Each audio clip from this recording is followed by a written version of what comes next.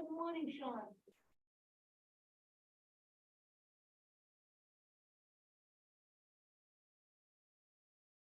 Oops, Can you hear me? I can hear you fine. Yeah. Good morning. I had to unmute it, too many microphones at once. So we're starting, well, technically we've opened and I'm going to start recording. So yeah, give me about 10 minutes and I'll start wrangling everybody over here. No worries. That's fine. Thank you. Thank you.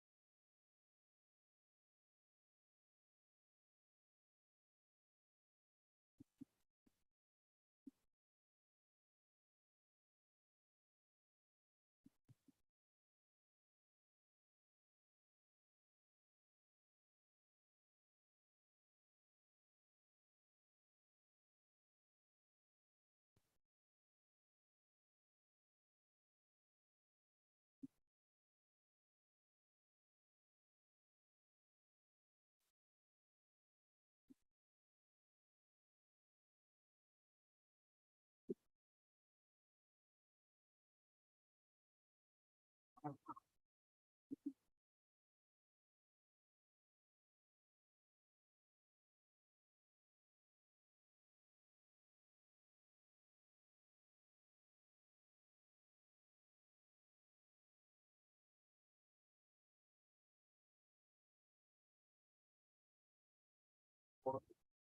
Sean, I'm gonna go make the announcement now.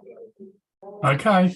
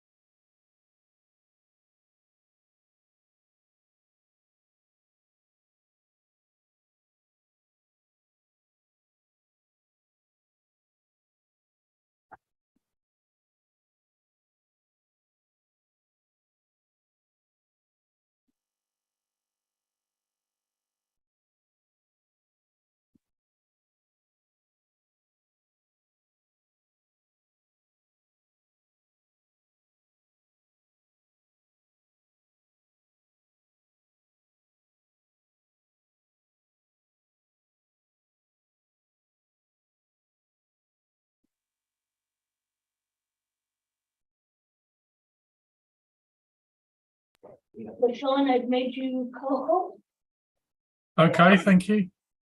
moving everything over now. Did I turn off your video? Say that again, sorry? Did I turn off your video or did you turn off your video? No, you turned it off. I'm sorry.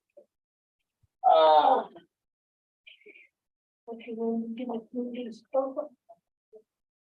This is the worst position he's sitting in. I don't know what I was thinking at the time.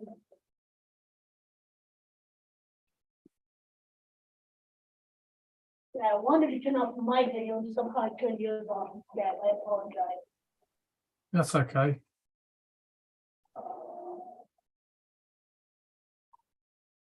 And start the cloud recording just because I'm a little bit on the anal side and like having two recordings.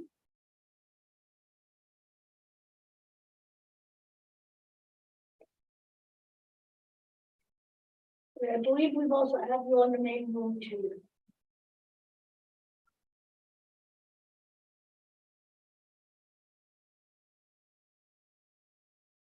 Okay, we've got 6 people on YouTube already watching.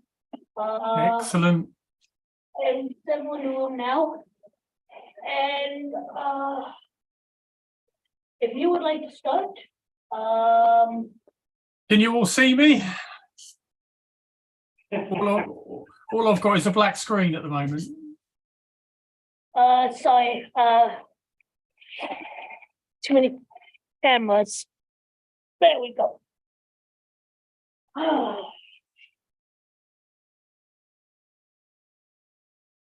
Don't mind me. I'm in the worst position possible to be able to do this. Do you want me to start anyway? If you can see me, I don't mind starting now. That's okay. Ah, that's it. I can see everybody now. Hello. Hello from the Great White North. Yay. Greetings from the UK. Okay.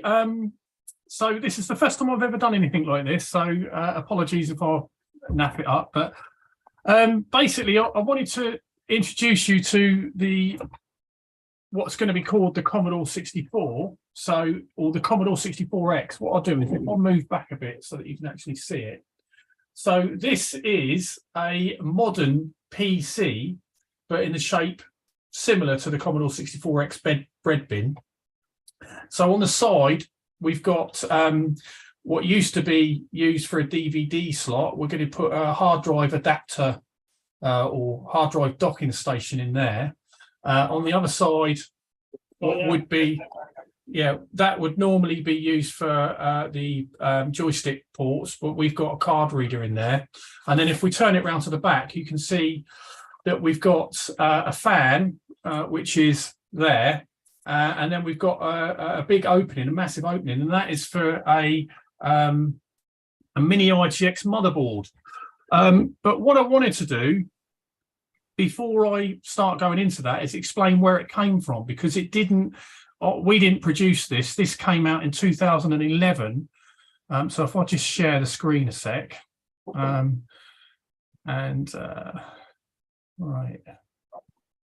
right. Can you see this? Yeah. Yeah, right. So it started in 2011 by a company called Commodore USA and a gentleman called Barry Altman. So he conceived the idea in 2011 with his CTO, Leo. I'm not going to pronounce his second name because I don't know how to pronounce it properly. But together they come up with the design for the Commodore 64X. And then on top of that, they came out with basically something called Commodore OS Vision, which is a Linux distro, and it was amazing. And that came out in 2012. So everything was going really well. And then unfortunately, Barry Altman passed away in 2012. And it was a real shame, because what they did in a short period of time, 2 years, was amazing. They came out with Amiga minis and all sorts of different things. It was a shame that he passed away. So at the time I was in a college course, and I was sort of, I heard about the actual Commodore 64X project, and I knew that the owner passed away, but I kept on going on the website because the website was still up. And then the website disappeared. And then in 2014, I made contact with some of the people that own some of the stuff, and I managed to buy the injection molds. I bought the keyboards and some cases, and had it all shipped over to the UK.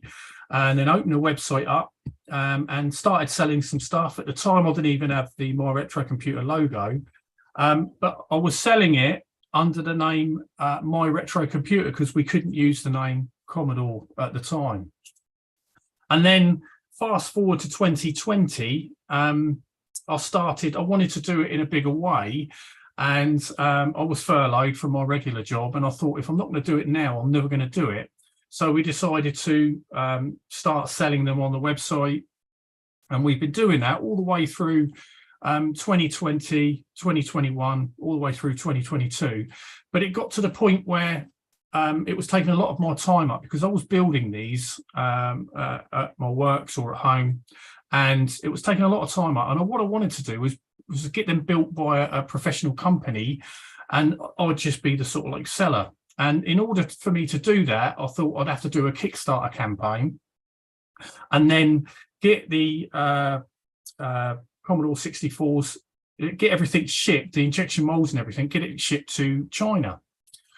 So we did a Kickstarter campaign, and this was launched, I think now, it's such a muddle because it's been a busy year, but this was launched in June of this year, I do believe. And we're going to do not just the standard beige, but we're going to do translucent, and then we're going to do a lot of different colors, what we're calling the chameleons. So that was what the Kickstarter was all about. So getting everything shipped over to China, and then getting getting our manufacturing partners in China to produce these. But then, and also, which is a really good thing, we've managed to make contact with the guy that did the original Commodore OS Vision, which has been discontinued, and he's accepted the challenge of getting this up to date, ready for 2023, and he's sent me over an alpha build, and it's absolutely amazing. And so all the products that we're going to ship will come with Commodore OS Vision. So everything was going really well, and we were only on the second day of the campaign. And the reason I'm mentioning this is because yesterday, David mentioned about how the Commodore scene is terrible because of, people trying to sue people and things like that. Well, on the second day of the campaign, we raised over £100,000. So we're 24 hours in, and this guy, no bad feelings towards the guy, but he doesn't have a license to use the Commodore brand. He says he owns Commodore, and then he got all the Kickstarter and told them to take the campaign down because we're encroaching on his trademark. So Kickstarter took our campaign down pending an investigation. So I was beside myself, and the problem with it is we lost all our traction. So we were over £100,000 on the first day, and it was going really well, and then it got taken down. We lost half of the people that backed it, cancelled their pledges, and it was terrible. So I didn't know what to do. I'd contacted the people that were licensing the Commodore brand from, which is Commodore Corporation. They used to be called Polab Holdings, and a guy called Eugene Van Ols.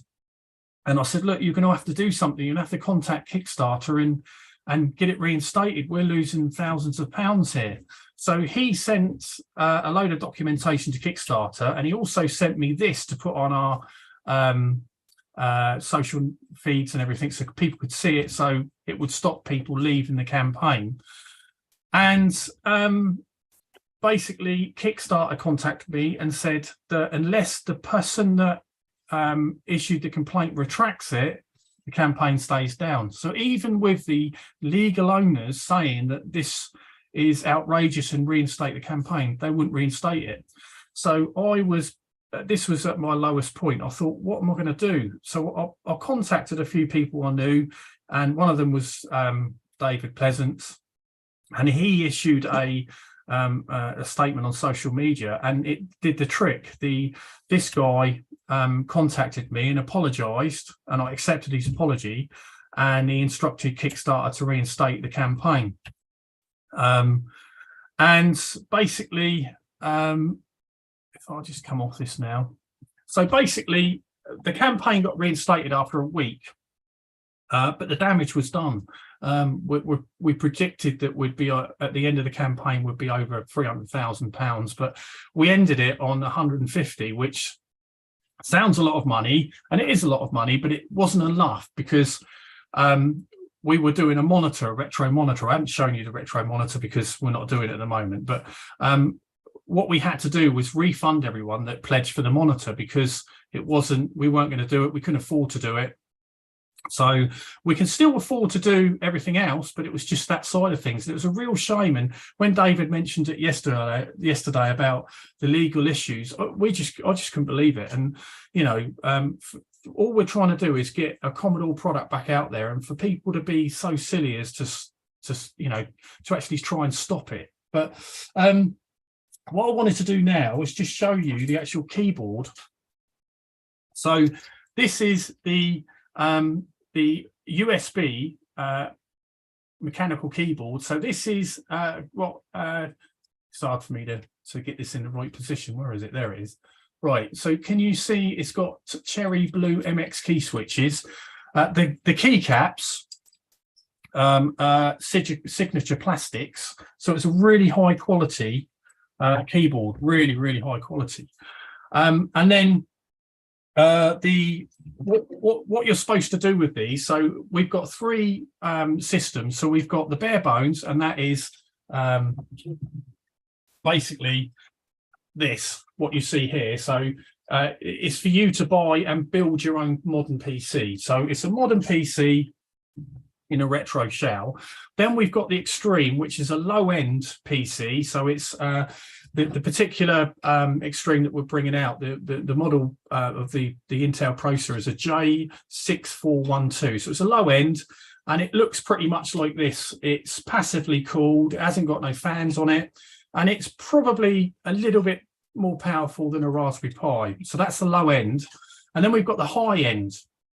I haven't got a motherboard out to show you, but the high end has got a GTX 1650 graphics chip embedded onto the motherboard, combined with an i5 processor.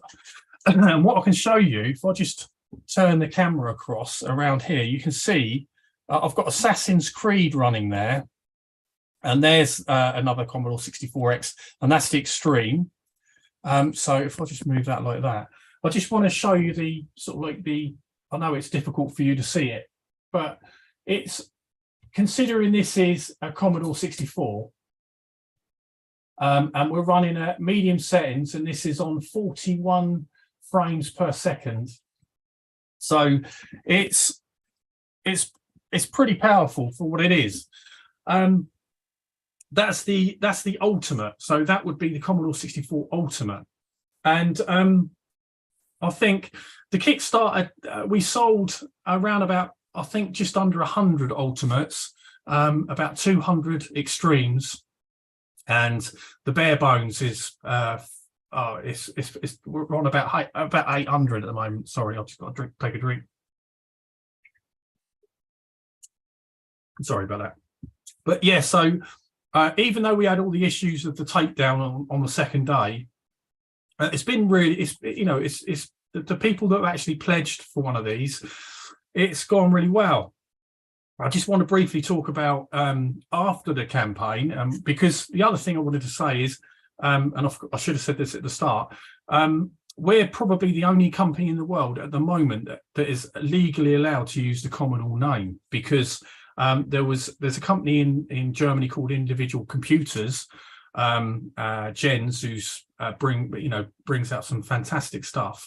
I do believe he's given up the license, so we're the only company at the moment that's trying to do something with the Commodore brand, and it's been a long slog. I think only because of what we did from 2020, selling it as my retro computer, my 64,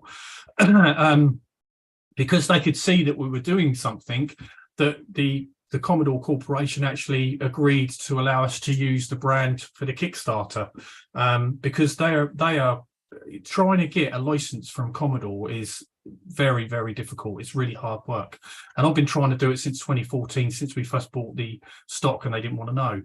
But the other thing I wanted to show you is, in place of the DVD drive, because obviously times move on. When they originally designed the Commodore 64X, it was for a DVD or Blu-ray drive. But now what we're doing is we're putting in, so it looks like a laptop DVD drive, but in fact it's a hard drive docking station for a 2.5 inch hard drive.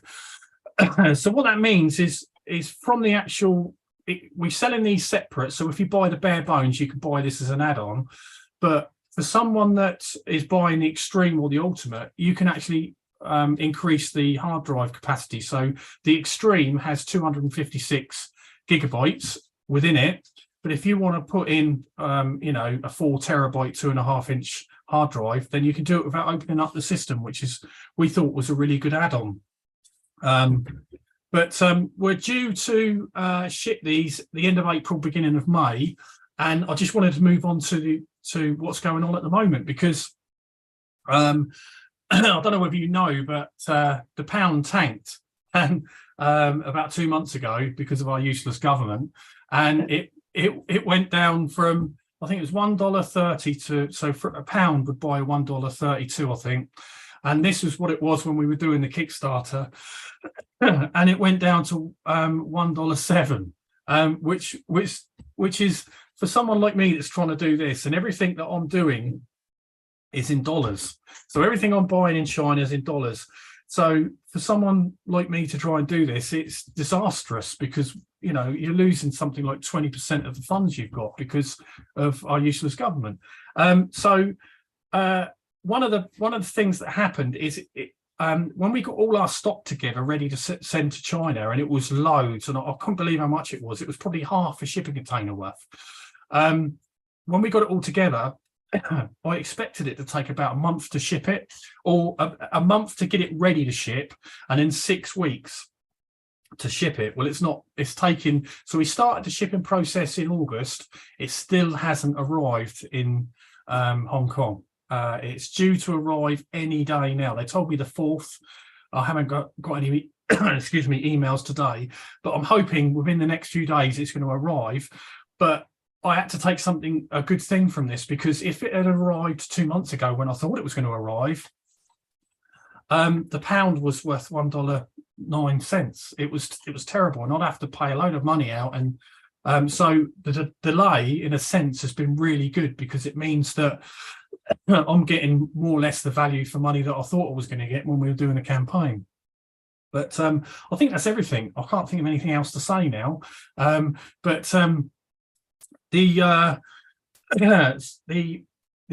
The translucent is out of all the different colors we're doing. So by far the biggest seller is the beige original, but the translucent is the next best seller, and it's really doing well. It's a backlit keyboard. The only difference is we cannot use the signature plastics keycaps. We've got to use our Chinese manufacturer's own version, and they're slightly different. But other than that, it's going to be as close to what we've advertised as possible. But the other thing I just wanted to say, is so the Kickstarter finished, and we moved on to Indiegogo's on demand campaign, so that you can go onto there and you can still get one of these systems at like 20% off. I was due to shut this down last week, but I've kept it running. So if any of you guys would like to go on there and buy a bare bones or anything like that on the Indiegogo on demand, you can still do that. But after next week, you can only buy them for sort of like pre-sales on our website. But I think that's everything I could say. Any question? Have you got any questions? No questions? So you mentioned the ITX motherboard. Are you providing the motherboard as well, or is that a separate purchase? So basically, we've got the three models. We've got the bare bones, which is there's no motherboard in it. You build your own system, and we've got tutorials on our YouTube channel on how to do that. So, for instance, this is what's this one? This is a J3355B. So that would fit in there, straight in there, 4 screws. All you need to do is connect your hard drive to it and a bit of RAM, and you're ready to go. But if you don't want to do that, so if you don't want to go down the route of building your own, then you can buy the Extreme, which is basically pretty much this motherboard. So it's a low end. It's running on 2 gigahertz, 2.5 gigahertz. It's a bit more powerful than a Raspberry Pi, but it's obviously Windows based. So the other thing you can do is on our website, once we've got the operating system, you can download Commodore OS Vision. So if you're building your own, you can install Commodore OS Vision, or you can install Windows 11. It's entirely up to you. So we've got 3 systems. We've got the bare bones for you to build yourself. We've got the Extreme, which is a low end, and then we've got the Ultimate, which has got a graphics card in it, and you can game with it, and you can do lots of different things. We've got lots on our website. We've got people that have done their own builds, customer builds, so you can watch their videos. And like for instance, someone's put a Mister inside one, and they've even they're loading games from the original tape recorders. So it's amazing. I think that we can. It also support. It's going to support the Raspberry Pi as well. So we can, people can in the future will be able to buy a Raspberry Pi kit to go inside, which is basically a plate and a rear I/O shield, and then they'll be able to install their own Raspberry Pi. So there's lots of possibilities for this. So you can do, you can go down the Raspberry Pi route. You can go down a standard mini ITX motherboard, or you can install an FPGA and run as close to original Commodore, the Commodore operating system as possible. I think it's great, and it adapts itself to whatever the person's needs are, really, whatever you want to put inside it. And we're going to do as many I'm going to throw out as many tutorials as I can. I've actually got a Mr. FPGA on order, which is a mini ITX board that you put all the stuff on. So the D10 Nano goes on it, and other little odds and sods. So I've got one of those on order, but they've run out, and they're waiting for the next production run. So I'm going to do a video on that. So we're going to do lots of tutorials. So I'm going to do a tutorial build on a silent low end. So that will be something like the ASRock 5040, something along the lines of that. Then we're going to do a Ryzen build and show you how to do a Ryzen, which we'll be able to game, and we'll do the Mister build as well. So it's going to be really good. Next, we're going to bring all these videos out before the launch date. So before April, I'll have a lot of build videos. We've already got build videos on our YouTube channel, but they're a year out of date now. So you've got older stuff. So we've got to redo the videos now for the new, because you know what it's like in tech. It changes every 6 months. So I want to do modern, get up to date low-end motherboards, up to date high-end motherboards, and do new builds to show people how to do it. And can not UAE, but UAE and Vice, are they easy to install or ship with? With the right. This is actually I didn't want to say anything, but I will now. I'm not annoyed, but I am. This is how it goes, right? So we're the only company in the world that's got a Commodore license at the moment. Commodore are looking to license it to other companies as well. We're producing the Commodore 64X, right? It looks like a Commodore 64. Can we use the Commodore 64 ROM, please, Clo-Unto, right? I haven't, even though I've met Mike and he's been really, Mike's a lovely man, right? I've got a lot of respect for him. He's helped me out in the past. I won't go into detail, but in 2020, when we started, a certain retro game company in the UK tried to sue me, right? I'm not going to go into detail. Mike stopped them from suing me. Lovely man. I've got a lot of respect for him. But when you talk to him, sometimes it's hard to get an answer. Sometimes, like I had a meeting last year. We went to it's called Retcon.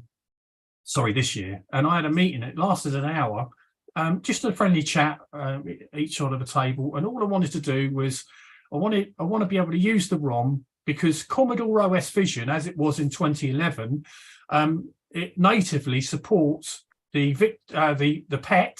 The Commodore PET, right? The VIC-20, the Commodore 16, the Commodore 64, right? So you can launch it from the dock. You can press on it, pick the one you want, and up it comes, and it supports it. Brilliant, right? So I wanted to be able to do that again. So remember, this was done by Commodore USA in America. So they produced the original one. So Commodore OS Vision had all this support in it, and all I wanted to do was carry that on. But an hour of talks with Mike, and I come out of it, and I still didn't know. I knew less than what I did when I went into the meeting. Now the problem is, this company that tried to sue me, I've got the worldwide rights to use the Commodore 64 ROM. I'm not going to say who they are. I think it's obvious who they are, and I think that they've got the worldwide exclusive license to use it, i.e. I'm not allowed to. He's not allowed to let me use it because they've got it. I don't know, but I'm not at this present moment in time. I've sent countless emails to Mike. Again, I've got a lot of respect for the man. I think he's a brilliant bloke, and if he could let me use it, he would. I think he's tired and he can't. But he hasn't. Instead of just saying, Sean, I can't let you use it because other people have got the license to, and I can't do that. I think he don't want to let me down, if you know what I mean. So what we did is, I finally give up. About 2 months ago, I gave up emailing Mike, and I thought he's obviously can't let me use it because he's not returning me emails now. So I contacted, and you guys probably have heard of these. Have you heard of the mega organization in Germany, Mega 65, right? Fantastic load of people. Again, these people have helped me loads. When I've had issues, when people are threatening to sue me and I don't know what to do, because it's happened a lot, I've gone to them because they've got so much. They're just lovely people. They really are. And I went to them and I said, I don't know what I'm going to do. I can't. How can I sell a Commodore 64 and you can't play Commodore 64 games on it? And they said, well, we've got something called an Open ROMs project, where, because at the start we didn't get we couldn't use the Commodore 64 ROM either, so we decided to make our own. And of course, when Clone 2 found out, they let them use the Commodore 60 ROM because they don't want another ROM to come out, if you know what I mean. So it's an Open ROMs project, and they're making it from scratch. It's got nothing to do with the original Commodore 64, but it's going to, at the moment, it supports something like 75% of the games. And then they're making it so that it supports more. So they're letting me use the ROM. So Leo, the CTO from Commodore USA, that's going to upgrade Commodore OS Vision, is going to put the Mega 65 ROM, Open ROM, into OS Vision, so we can still give a little. It's not ideal. Ideally, I'd want to, you'd be able to open up a Commodore 64. And it'd be the Commodore 64 ROM, but we can't do that. So it's going to be as close to as possible, until maybe one day Mike says you can use the ROM now. I don't know, but it's a shame, and I don't, I can't. It's if Mike could let me use it, he would. I know he would. So there's other issues why he can't let me use the ROM. It's unfortunate, but it's just the way it is now. The thing is, if I'd have known how difficult it would be to do this, I wouldn't have done it. All the things that's happened over the last few years, I can't say a lot of it because someone would probably sue me, but it's not been very good. There's been so much, and what David said yesterday about, the litigation, there's so much good you know, in all the retro scene at the moment, look at Amiga and everything that's going on and all the community and everyone's producing stuff and it's amazing. But at the same time, there's this dark side of it where you're getting sued for trying to do stuff. And it's so annoying and it's disheartening as well, especially when you're trying to produce something and you're thinking, what's the harm in this? Why are you trying to sue me? I've done nothing to you. Why are you threatening to sue me unless I stop selling this? Or, you know, another thing is I had again, I don't want to go into detail, but the same company that tried to sue me before that Mike helped, that stopped suing me, they got in contact after the Kickstarter, well, during the Kickstarter, and they threatened to take the Kickstarter. Well, they didn't threaten to take the Kickstarter down, but they're very selective in their words. It was, we might, you know, it was a bit hazy, but basically they said, we own the bread bin shape and you're not allowed to use the bread bin shape unless you license it from me or from us. And I thought, there's no way you own the bread bin shape because the bread bin, it's been on sale since 1980 or whatever, when the VIC-20 come out. There's no way that you can own it. Yeah, but we've licensed it. Sorry, we've patented it in 2018. And I'm thinking, well, this shape, this Commodore 64X has been out since 2011.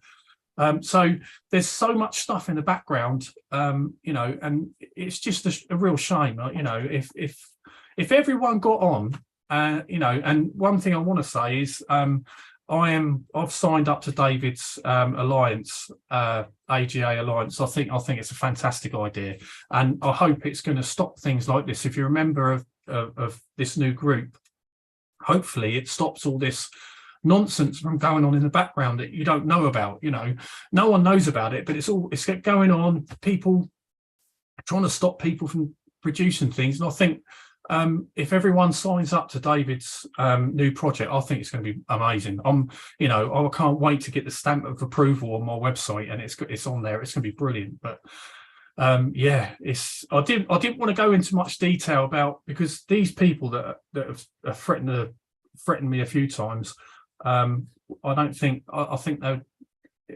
they're just looking for an excuse to sue me. So I don't want to say much.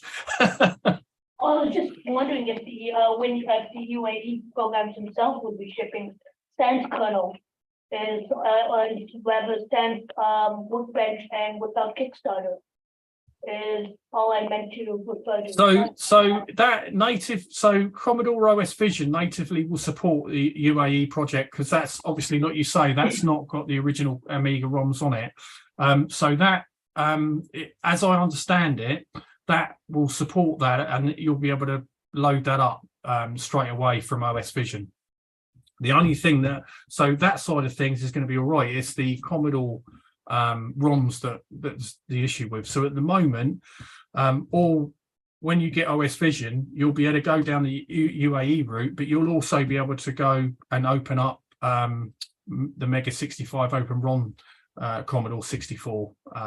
I can't call it a Commodore 64 ROM because not, but you'll be able to do that. So we're trying to give as much support as we can, but the main ethos behind this is the project is it's a modern PC. So you do all your modern PC things on it, but it's a retro computer. It looks retro, but you can do all your modern stuff on it. But if you want to go down the route of emulation, you can, and that is the main idea behind that. Cool.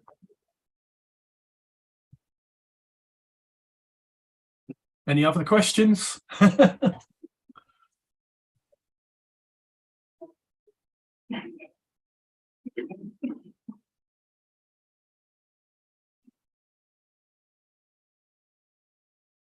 you have any questions for us, John? Say that again, sorry? Do you have any questions for us, since you have a captive audience here? What do you think of the project? Do you like the project? Yeah. Yeah, I mean, we've got so much when we were doing the crowdfunding campaign, we were putting a lot of adverts out on Facebook and things like that, and the amount of love and towards the project, it was there's a bit of negativity to it, people saying it's not a Commodore 64. Well, you know, in if you wanted to go down that route, no, it's not, but it's a modern computer, you know. But you know, I think what you guys have done, and being the people behind it, being the oldest Commodore computer club in the world, is amazing. And for me, being a tiny little part of it, being on the show, being on here and talking, has been amazing. You know, my voice projecting out from the UK all the way across the Atlantic to Canada to talk to you guys. I'm honoured, to be fair, to be a guest presenter. You know, just to talk. It's fantastic. I wish I could be there. I really do. Well, we're really glad you were able to join us today. This was very cool, and I'm going to be taking a closer look myself later this week. Excellent.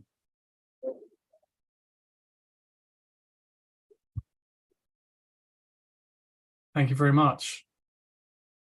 For those here, Dan Laskowski has asked to add more content to his presentation. So he'll be here at about 11:30, and we'll be using Vice to show the interface to his program, which is something we weren't able to capture yesterday. So that's at 11:30.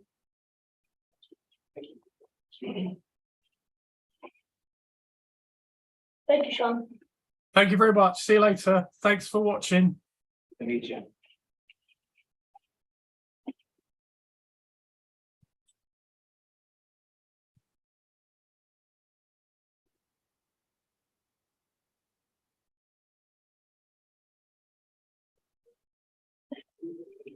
So, then, Anything else, Sean? then come back.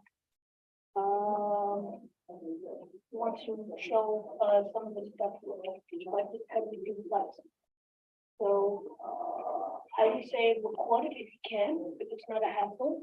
Okay. But I'm doing it by Vice as well. But I'm going to be doing it by HDMI Yeah. and Zoom as well. Mhm. So I just want to have it because I don't want to. You don't want to Zoom. I don't want to make a shot. I can't record it. Okay. What time do they start? So he's coming back at 11:30, and Dan Wood has actually agreed to, has actually given a talk, a 12-minute presentation. So we'll do that after that. I should probably mute Zoom. So I always forget to do that.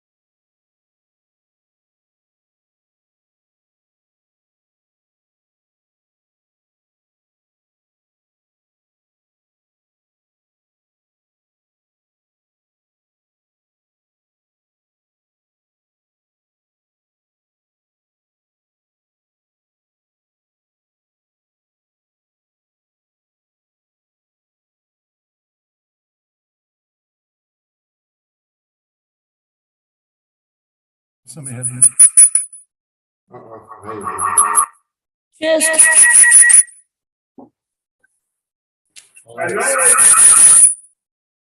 Echo. Test. It's my computer. It's in. Test. Hello? Problem is now I don't know if I Zoom. don't know if I have enough power now to run the audio part on. Keyboard, how quaint. I'm not getting any, Oh, a keyboard, how quaint.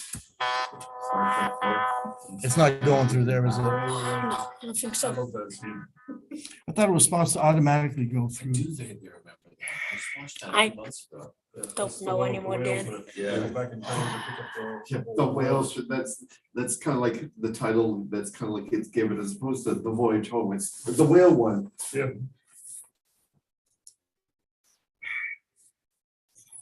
There's a reason I don't do Windows. Are you using Linux? I use Linux and Mac.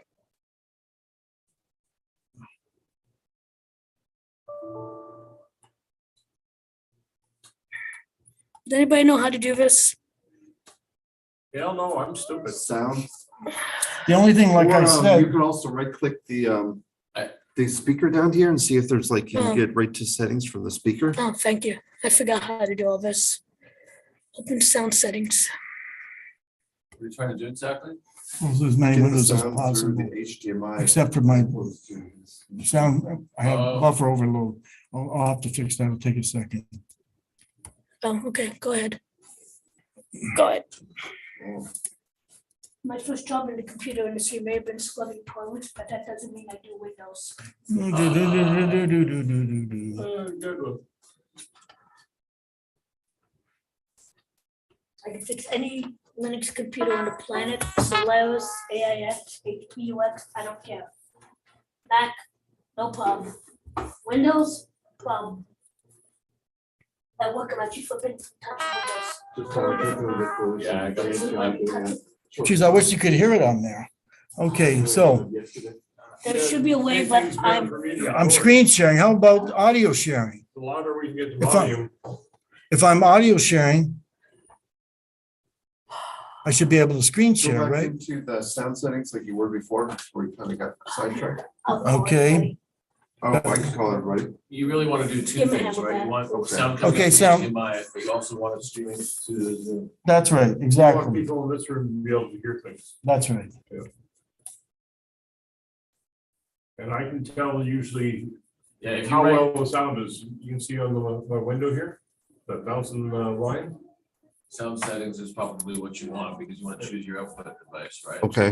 So yeah, where it says speakers, you might be able to change that to. Okay, I'll get, HDMI. you're not used to this, No. you're not a thumb ball guy, okay? No.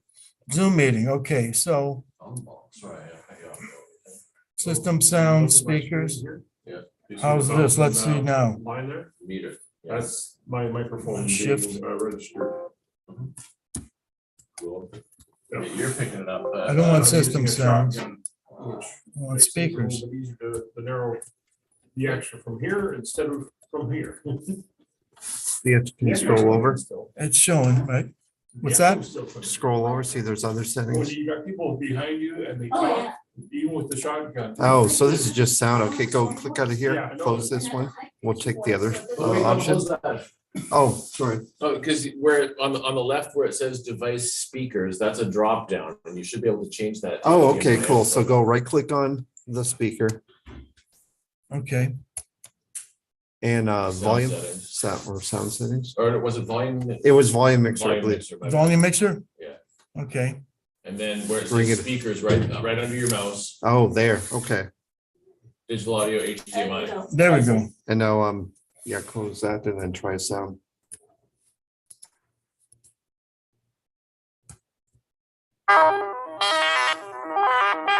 You don't hear it, Gary.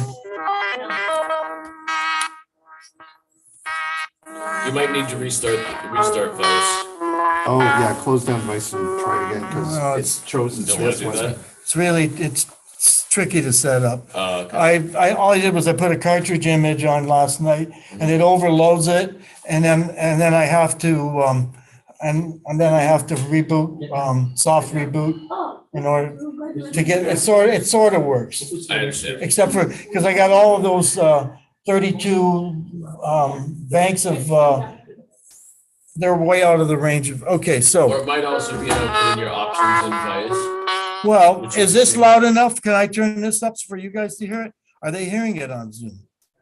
Let me try to make sure I can get it on my phone.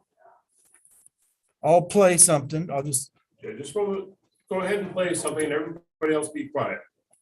oops. I'm getting louder. We're going into the next dimension.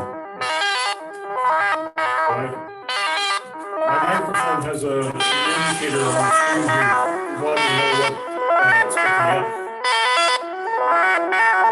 Although it's might be a little bit weak, it's not bad. That's kind of cool. You should have everyone like bring it on their phone when they give the presentation. You got this like chambers. It'll sound like like we're in a, what do you call it, a casino. Actually, it does kind of sound pretty casino-ish. Set it for audio, set a professional audio and audio settings.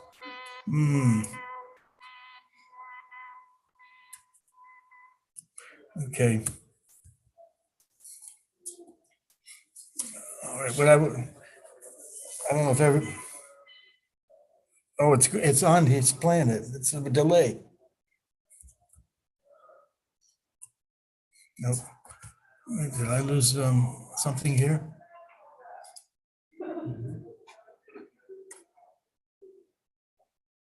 Okay, it didn't say that I had, So I just checked on my phone, you're on Zoom and you're on YouTube, we've got audio for you. okay. Okay, I just have to get rid of that thing that says audio settings. I gotta move, I can't move anything here.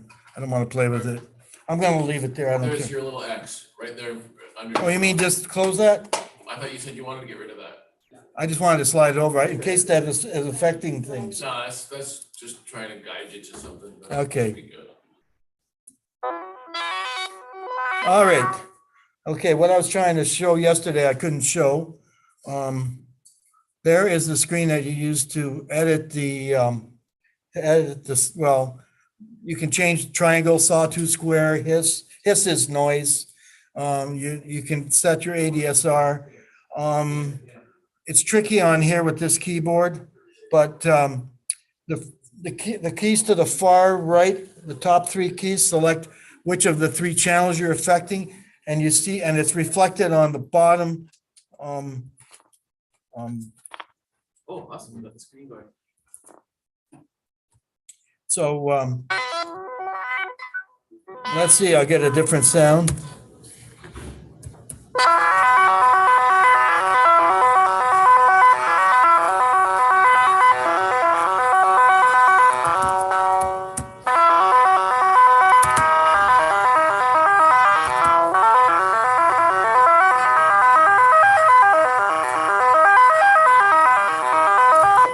Okay, and now I use the space bar to switch to from whether I'm working on velocity or pitch or DADSR. Now, it says DADSR is on right now because it's green. You see where it says Seek Bank right here, and it says DADSR. So that is already doing that. So.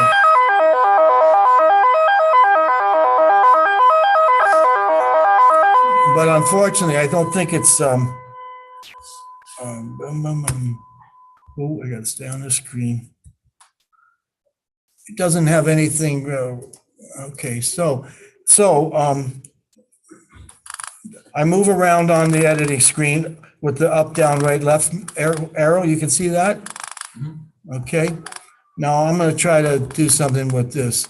So if I do a really, really short thing like 10, like these numbers are, Dan, I don't know how much time you have, but I don't know if anybody has any idea what we're actually looking at here with this. Okay, so the length of the ADSR or depends on, these are multiples. I think these are times 4. So 10 would be like only 2 or something. Just watch what I do and listen. 2, I'll just do something crazy here. 2, 60, 2, 60, 2, 60, 2. It's crazy. It'll be crazy. And then I'll see if I can get my, oh yeah, that's the far left. Did you see I put that's the loop marker I was telling you about? And then when I hit return, that saves it. Now, Oh, so that was the first one, and I gotta, let's see if that's gonna play. Okay, I have to go, I'm in the wrong ADSR, so I gotta go change it. Okay, depends on the sound too, right? Some sounds it's not gonna affect the same as others. So I'll pick a different sound.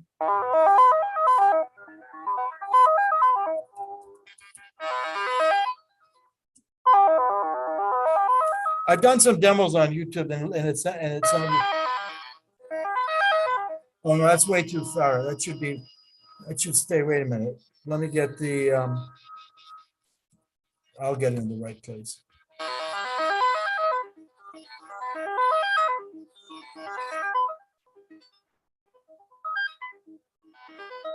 It's not seeing my loop pointer for some reason. All right, so that's not the important thing right now. I want to do the velocities.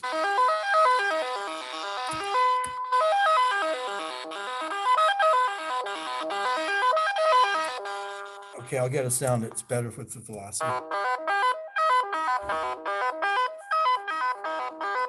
Now that's that particular rhythm is called a bossa nova for drummers.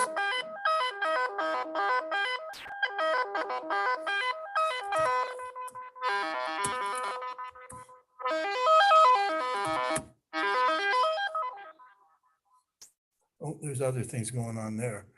I've also got, I'll go back to that sound.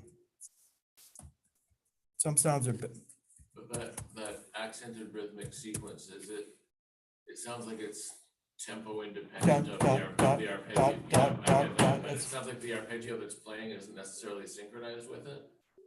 no, it is. It's Oh, right. it is? It's Okay. locked. It's right in there. It's all part. It's all part of the same thing. Except I must have, the most must have slid off. Let's get the right sound. That's a different sound. Because remember what I said before with the Commodore, you can't play with volume with velocity. You can only play with filtering. I'm gonna okay. So now right now so if I hit the button now, we're in the velocity editor. Okay, and we can do the same thing. Like right now we're in which velocity are we in? Oh, we're in number 2. So number 2 is on the second line, right here. See, it says 60, 0. It's basically 60, 0, 0, 60, 0, 0, or very low number. I was playing around with numbers. Like I don't have to, oh, I can't use this mouse to do that. I have to keep thinking I'm, so if I make it a little softer than what it is now, not so pronounced, jumping out at you, I'll make this 60, 30, 30, 30, 30, and 60, 30, 30. And it also depends on the velocity. Like when you're sending out the MIDI, also depends on how that MIDI device responds to velocity, what the velocity curve is like for that MIDI device. And it's really interesting when you get a number of different MIDI modules playing, because some will respond really well to velocity and others will will hardly do anything when with velocity. 60, 30, 30, 30, 30, 30, 60, 30, 30, 60, 30. And by the way the numbers are set up, velocities are from 0 to 127. So the numbers that you see up there, I've only got 2 digits. So I had a choice. I could have used hexadecimal. I didn't want to do that for musicians. Those numbers are half of what the velocity is. So when it says 60, it's sending out a velocity to MIDI of 120 and so on. So now if we listen to that we were just playing,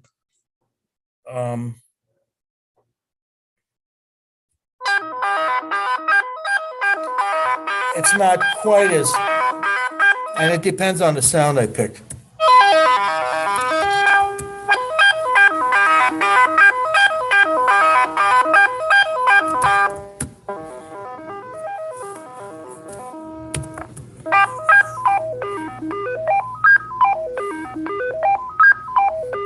And then we can, of course, like I said, play with the pitches at the same time.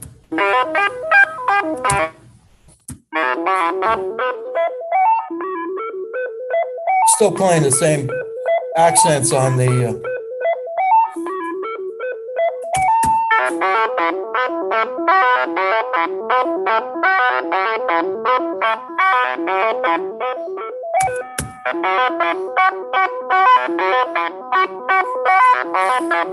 now let's see what happens. We go to this, and then now there's 2 banks of velocity. I'll hit K for the other bank.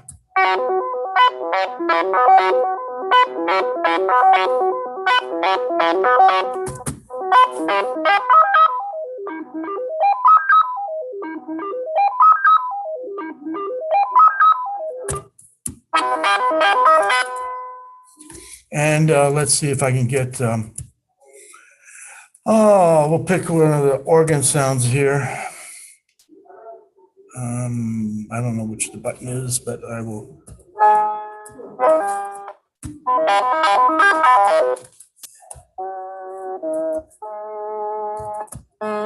Now you see on the screen now, right now on the screen, near the, let's see, 1, 2, 3, 4, 5th line from the bottom on the screen, it says sound 082. That's the sound. So that whole bank, that 16 notes, that 16 group of sounds, that group of organ sounds, they'll be all on the top row now because I selected them in the banks. So I'll have access to all of them just from, you know, from there.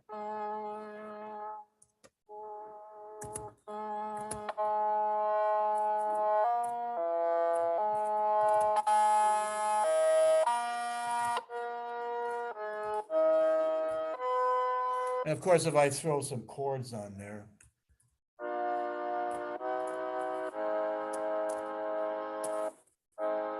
Different major chords.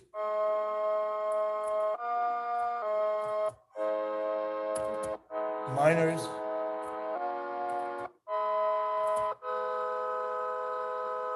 And then some others.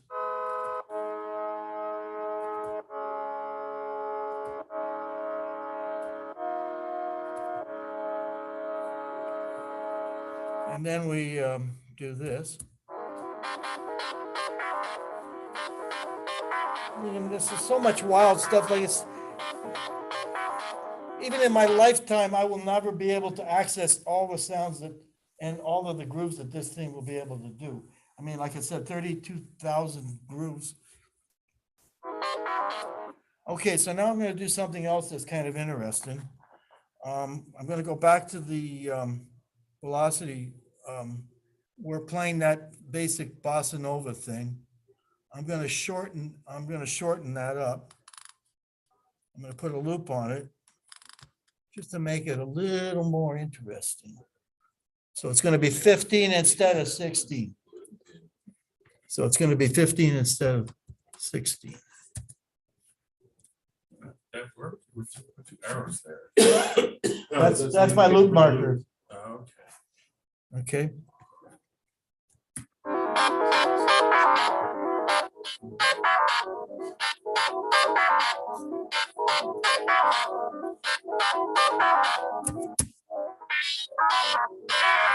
Oh, I went out of that.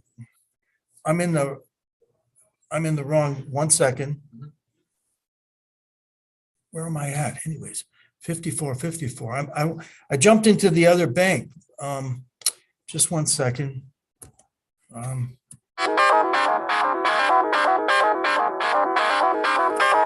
Just let me make sure where I'm at here. Yes, I wasn't in the Bossa Nova thing. I'll go up there. So your step at your, I've got two no, bank, I'm just curious, though, row C, that would be like a 3/4 rhythm, right? Because you're omitting the last 4 steps, so it would be 12 steps long. Right? exactly, Yeah. exactly. So, okay, now I gotta make sure where I'm at here. Okay, where V is at 50, so I'm in the wrong place for V. I gotta go to the other bank. Now it's gonna work. Here.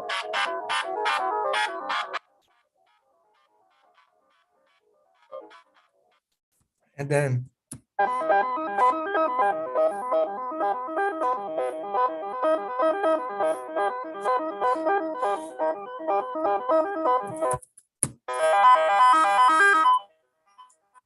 Not much velocity there.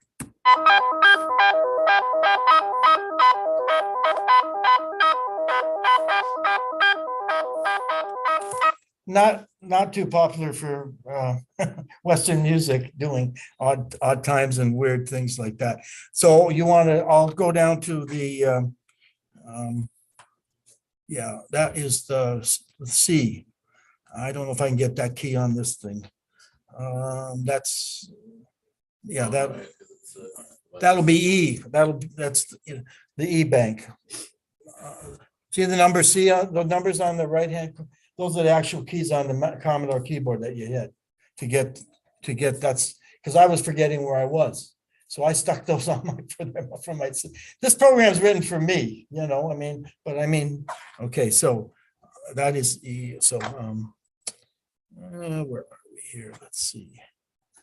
Oh, and we're playing, and we're going to be playing a 16 note sequence for pitch at the same time as we're going to be playing a 12 note sequence or for velocity. So so that is there, and enter, and and so I know now which one I have to get. It is, let's see if that's it. I don't have my, no, that's the wrong one. That, I gotta go up a little higher. Maybe it's the numlock key or something.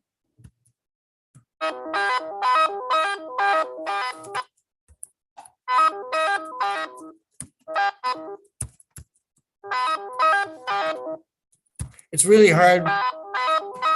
I got a better idea. I'm just gonna shorten one of those things. Because right now, with this keyboard, I don't have the, this keyboard ends at the plus sign, so I'm not sure where I'm at. I'll edit I'll quickly put a marker. Marker. We'll go back to the Bossa Nova thing, and it won't be a Bossa Nova anymore. It will be something else. I'll just put a marker in there. And that's number 1.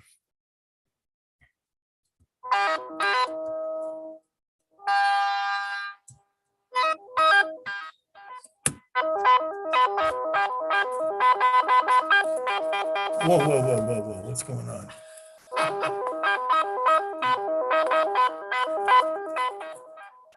I gotta get a different sound.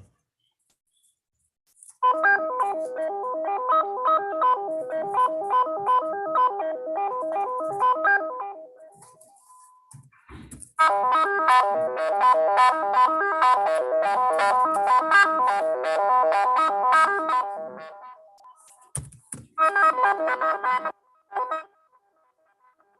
I changed it.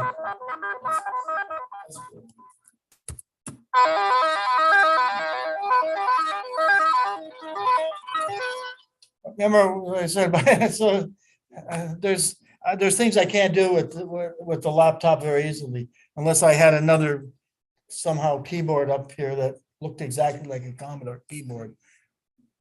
I always set up my voice always so the positions are similar, not the actual keys. So, you know, like I have to always hit the 2 key to get, you know, everything's different.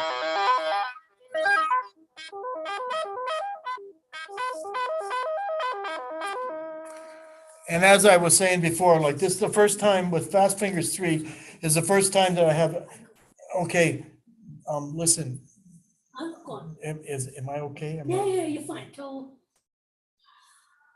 10 or 15 minutes. Sure, sure. Perfect.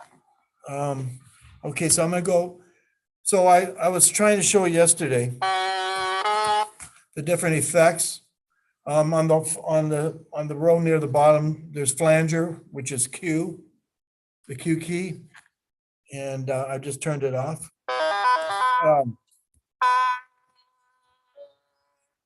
I guess vibrato's on there. Vibrato is on the at key QW.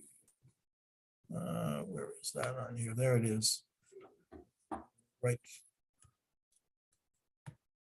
Okay.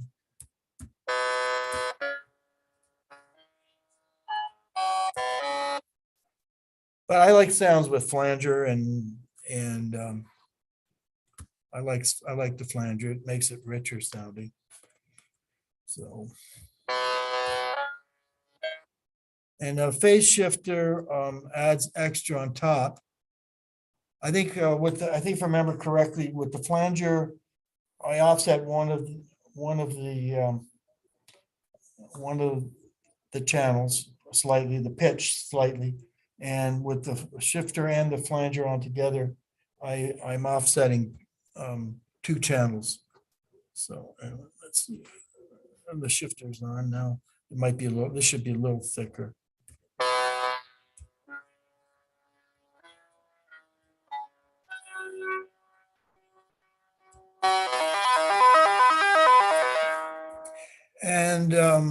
And as I was saying yesterday, glide.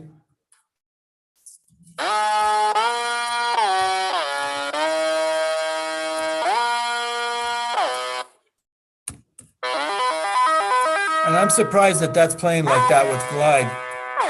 Because in the past, glide would, maybe because I've got this on, that continuous thing.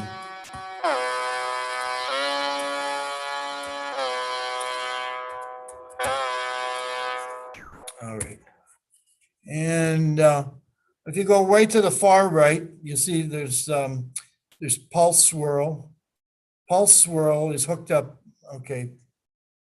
And that only works if I have a square wave, which I have 1 square wave. Oh. And what that does is it shortens and narrows the square pulse wave. Okay. And light on, that was what I was talking about yesterday. See if I can get that to work.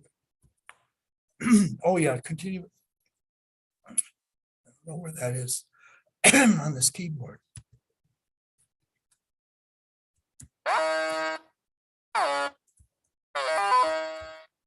Oh, where the heck is the up arrow on here? Nope. I'm close. It might be this.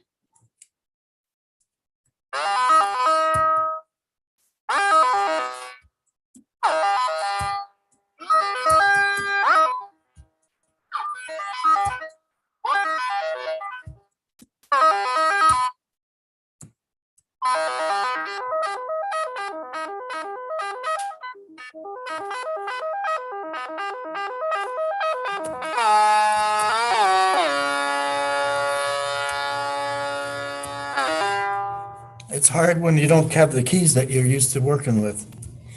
But at least you guys are getting to see some of this that you couldn't see yesterday. And of course, we got ring modulation, F5, and that is actually F5 on here. F4, F5. No, but that's not a that's not a sound to make ring modulation with. I'll go to a different bank.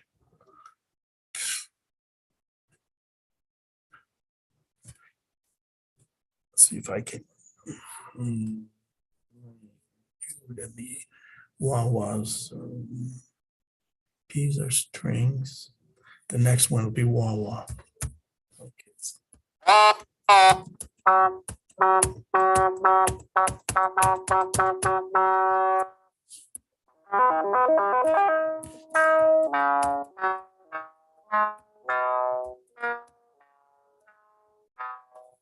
Okay, that's a regular wah-wah. And we will turn the ring modulation on, F5.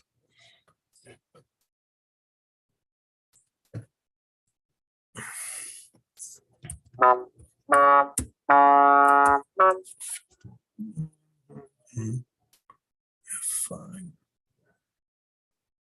Is it showing ring? Yes, it is showing ring on.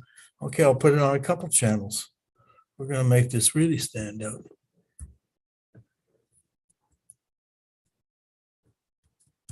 Try to see if I can get this.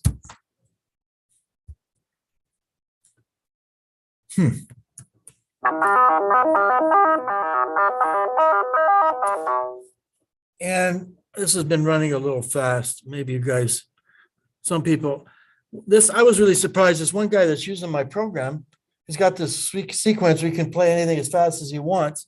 And he's making these really, he likes to play really, oops, that's too fast. That's going the wrong way. 5, F7. But he likes to play really slow, like even slower than that.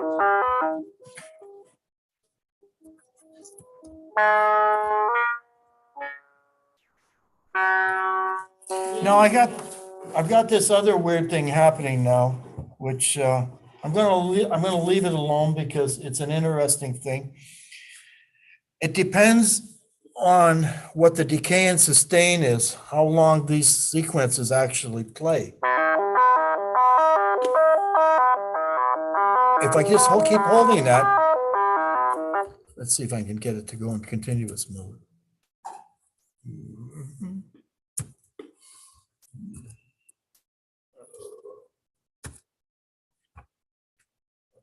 Different keyboard. You know what I use at home? I got a clicky keyboard that plugs in, and I know the keys a little bit better on there. Anyways, the idea was to get you guys to see a little bit more. Let's see.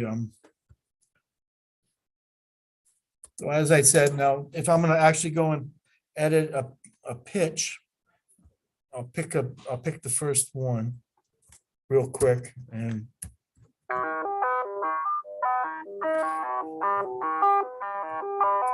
Okay. And we're in the first pitch at the very top. And all I'm going to do,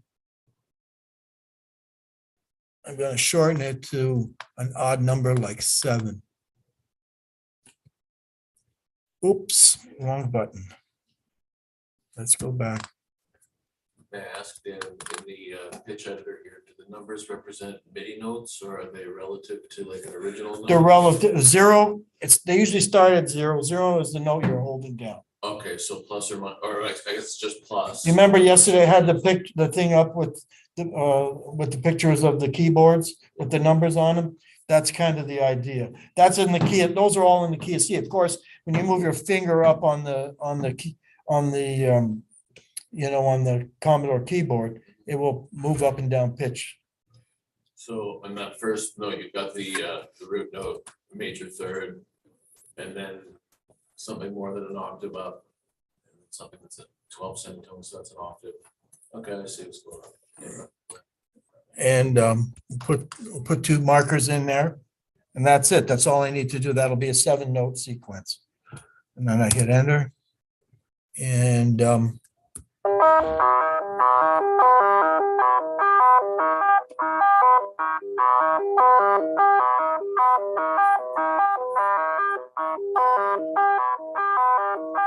can see the numbers that where it says at the top, SQ Bank, or near the top, 60, 50, 305. It'll only count up to 6, from 0 to 6.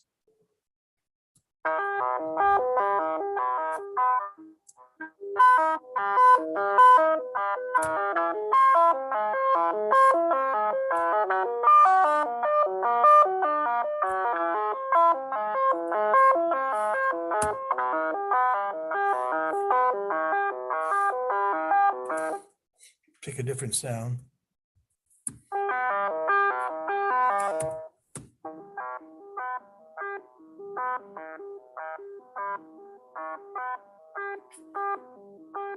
Yeah, it's pretty strange stuff.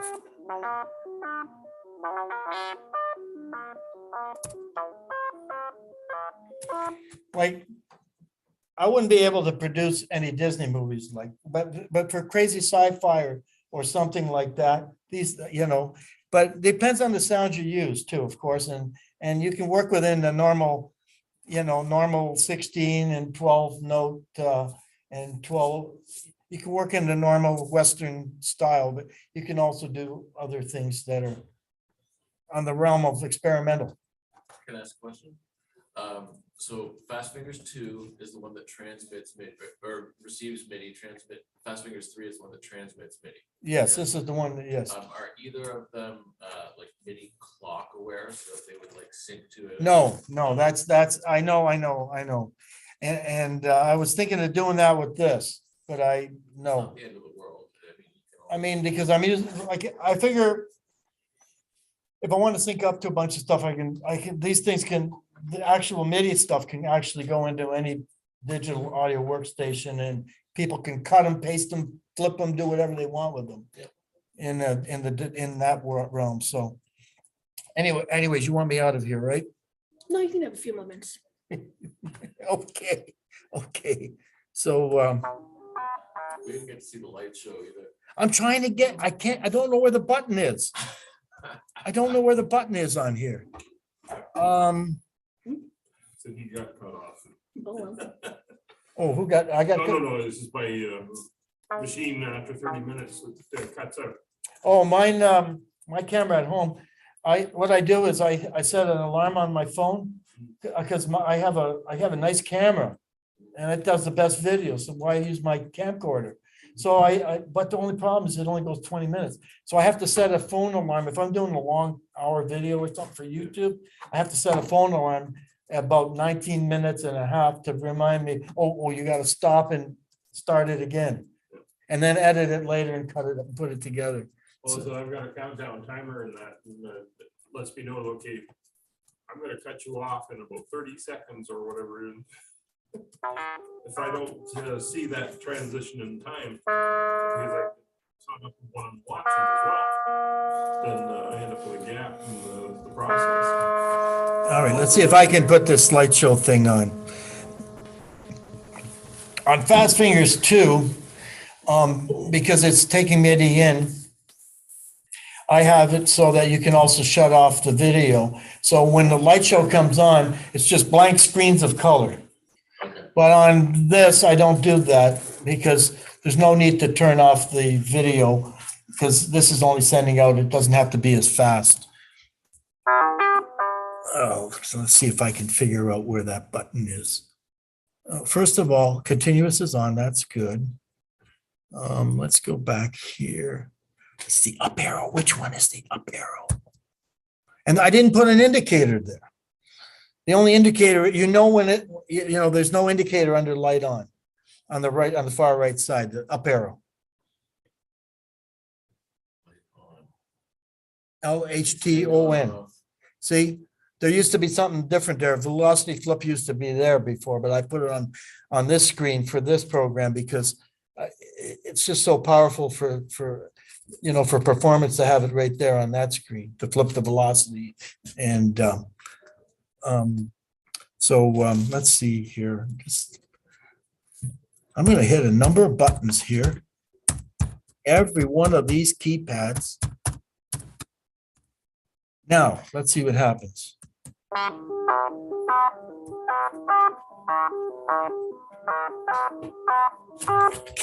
I can't find it. I can't find it. And I don't, if I knew exactly where it was in memory, I could just poke a number in there and tell it to turn on, but I don't know.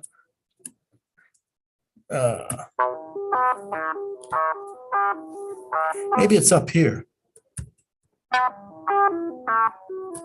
No.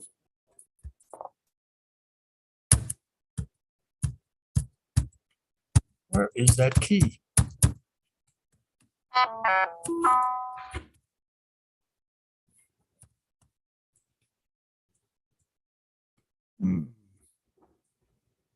Oh, I think I know what might have to go. I think it has to be on, wait a minute, it's not really on continuous mode yet. I gotta get that flasher without my finger on it. You know how like when I have it on, when I have the shift key down, the sequencer flashes as it is right now? That means you're in the sequencer, right? Okay, so I have to, it's a key combination. And once I get that, we'll get the light show. There it is. Now this will play forever now, continuous. Now, let's go over there and QWERS.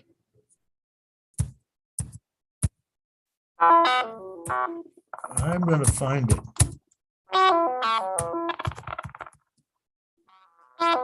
And it will remember that I'm in a sequence when I leave the screen.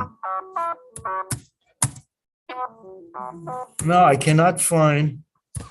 Oh, there it is. You don't want to look at that for too long.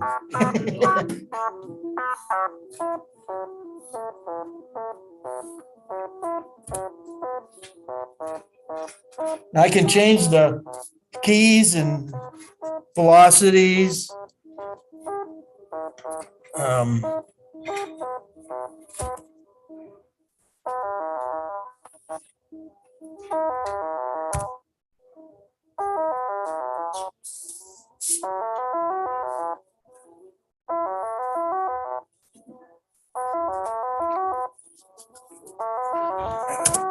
Flip it over to velocities.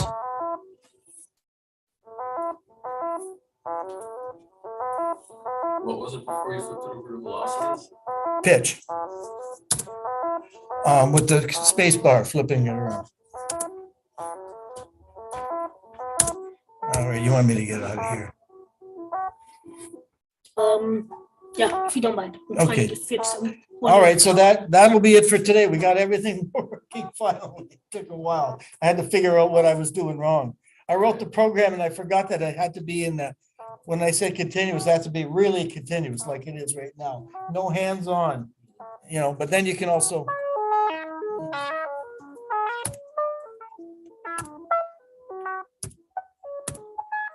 Okay. That is it. And we are. Do you really want to exit? I'm having a lot of fun, but yeah, I have to exit. Okay, so, okay. So I'm gonna turn the Zoom thing off now? You can even I have it just start. click, screen sharing stop to share windows closed. Okay, So I'm gonna plot your HDMI cable only. okay. Okay, and okay. So eventually that'll be on YouTube and I'll be able to actually see how silly that looked. So there were two screens on at the same time? Yes, had- so I had, Sort of a picture of me? and a picture of this computer. I was just gonna say like that. Okay. You know, and I didn't even use my adapter. Oh, I'm lucky. I'm lucky. Nice. It stayed working. Beauty of having a reasonably good battery. No, that's the thing. That's the beginning. But then you can also. Say, light. That's being censored on the screen right now. It's gonna be what- That almost sounds like. I think it's just. Okay. Next year, I can't get unless it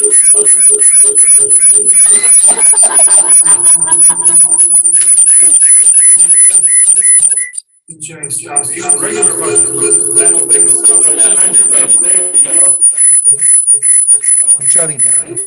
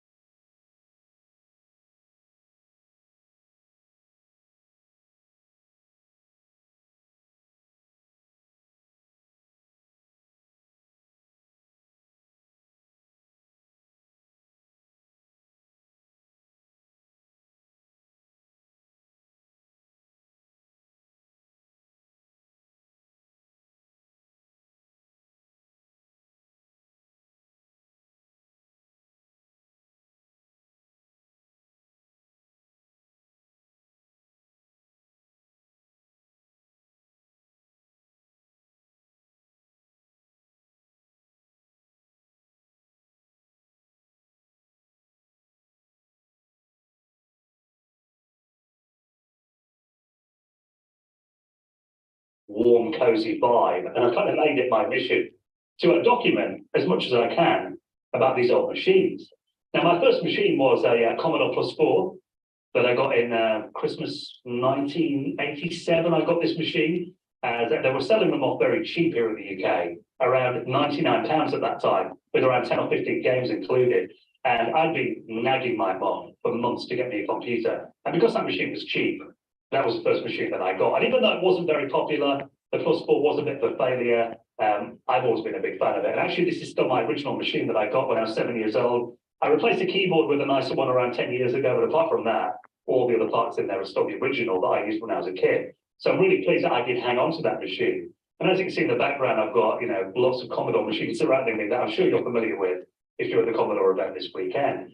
And I've actually run a YouTube channel since around 2009, where I've kind of made it my mission to record as much as I can about these machines, kind of doing deep dives into the hardware, documenting the machines themselves, talking about new hardware and new software that comes out for Commodore and Amiga machines in 2022. And I cover all aspects of retro, really, including old PCs, even Atari stuff on there as well. So it's quite a broad range of retro stuff that I cover. But I've got to say, Commodore and the Amiga stuff is really the staple of my channel, and I'd say probably my most popular content. So I run the YouTube channel since 2008.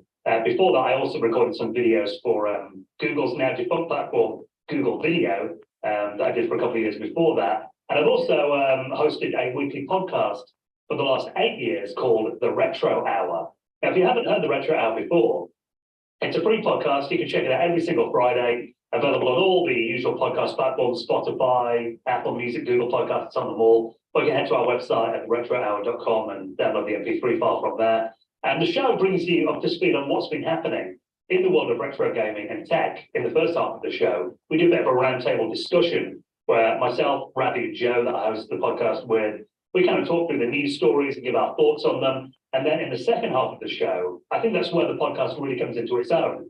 And we actually have a veteran of the industry on to give us their life story and talk about the companies they work for, the software, the games. So we've had, some absolute legends on the show over the last 8 years, including people like Nolan Bushnell, founder of Atari, Trip Hawkins, who founded Electronic Arts, lots of Commodore and Amiga people as well, including some that I know are at the show this weekend. David Pleasance has been on the podcast on more than one occasion, and I know he's at the event this weekend. We've had Dave Haney on the show, Bill Heard's been on the podcast as well, Michael Tomchek, so lots of Commodore and Amiga folk if you're interested in hearing their stories.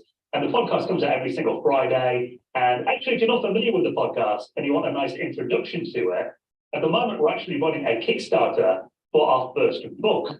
So this features 10 of our favorite interviews that have been in the podcast, lots of exclusive new bonus features in there as well. And actually, we just hit the target for the book on Kickstarter this week. So we've got only 1 week left on the Kickstarter, but we are running a stretch goal right now for another 4 exclusive interviews that will only appear in this book. So as you can see, there's a list of just industry superstars in here. So if you haven't checked out the podcast before, or you want a nice momentum of these people on paper, the book is available now. Like I said, it's been funded, so the book is definitely happening. So you've got until next Saturday if you'd like to help us support that book. And I'll put a link on the screen right now, but you can just head to bit.ly/retrohourbook or our website, theretrohour.com, and all the details are there.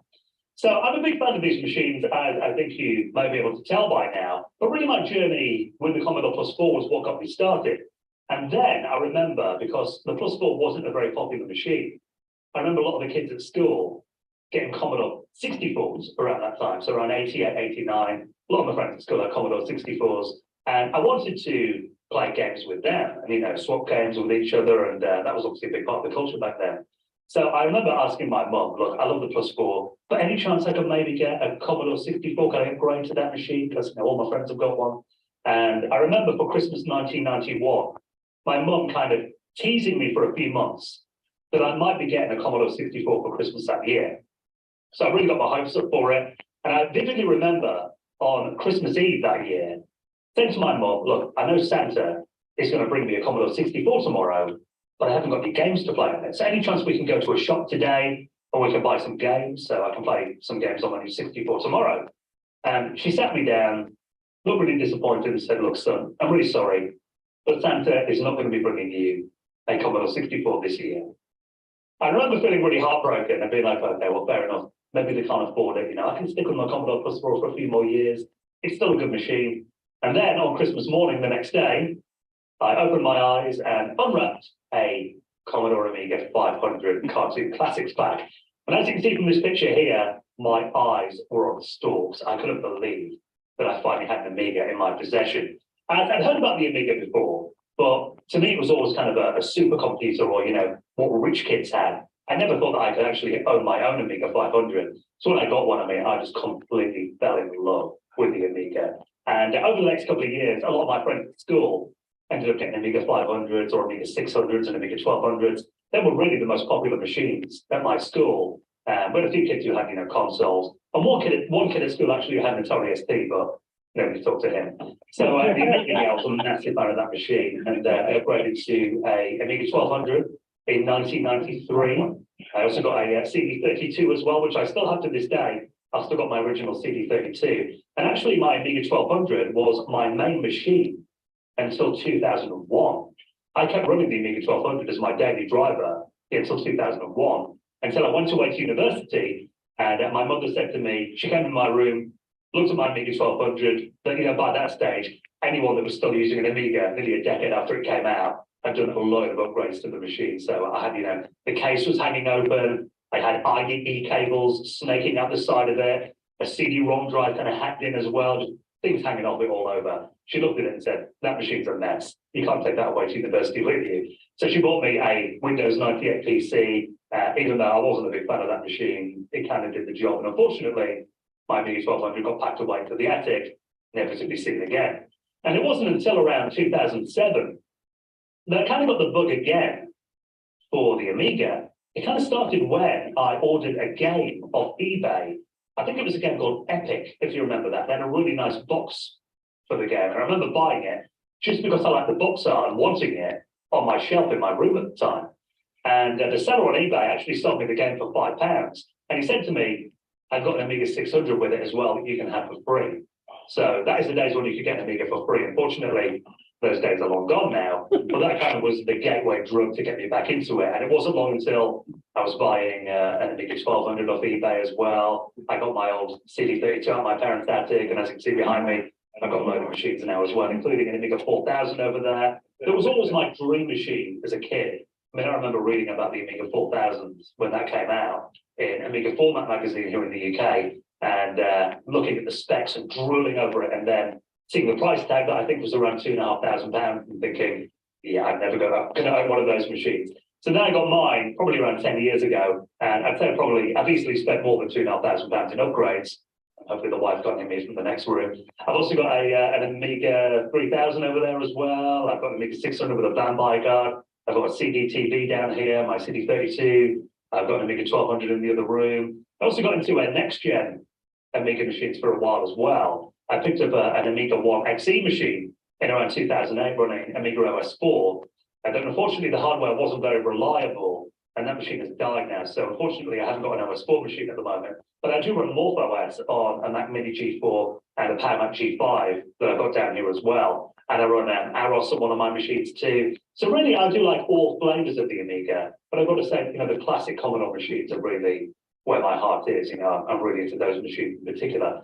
And the scene right now, I just think it feels like the most exciting time since the heyday of Commodore really for the Amiga.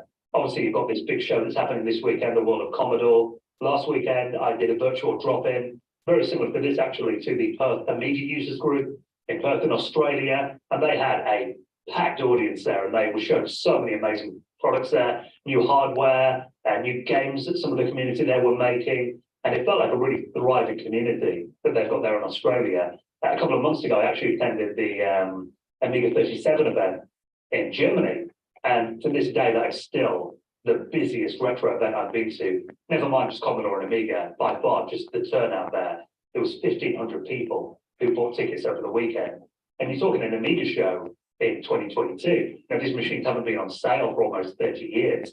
So the fact that the community now, with the amount of new hardware and new software, you know, I'm running Amiga OS 3.2 on my Amiga 1200. The fact that we've got a new operating system for a machine that was made 30 years ago that's just come out is crazy. So I just think it's such an incredible time to be a fan of these machines. And here in the UK, I mean, this morning I was in town with my wife doing some Christmas shopping, and we're in a shopping mall, and I walked into a newsagent there and saw Amiga Addicts magazine on the shelf. So you can walk into, a train station here or an airport here in the UK, and you can actually buy a brand new Amiga magazine in a mainstream newsagent, which is just mind-blowing, I've got to say.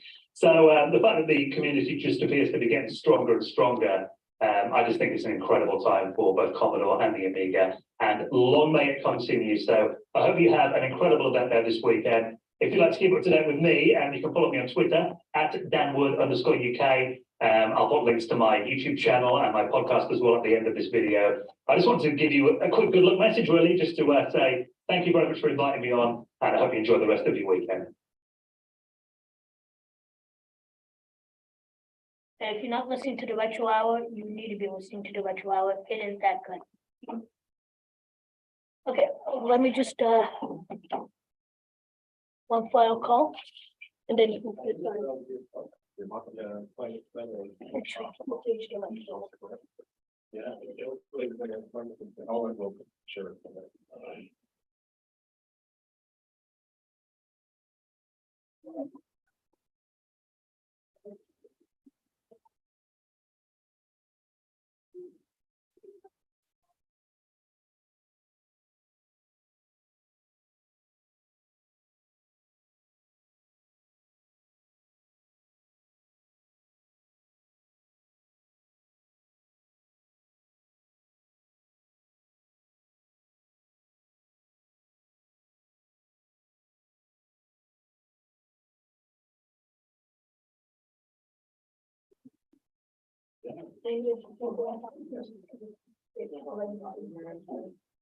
Sorry?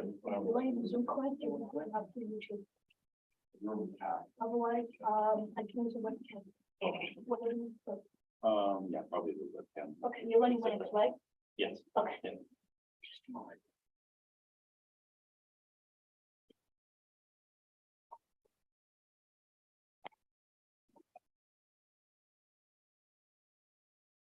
You can only Zoom fund on Linux on Ubuntu, but it is a bit interesting. Make it work.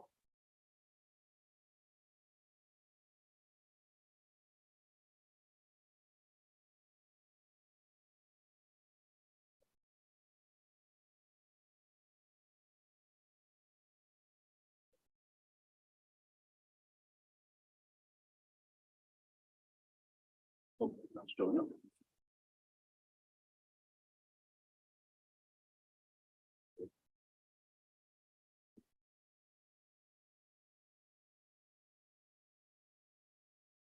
Yeah.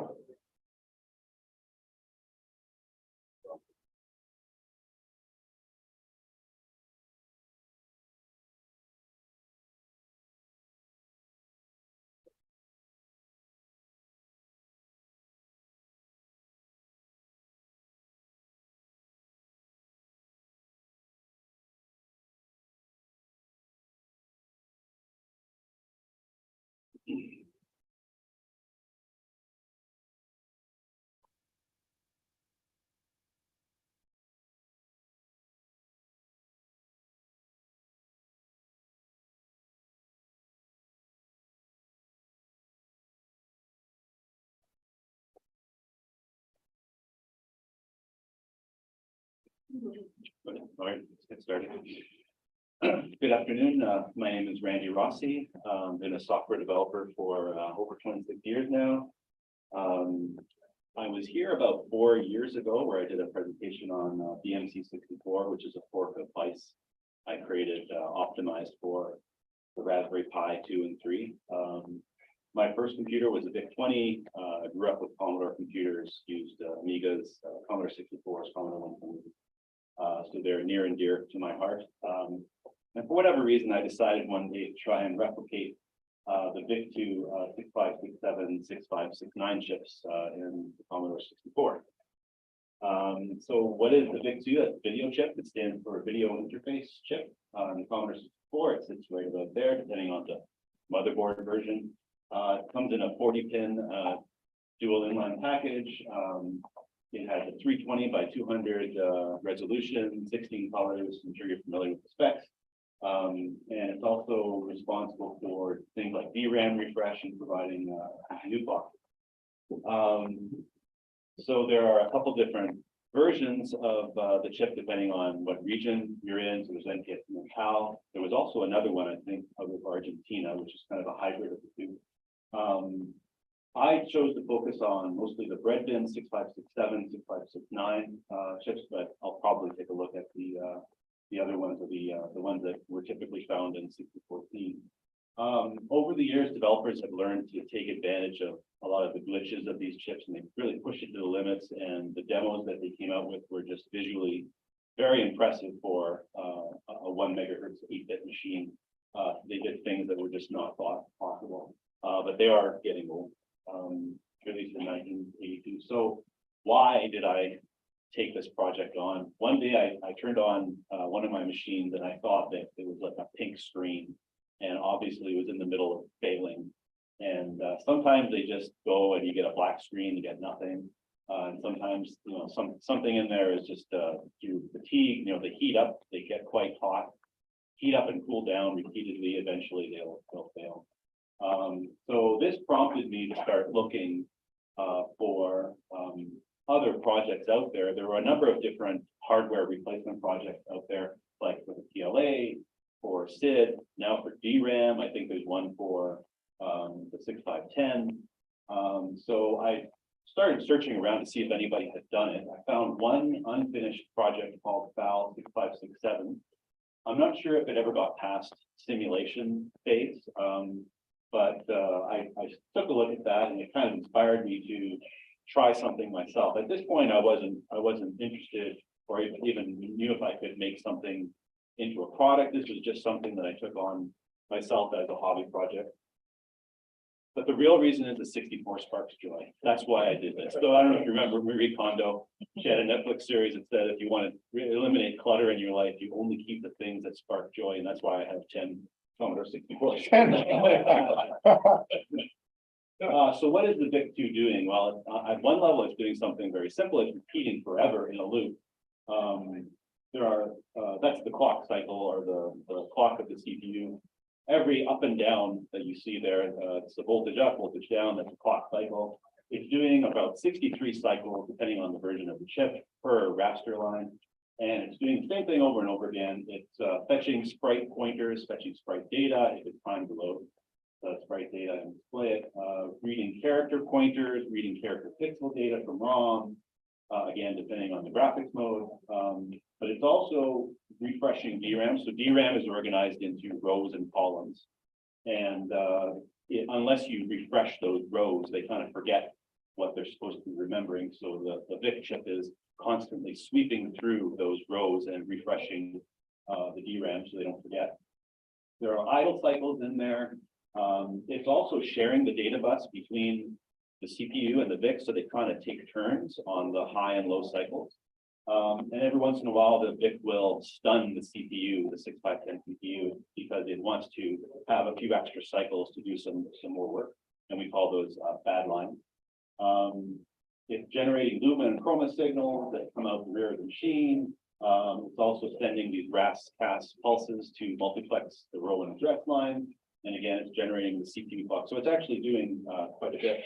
My Bible for this project was this text file that was released in August of 1996 called the MOS 6567 video controller and its application in the Commodore 64. It's just a great document describing the inner workings of the VIC-2. So how do you go about and replicate something like this? Well, these days we use an FPGA. Now, I'm not going to get into all the details about how FPGAs work because I have no idea how they work. I really don't. I have a very, very high level, naive understanding of how these things work. This is a bird's eye view of an FPGA. You have these pre-made logic blocks in here that can be connected together. You specify how they're connected together. You have these laneways and you can get signals from outside the FPGA in or from inside out to power. I took a couple of digital logic courses in in university. I barely remember this stuff, but I remember you start off with gates, simple gates and or not gates. And from there, you can build up more higher level functions like latches, adders, and flip-flops. And then from there, you can build up even higher level functions like lookup tables and multiplexers. But you have to remember that when you're working with an FPGA, you're actually building a circuit. There's no instruction set. You're not like programming it. You're actually specifying some circuit on how it should behave. And how do you do that? How do you specify what circuit it should be? You use a hardware definition language like Verilog, and I chose Verilog for this project. So this is an example of what's called a process block.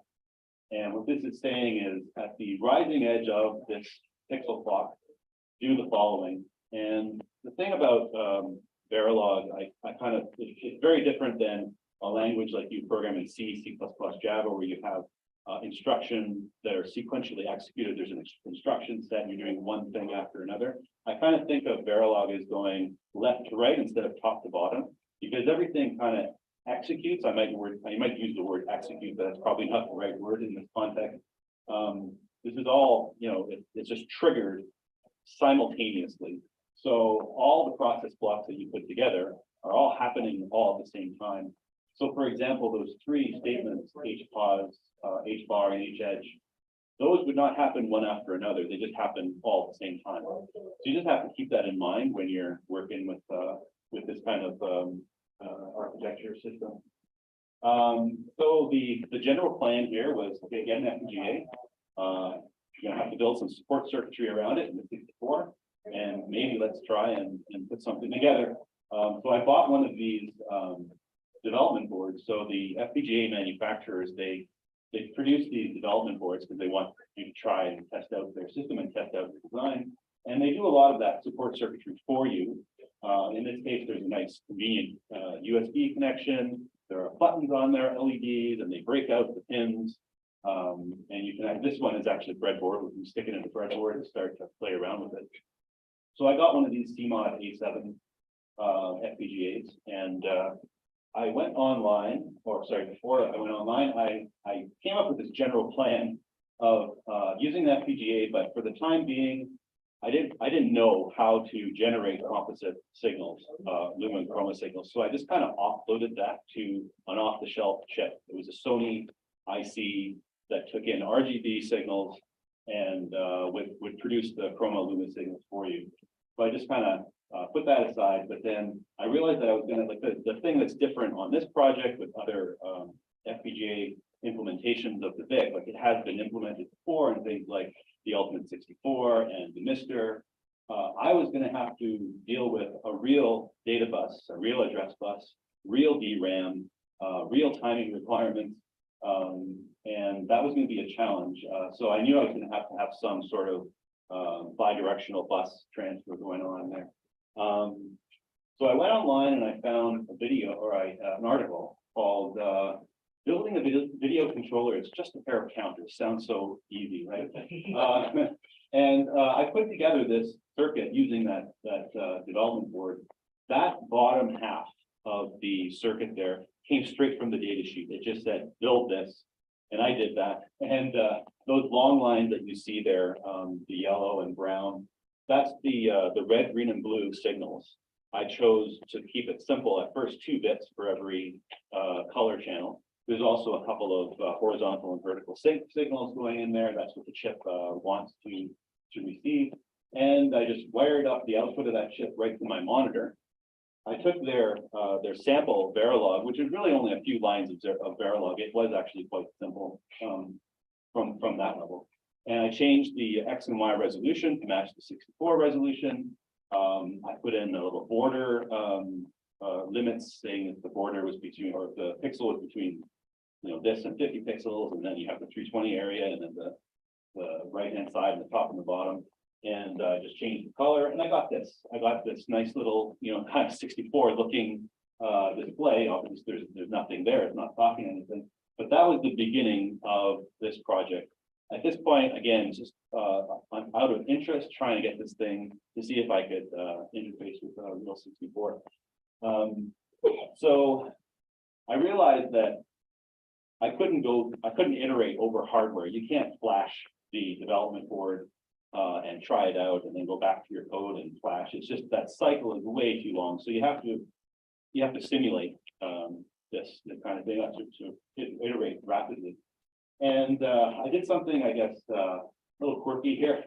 I found, so there's a program called Verilator, and what Verilator does is it takes your Verilog and it will compile, it will change it to a C program that you compile and run on your desktop.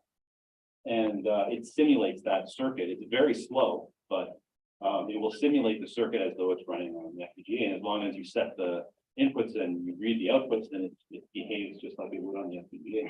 And I wrote that bottom right rectangle with the blue screen. That's the same Verilog core that you saw running on the real hardware, but running in my simulated environment. I wrote kind of a fake display that would interpret the pixel for every pixel that it's outputting, would draw that into a frame buffer and then show that in window. So I had that running, and I decided to use Vice, the versatile Commodore emulator, because a lot of work went into making its emulated VIC-2 very accurate, and it kind of got reverse engineered from the real thing. And over the years, it just, I'm not aware of anything that emulated VIC-2 can't do. So I wrote my own bridge between my Verilated FPGA core and Vice. I found the right spot in Vice to step my FPGA every half cycle.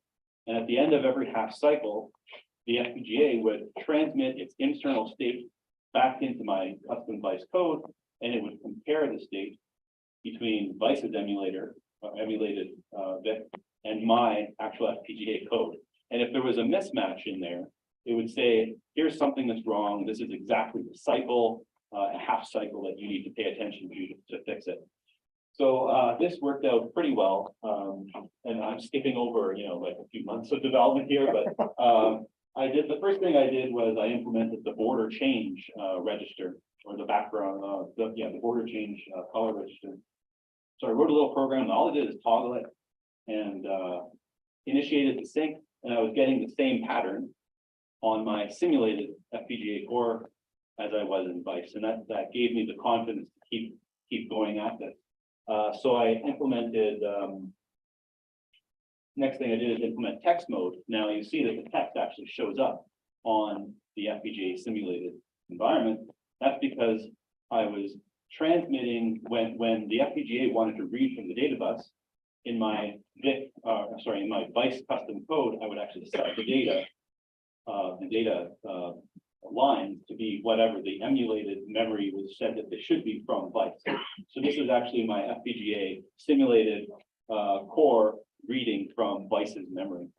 And so I got text mode working. Then the cool thing about this is I could run pretty much any software program on the 64 and tell it, okay, go and sync. And then I could tell whether the pixels matched. I would do a visual comparison, and I also had a comparison at the half cycle level, telling me that things were working or not. And then I could run demos and kind of freeze frame on a particular spot that they're using these glitches. Like this is a frame from Coma Land, and they're doing a lot of Y scroll bad line trips in there to get the slanted colors. There's a color mismatch in here, but the pixel for pixel is actually a good match. So I was confident this was working, and I thought, okay, I developed this out for a while. There's no sprites at this point, but it was time to try real hardware. So I took that same circuit and put in those buffers, those transceivers, and I just jammed the jumper cables right into the socket, and it was a big mess. And I don't know if you're like, electricity does not like to travel this way. There's no ground plane backing that. It doesn't like to hop into the air. So it's the signals are very noisy, but fortunately the 64 is very forgiving in this regard. And I hooked this up to my 64. That first slide is what I got at one point. That's what happens when you get your row and column addresses backwards. So it was reading memory, but it was not reading the right memory. some troubleshooting for a few days. I got some cartridges to work. I could plug in some cartridges. I would get a black screen, but I would hear the music playing. And then finally, I got the blue screen of life, and my replica was working. And that was one of the most satisfying moments of the project when I actually had something right. And it was working quite well, given that that it was a bunch of jumper wires going through air. So I iterated on this for many months. Just way too much time that I care to talk about. I ended up adding sprites in there. I had to program in the glitches, so I had to kind of make this my replica fail in the same way as the genuine thing. Maybe it's not quite a failure, but they act in a kind of a predictable way that that developers took advantage of. One of the craziest that I came across was the sprite crunch, where you could make a sprite kind of expand both horizontally and vertically. It's just this weird glitch that they took advantage of. That first frame is from a demo called Lunatico, and there's some crazy stuff going on there. That really caused me some grief to get that to work. There are a bunch of black pixels in the background, and there are sprite collisions happening with every frame. And if all the collisions don't happen exactly the right time, then it just renders horribly. So so I just iterated like this. Eventually, I realized I had to abandon the breadboard and kind of start spending a little bit of money and time learning how to make a PCB out of this.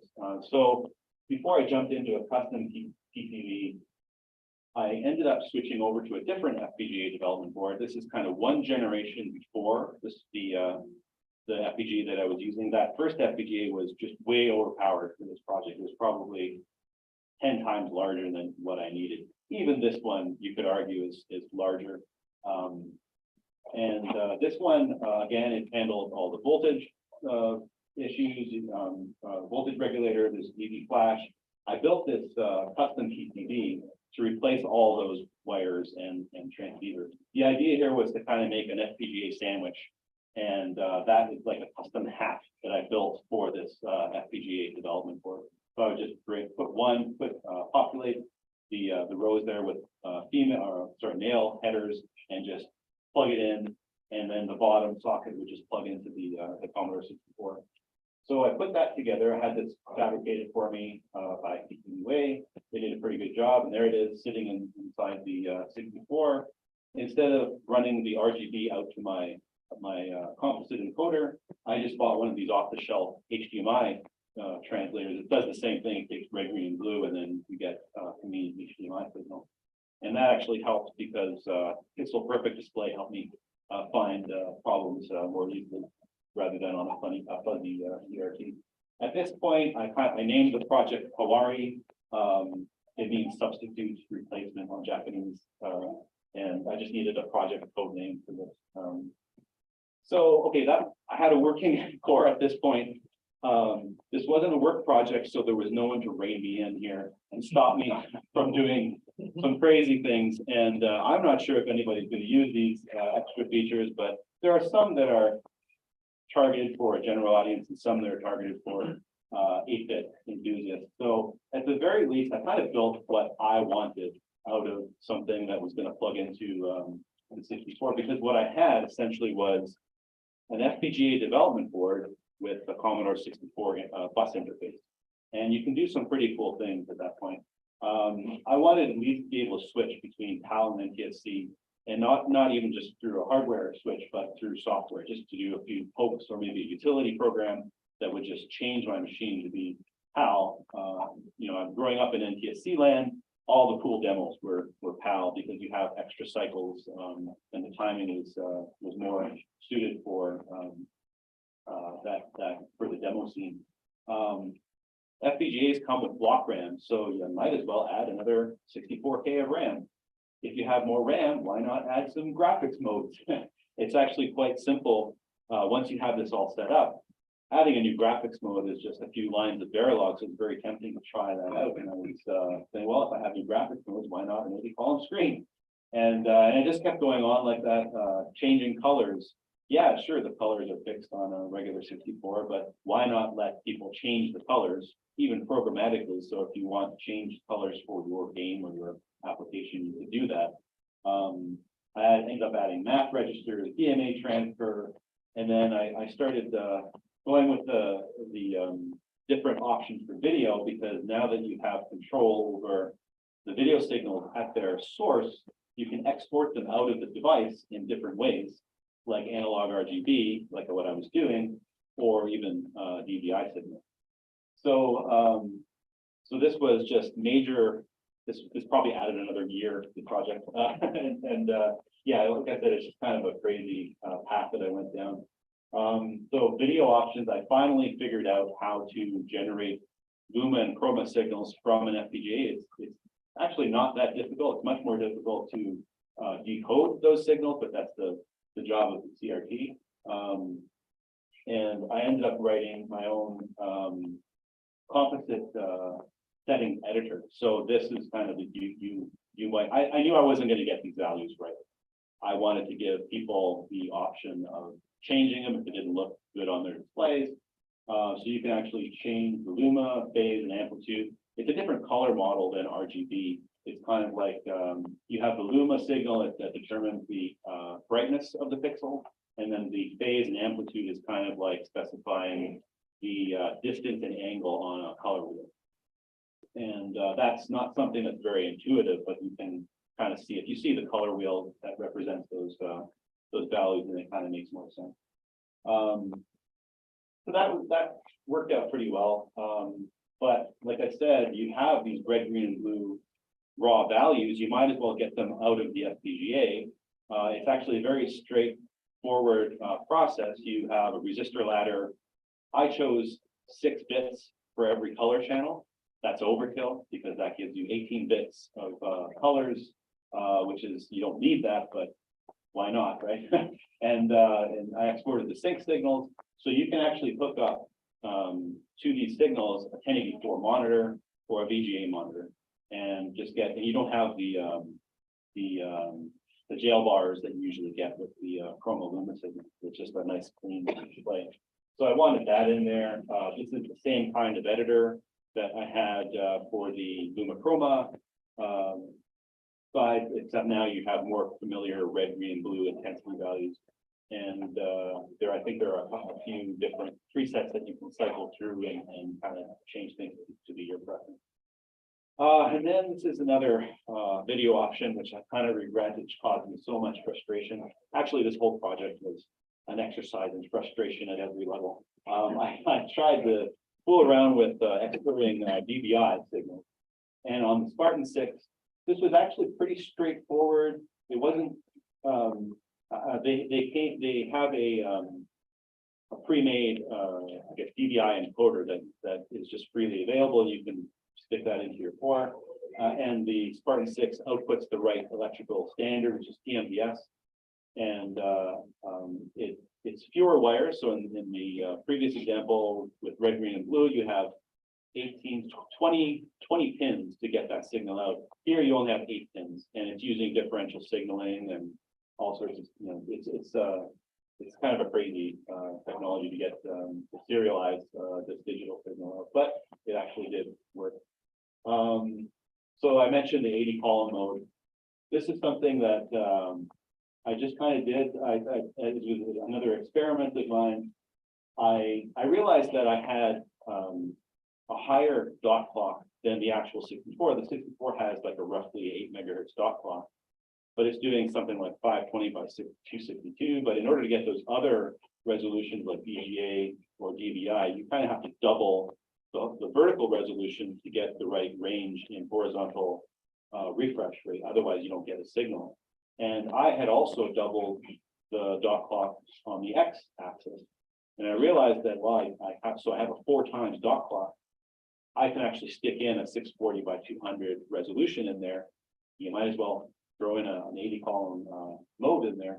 And this is actually a true 80 column text mode. It's not a graphics mode like what you could install some programs on the 64 that used kind of half character cells, and there were different ways of doing it using character mode or graphics mode, but they were slow and they had limitations.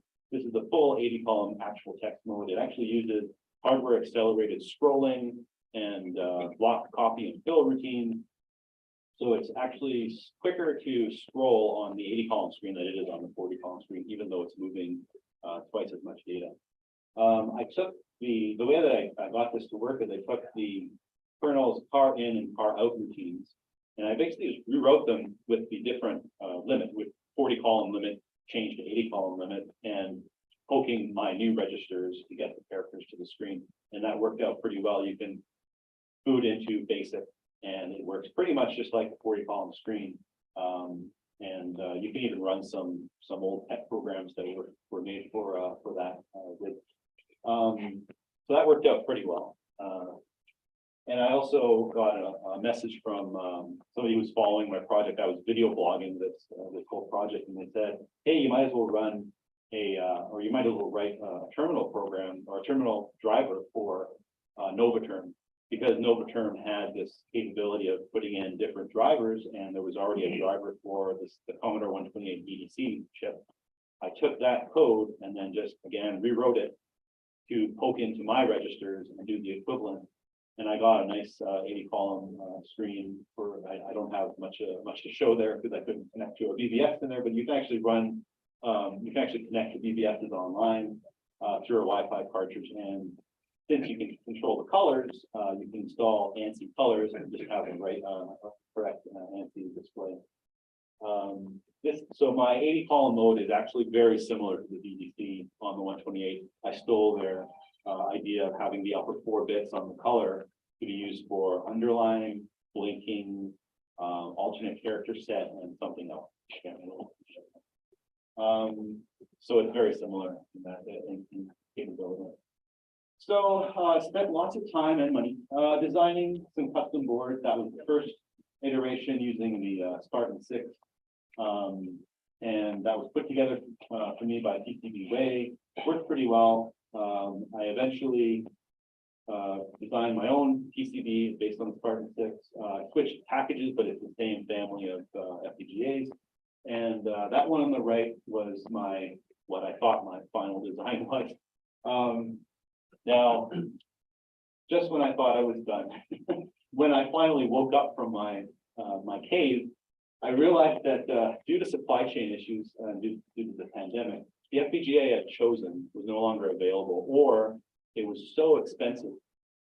There was some price gouging going on there. I think some companies just ordered a lot of them, and they were selling them. They were trying to sell what was an FPGA for $12, for $80, or $100 or more, and that just made this. It's no longer viable to even produce one of these boards. I don't know who was paying those prices, but it just got ridiculous. So I actually had to redesign everything around a different FPGA if I had any hope to get this done. And I chose this other FPGA manufacturer, which was a lesser known manufacturer called Efinix. And I chose them based on their availability because nothing else was available. And I bought another development board. I actually went through all the motions. It wasn't a complete loss because you can port your core to run on pretty much any FPGA. There's some proprietary stuff in there, like clocking and things like that. But it didn't take too long to get my core up and running on this new FPGA development board. But as soon as I got that working, there were 10,000, at least 10,000 of these devices available on DigiKey, and they all disappeared overnight. And again, the same thing happened. I was back in the same boat, waiting for FPGAs to become available. This time, I actually contacted Efinix and I asked them, will you have stock available anytime soon? They said that they didn't have the same foundry capacity issues like Xilinx did. So they anticipated them being restocked soon.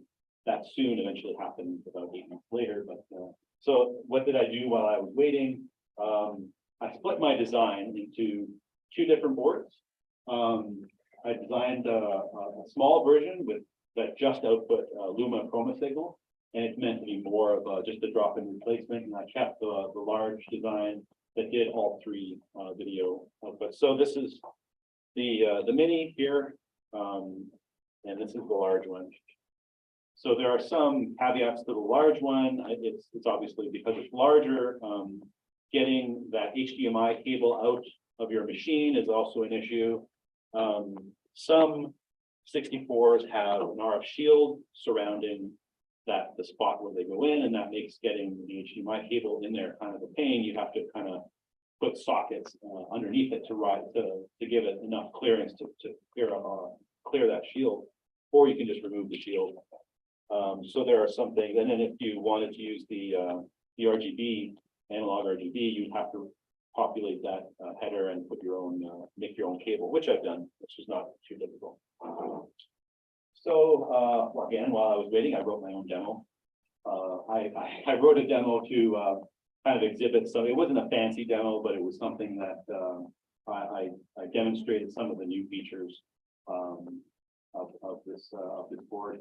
I'm not sure, like I said, if anybody's ever going to use this, but it's nifty that it's there. So is this still a 64 if you put it inside your machine? And I've been asked this before. Probably not. It's not a 64 anymore. It's more like a 64 compatible something else. I don't know what to call it, something else, because it's not like I made a whole new computer. I'm just enhancing the video chip inside the machine. But there are basically two audiences here. There's the general user. You can take advantage of these features, like switching standards. You can take advantage of the different output abilities, saving color preferences, using an 80-column basic wedge, bypassing the clock circuit. If your clock circuit is broken on your 64, you can actually plug this in and it'll still work, because the board has two oscillators on the back, and you can choose whether to use those oscillators or the onboard oscillator.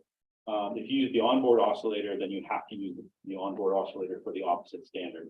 And there are some caveats there too as well, because this board doesn't output the dot clock signal back into the motherboard unless you were to route the wire back in, which means that certain specialty cartridges on that use the dot clock won't work if you're using the onboard oscillator. And then there's the 8-bit enthusiast audience that would maybe take advantage of playing with something new. I think maybe I got more enjoyment out of building this than you might actually using it.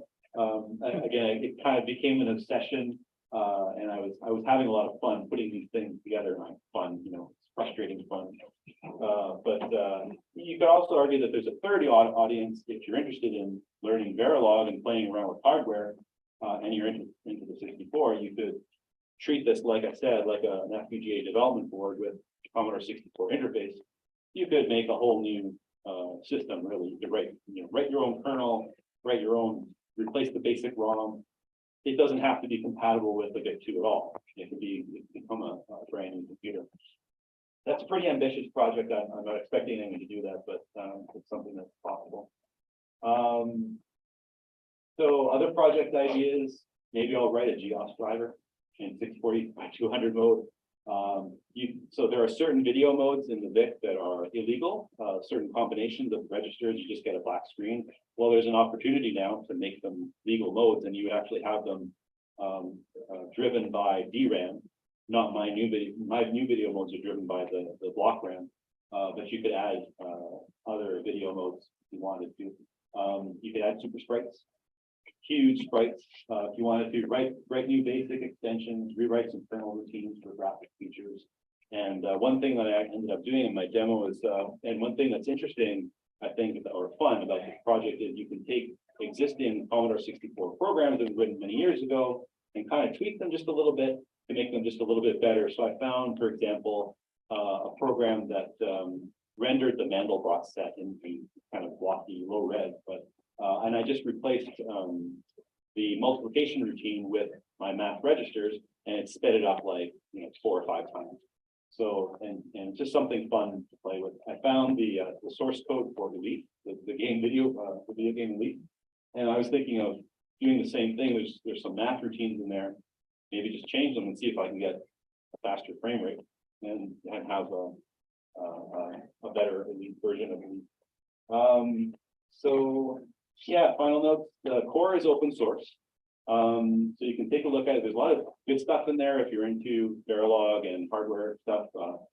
There are solutions in there to generate Luma Chroma signals, flash update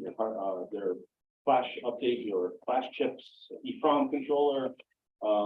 It's probably a good starting place to build a original VIC replacement. People have asked me that if I plan on doing that. Not anytime soon. I'm gonna take a breather from this project, but it is a good starting place. My guess is it would take maybe 6 months to actually put that together, given all of the open source code that I put up there. I have there are two places you can get the Quarry board. My Shopify site, I'm actually sold out of the mini. I have a batch of large boards coming in soon. The mini boards are available from videogameperfection.com, and he's also getting large boards ready soon. So yeah, that's it. Thank you very much.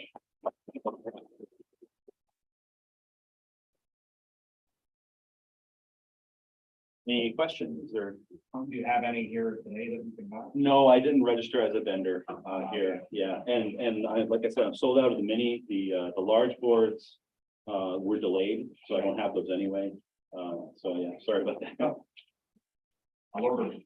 Yeah, yeah, I know it would have been nice to have them here. Yeah, sure. Do you recommend a good climate to start learning very long? Sorry, good. Recommend a climate to start learning very long? Oh, boy, I don't know of any good primers. I just kind of, in my case, I just dove into it. Yeah. Just dig, yeah. Fair enough. Thank you. That was fine. Yeah, you could do that. Micro HDMI. It's a micro HDMI. Yeah. Well, you just would break it out. Like on the pod. Screw in the back and. Yeah, so if you have an arc modulator that's been removed. Then that opens up It's all- not difficult mistake to make. You could just cut on mount a HDMI. You could cut a hole, yeah. If you want to cut holes, right? Yeah, I don't recommend cutting holes, but if you want to do that. Any reason why is Verilog instead of the HDL? Not really. It just looked more friendly to me. Yeah, yeah. It looked less intimidating because, like I said, I didn't know anything about programmable logic. Yeah. And it looked closer to what something was. It looked familiar to me. That's why I chose it. So those vendor tables are really flexible around here. So Okay. if you did show up with a box of them, Yeah. then actually, here's an extra table. Okay. Yeah. It's not like you have to plan it. Yeah. So you need to flash it. Yes. How do you flash it? You flash it by running a program on the 64. Yeah, I was thinking of putting up a sample of that, but it's just a regular 64 program. Yeah. And you can, Yeah. it'll fit on, depending on the version, 4 or 5 discs. You can actually flash it on a 64 box and you just swap the discs. Or if you use like a real 54 drive,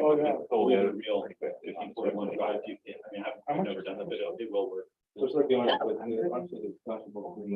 Yeah, yeah, so I realized I never thought that Canadian, I think it's 100% correct, and I knew I had updated it as well. around here. They're both the same way you do. No. Yeah. I heard about the thing on the ball. Well, they're different versions of firmware. Yeah. I don't know exactly where he's from. I mean, he doesn't necessarily put that Yeah. out there. Yeah, it would be cool just because you can see the project we're signing to. You can, so it would make free. And they call it really nicely. You call them Redmond. And they got a Commodore logo on it. When I saw it, I thought, Not a reliability of the modern outfit. I mean, Mobile you could add consumption, your own- not worried about yeah, explosions. yeah. With the security, which is kind of like. I used to have two power lines and you could like, actually the next one is the actual registers that I. On the DJ monitor. So you can have two power and swap them. But this also in the HD monitor. But you can add something to make changing individual colors. I know, I was So the looking at, Commodore free table. I was looking at those Dells on the free table. I don't know if Have it's still there. a speaker too, that can hear sound. So And that's what I think. Real variant, video chip on tips. It's like you're doing it through another register. Can you be after Chris? I got the black card. You can auto, yeah, you can do that. Yeah, you can auto increment auto. I've got one of those sitting right there. There's also block. I missed, I was at email trying to use the perfect size. You could move memories from DRAM into DRAM. And Yeah, there's the it block. was a TV and model. It was a period of time that's complex, especially HDMI and VGA, everything in them. Small. Walk it up. You could, if you're willing to go into Verilog And mine is everything is could be. No. The extended, yeah, the video. It's dual port RAM, so there's no tension between CPU and the video chip. Handy little things. So those are a lot of things that are in you have them right. Yeah, they go through, yes, they go through the, Yeah, there's, it's just a set of extended. Yeah. Yeah. Yeah, these are transceivers, they're bidirectional transceivers. They're thing right up. Jeff, That's me. Okay, cool. Looking forward to it. Thank you. We don't.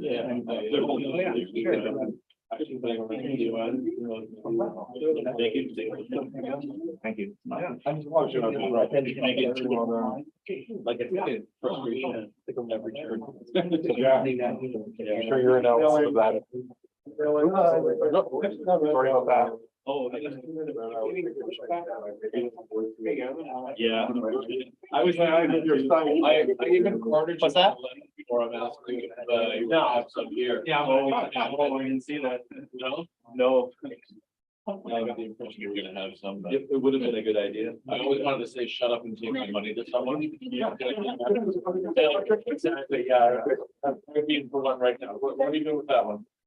I was holding on to a couple, that's fine, in case like, The boardroom, they want me to like, or whatever, but. Okay.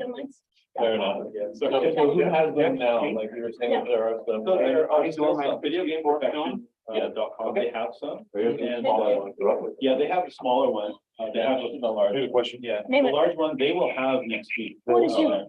He's actually getting his, Yes. yeah, he's getting his before I'm getting mine, because mine were delayed. Yes. Because of. I want to buy it. No. Does it belong to anybody? No. He doesn't have any left. I know, he doesn't have any left. I put my copy up there, Yeah. that's my This copy, is yours? so we can laugh for it. And Did anybody then win it? not yet, but no, can you buy it? Can't buy it. Up to Simon. Are you guys doing rounds today? I just haven't gone around to it yet, All right. but Dr. Simon and see if he'll tell You you. may want to do it soon. I think some people are starting to. I know, I'm. Yeah, I've been, okay, so good, cool. Oh, yeah, I met like over a year ago, and I've been following your website, and it's like I reloaded like every like a week, and it's just, it's so gloomy for the longest time. It's a long hold, if I ever come out to this long unavailability, it finally happened. Really excited. But it was a challenge, for sure, and I'm glad that it's. How many are you? I have a shit. Yeah. It's back to 200. So it's 101. Depends on how many. Now. First, and then once I open up the store, then. I don't We'll get it up. know if we do another batch, it'll be for video game perfection. I actually don't want to. Okay, so official pre-order, because I can use the website. to say pre-order. You know, I Yeah, turned that on was the because pre-orders. And I only Some gave people have figured Randy out how to 15 find minutes. it. So I ended up, I set You needed- my stock to 0. That was not. And because I wanted to turn that off because it Two, was roughly getting me two, grief over. maybe what's my, maybe 15 minutes. And yeah, Best I can do. they don't like you. Thank you. Things, but not shipping them and then. Oh. And then, yeah, Shopify actually held things that as a well, as one of pre-orders, then. And I think I captured enough. Sounds like if you do want 2 pre-orders right now, Oh, cash in hand, yeah, it's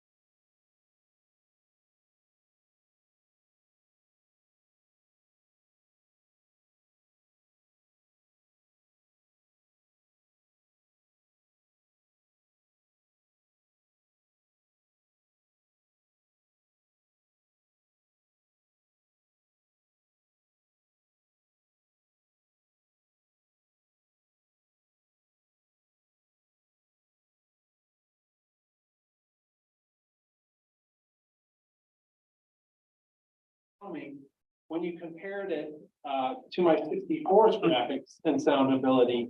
I felt like the general populace just didn't understand how much better a computer could be. How could people be so bamboozled? But you can't fight the tide, and as time went on, I began using a PC myself and dragged one off to college. And once again, that might have been where my Commodore story ended, but it wasn't. I became a communications major in college, and my passion for film and video was ignited. The small college I attended had a video editing studio with a Commodore computer called an Amiga, and it had this wondrous add-on board called the Video Toucher. My love for all things Commodore was reborn, and I spent countless hours editing on that system and began to delve real heavily also into lightweight 3D, which is a 3D program. So again, my Commodore had a huge impact on my life's direction as I prepared for what would become my future career. And yet again, that could have been where the end of my Commodore story, but again, it wasn't. After college, I got my first job as a video production specialist at a nonprofit back in Michigan. And guess what they had for an editing system? A Video Toucher running on an Amiga 2000. I produced a lot of different videos on that system as well. And to my best recollection, I was probably using it until sometime around the year 2000 when we finally switched over to Premiere 2.0 running on a PC. And finally, that was the end of my interaction with Commodore computers. Or was it? Fast forward to about 2017. Like many people in midlife, I began pining for some of the nostalgic experiences I had as a kid. And of course, my Commodore 64 was a central part of that. My parents were cleaning out the basement and found my old 64C still in its original box. I took it back to my home in Orlando and I powered it on. And yes, I know how stupid and risky that was now. Didn't know back then. But thankfully, it fired right up and it didn't blow up. And that one event reignited my interest in the 64. It started really innocently, as most obsessions do. And I told my wife, I was just going to find one on eBay, and I thought I would buy one that needed some cosmetic attention, fix it up, and resell it. Once I'd done that a couple times and built up a little cash, I would find one that I wanted to purchase, restore, and keep. And that would be it. And that was the plan. And this is the day.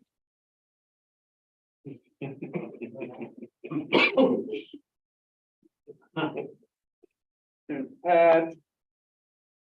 Yeah. Even some Amiga stuff. And that's the T64 Maxi. Yeah, I keep telling my wife, hey, it could be worse. It's not like I'm collecting tools or expensive watches or cars or classic cars or something. And she just shakes her head and laughs. As I began to buy and restore and resell old 64s and associated hardware, I began to build up a bit of cash. Now, I definitely wasn't making money, if accounting for time. I spent hours and hours meticulously restoring them, and there's no way the small profit I made by selling them was making up for that. But it was a fun hobby. I was really gratified knowing that I was helping to breathe new life into these forgotten, discarded treasures and getting them into the hands of people who likely had grown up with one and helping them relive their best memories of it. So I would use the little money I had to buy other Commodore 64s to repair and other Commodore machines that I had little or no experience with. I ended up with some VIC 20s, a Commodore 16, some Plus 4s, an SF64, a PET 2001, and even an Amiga 500 and 1200. It's a lot of fun getting experience and explore these machines because I've missed out on them in their heyday. And another unexpected thing happened along the way. Now, I could have guessed that there were some people out there who were still into Commodore computers today, but never did I imagine the scale of the worldwide community that is so passionately dedicated to keeping them alive and continuing to do development for them. I was astounded to see all the hardware and software developments that had taken place. People who had created modern mass storage devices like the SDIC, 51541, and modern networking solutions like C64 NIC and Wi-Fi modems, to the totally reimagined modern day 64s, such as the Ultimate 64, and even the C64C, Maxi, and Mini. And I was shocked to find that there are people still running BBSs. And most of all, people are still creating brand new games all the time. Some of which surpass anything that was available for the machines back in the day. It was such a delight to find that community that I'm sure existed back then, and to see that it's still alive and well and is united by the interconnection that the modern day internet affords us. So long ago, I had to let go of my childhood aspirations of designing a video game for the 64 and contributing to the community in that way. That wasn't a mountain I was ever able to climb. However, my life's path has included spending over 20 years as a film producer and an editor, and I've been given the chance to see places and tell stories that I never could have imagined. And I'm extremely grateful to God for all the opportunities that I've had. I've shot and produced a lot of short films around the world, and 2 that are over 40 minutes. So I have quite a bit of experience carrying film projects end to end. It would seem rather obvious looking back on it now, but it took me a while to finally realize how my particular experience and skills could contribute to the Commodore community that exists today. But eventually, it dawned on me that creating a film that highlights and celebrates and honors that community is something that I'm uniquely positioned to do. The question could be fairly asked, do we need another Commodore documentary? There's a lot of them out there of varying scale and quality, and that's an admission I have to make. Many YouTubers have created various history of Commodore videos or video series, and there are other full-blown documentaries that have focused in part or entirely on the rise and fall of Commodore as a company. But I've come to realize that there's not really anything specific about the community as it exists today. Its enduring legacy is a testament to the impact that the Commodore's had on people. And that's what really drove my idea for the film that eventually came to be called I Adore My 64. I spent a few years just getting to know the community that's out there and understanding who some of the major figures are, and at least another year thinking, preparing, and planning for the film. But finally, in November 2021, we had our first production shoot. A good friend of mine who acted as my second camera and a drone pilot and I traveled to Dallas to interview 2 guys that I'm betting the majority of you would probably know. And if you're not familiar, on the left is the very popular retro YouTuber, David Murray. He's had quite a history with Commodore machines, including the 64, and has created quite a bit of content about them on his channel, The 8-Bit Guy. On the right is Bo Zimmerman, who has an incredible wealth of knowledge on all things Commodore. He maintains an amazing website with an enormous amount of resources and information, and has an incredibly huge collection of Commodore computers himself, some of which are very rare. We had a great time with both of them. They were very gracious and gave us really in-depth interviews.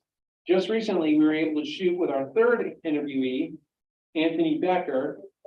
He's probably better known as the second half of the Guru Meditation, an Amiga-focused YouTube channel that he and Bill Winters, aka Amiga Bill, have run for years. Anthony was also really gracious, and we had a great time hearing about his Commodore story and seeing some of the rare and unusual Commodore items he has in his collection. So what's next?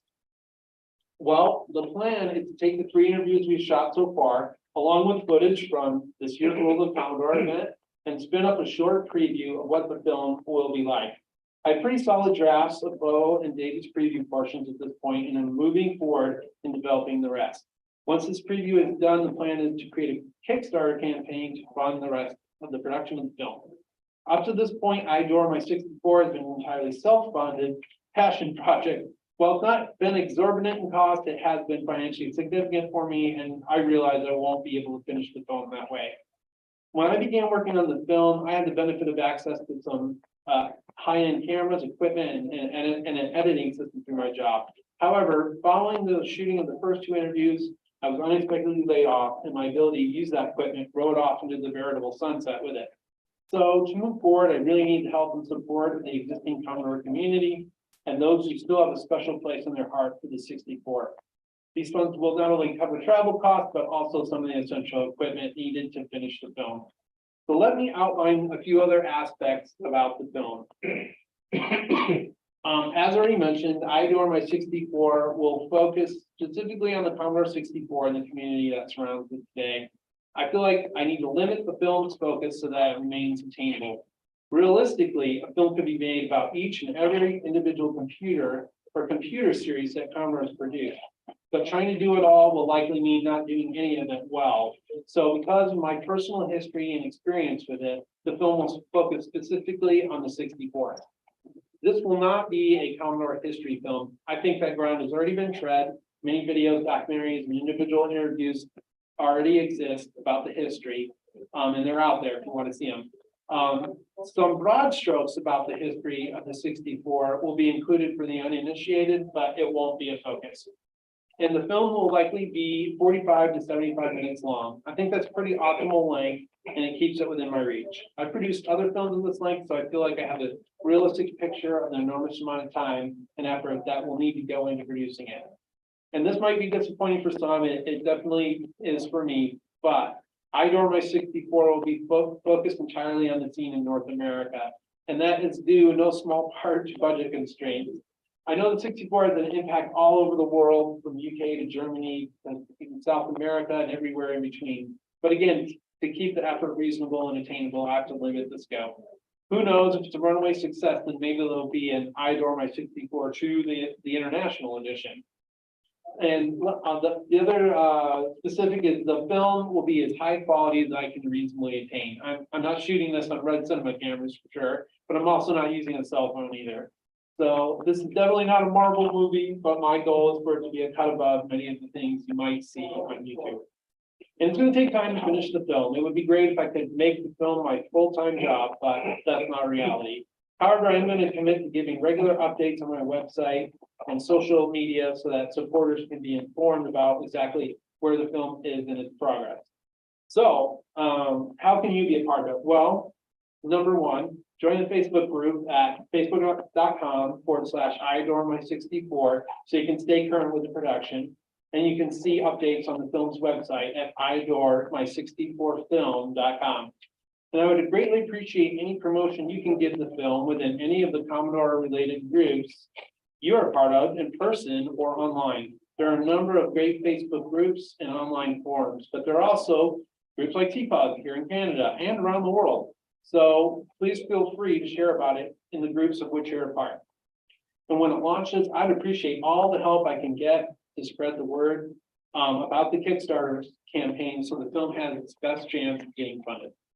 And last, I'd love to hear from you or anyone who is interested in the film, especially if you have ideas on people you'd like to see interviewed. And you can reach me at IAdoreMy64film@gmail.com. And I want to thank TPUG for throwing the doors wide open to me and allowing me to shoot here at World Commodore and asking me to speak about the film. I'm truly honored to be able to do that.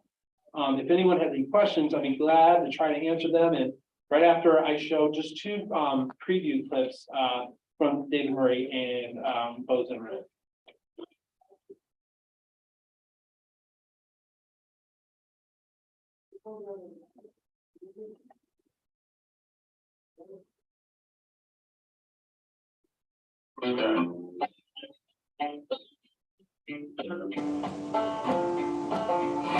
Oh my goodness, have I seen a resurgence of interest in OLED big computers.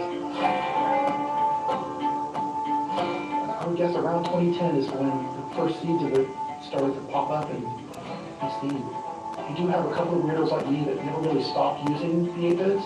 There was no point at which I have not had a Commodore computer hooked up since the early 80s.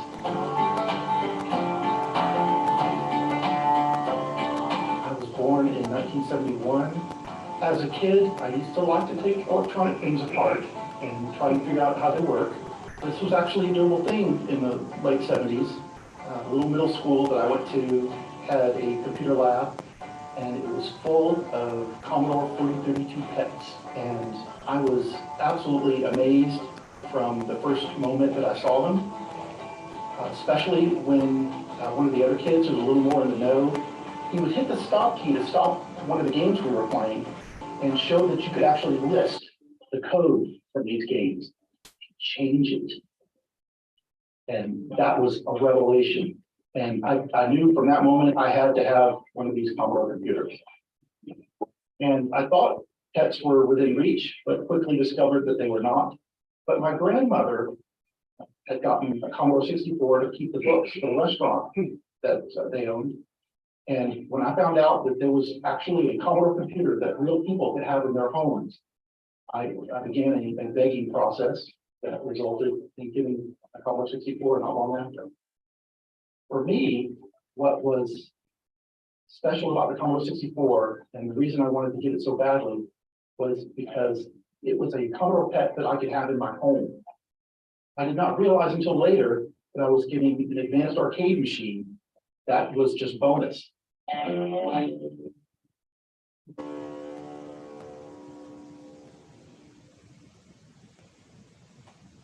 Sound drive.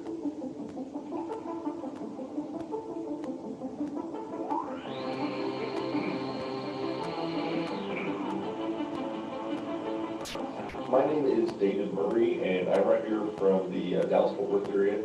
What do I do for a living? I make YouTube videos about old computers. I was just making videos as a hobby. I kind of ran out of topics to talk about, so eventually I started doing like 8-bit related stuff. People seem to really like it. I've made a number of games for the Commodore 64 over the years. Big releases I've done, of course, is Side X2, and then Test Robot.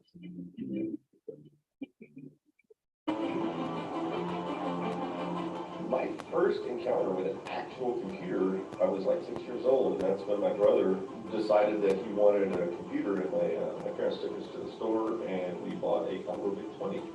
I don't think I'd ever even seen a computer at that time, at least not that I remember. And I still remember bringing that computer home from the store and setting it up and just being totally mesmerized by, you know, an interactive piece of equipment with a keyboard on it, even though I didn't know how to type and I didn't know what I was going to do on it. We had some games for VIC-20, you know, we had Omega Rays and some things like that, but when we saw my friend's Commodore 64, we were just like blown away. Like the music was so much better, the graphics were so much better, and he had a disk drive as well, which we didn't have. So yeah, I think after some begging, I think we got our parents to upgrade us to a Commodore 64, and we started meeting more people at school who also had Commodore 64s, and then we were able to, you know, share software and things like that. If you look at 1982, and you look at all the competition out there, to be honest, there weren't really many computers that compete with the C64 in terms of graphics and sound. You'd have the Atari system that come pretty close, but other than that, I mean, they were way ahead of, you know, Apple or Sinclair or any of them out there. And at the same time as being better in all these regards, they were actually pretty affordable. So there were a number of iterations of the Commodore 64, but a lot of people don't know it actually started as the Commodore Max. A lot of people have never seen one of these. These were extremely rare, but this is actually, we call it the original Commodore 64. It's just got a memory and keyboard. It was really designed to be more of a game console. And it has the same sound chip, video chip, and most of the same architecture as the Commodore 64, but it is missing the RAM. It only has like 2K of RAM. This was discontinued almost as soon as it hit the market, and then they decided to make the C64 as we know it. But yeah, that's where it started. Okay, that's it. So thanks for coming in and listening. And if you have any questions, I'll be happy to try and answer them for you. Yes.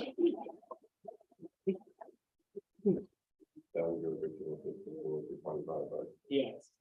Well, my mom made me do it. I regret that so much now. Even if it didn't work, I wish I would have kept it. Like knowing what I know now about repairing it, like for sure that guy kind of bamboozled us. Yeah. Yeah. But yeah. He usually keeps the motherboard. He told me, I think I mean, I was pretty young at the time, but he was telling me, oh, it's in this modulator, which I assume he meant the RF modulator. He's like, it's buried in epoxy. You can't get anything in there. I'm like, the likelihood now, thinking back on it, the likelihood that that was the problem is almost zero. You know, so you live and learn, right? But like I said, I just do still have my C64C, and I keep it safe. I don't touch the joystick for it, for sure. Yeah. Yeah. Go ahead. Are you gonna edit on the Amiga?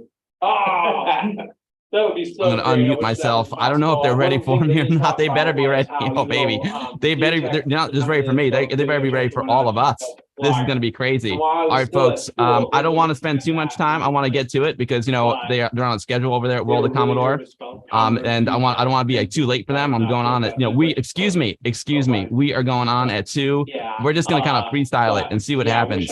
I wish I could. We'll see what's going to happen. I'll tell you what, folks, if you're watching from World of Commodore in Toronto, welcome to my stream. And it's an honor to be at World of Commodore. I start all my streams with an awesome demo. And today we're going to start it off with a great demo. We're going back. We're going a little back in time here. This is a great AGA Amiga demo. It's called Traffic and it's by Mystique. Let's freaking go.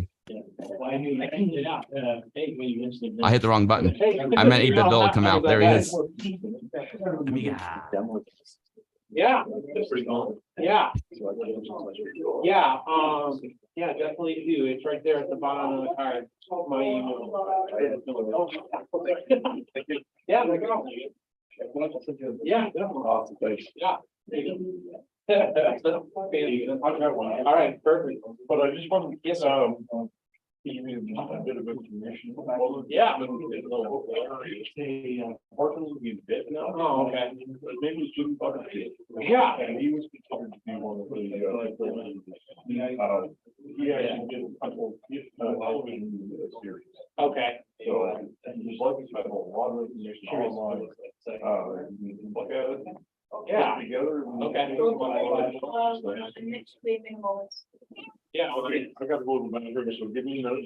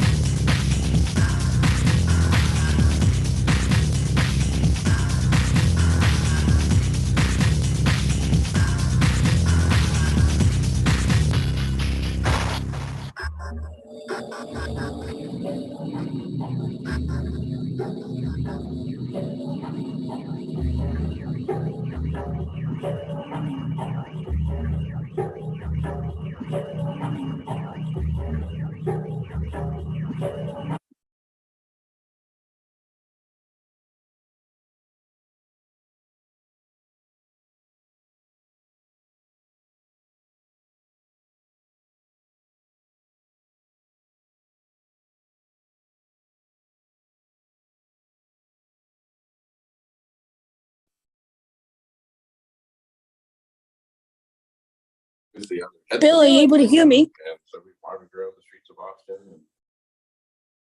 Oh yeah, we hear you. We're almost ready to go here. Okay, sounds good. I'm just switching my camera around. Awesome. And I'll be ready to do the walk around. Awesome. We're ready. What's up, everybody?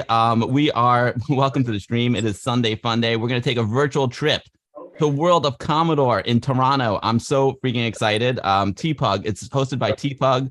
It's a pet user group. They're one of the oldest user groups in the world. Maybe the oldest Commodore user group in the world. Let me just say hi to everyone real quick. I'm gonna make this really quick, folks, because I want to. They're waiting for us at World of Commodore, so I don't want to keep them waiting. But brother Bill, what is up? DJ Billy Nest, Terminals here. Ash said hi. I appreciate you all so much. Purple Haze Maker is here. Greg of Florida, Predsata, Spinto 777, D Mackey 828 from Club Amigabell VIP Lounge.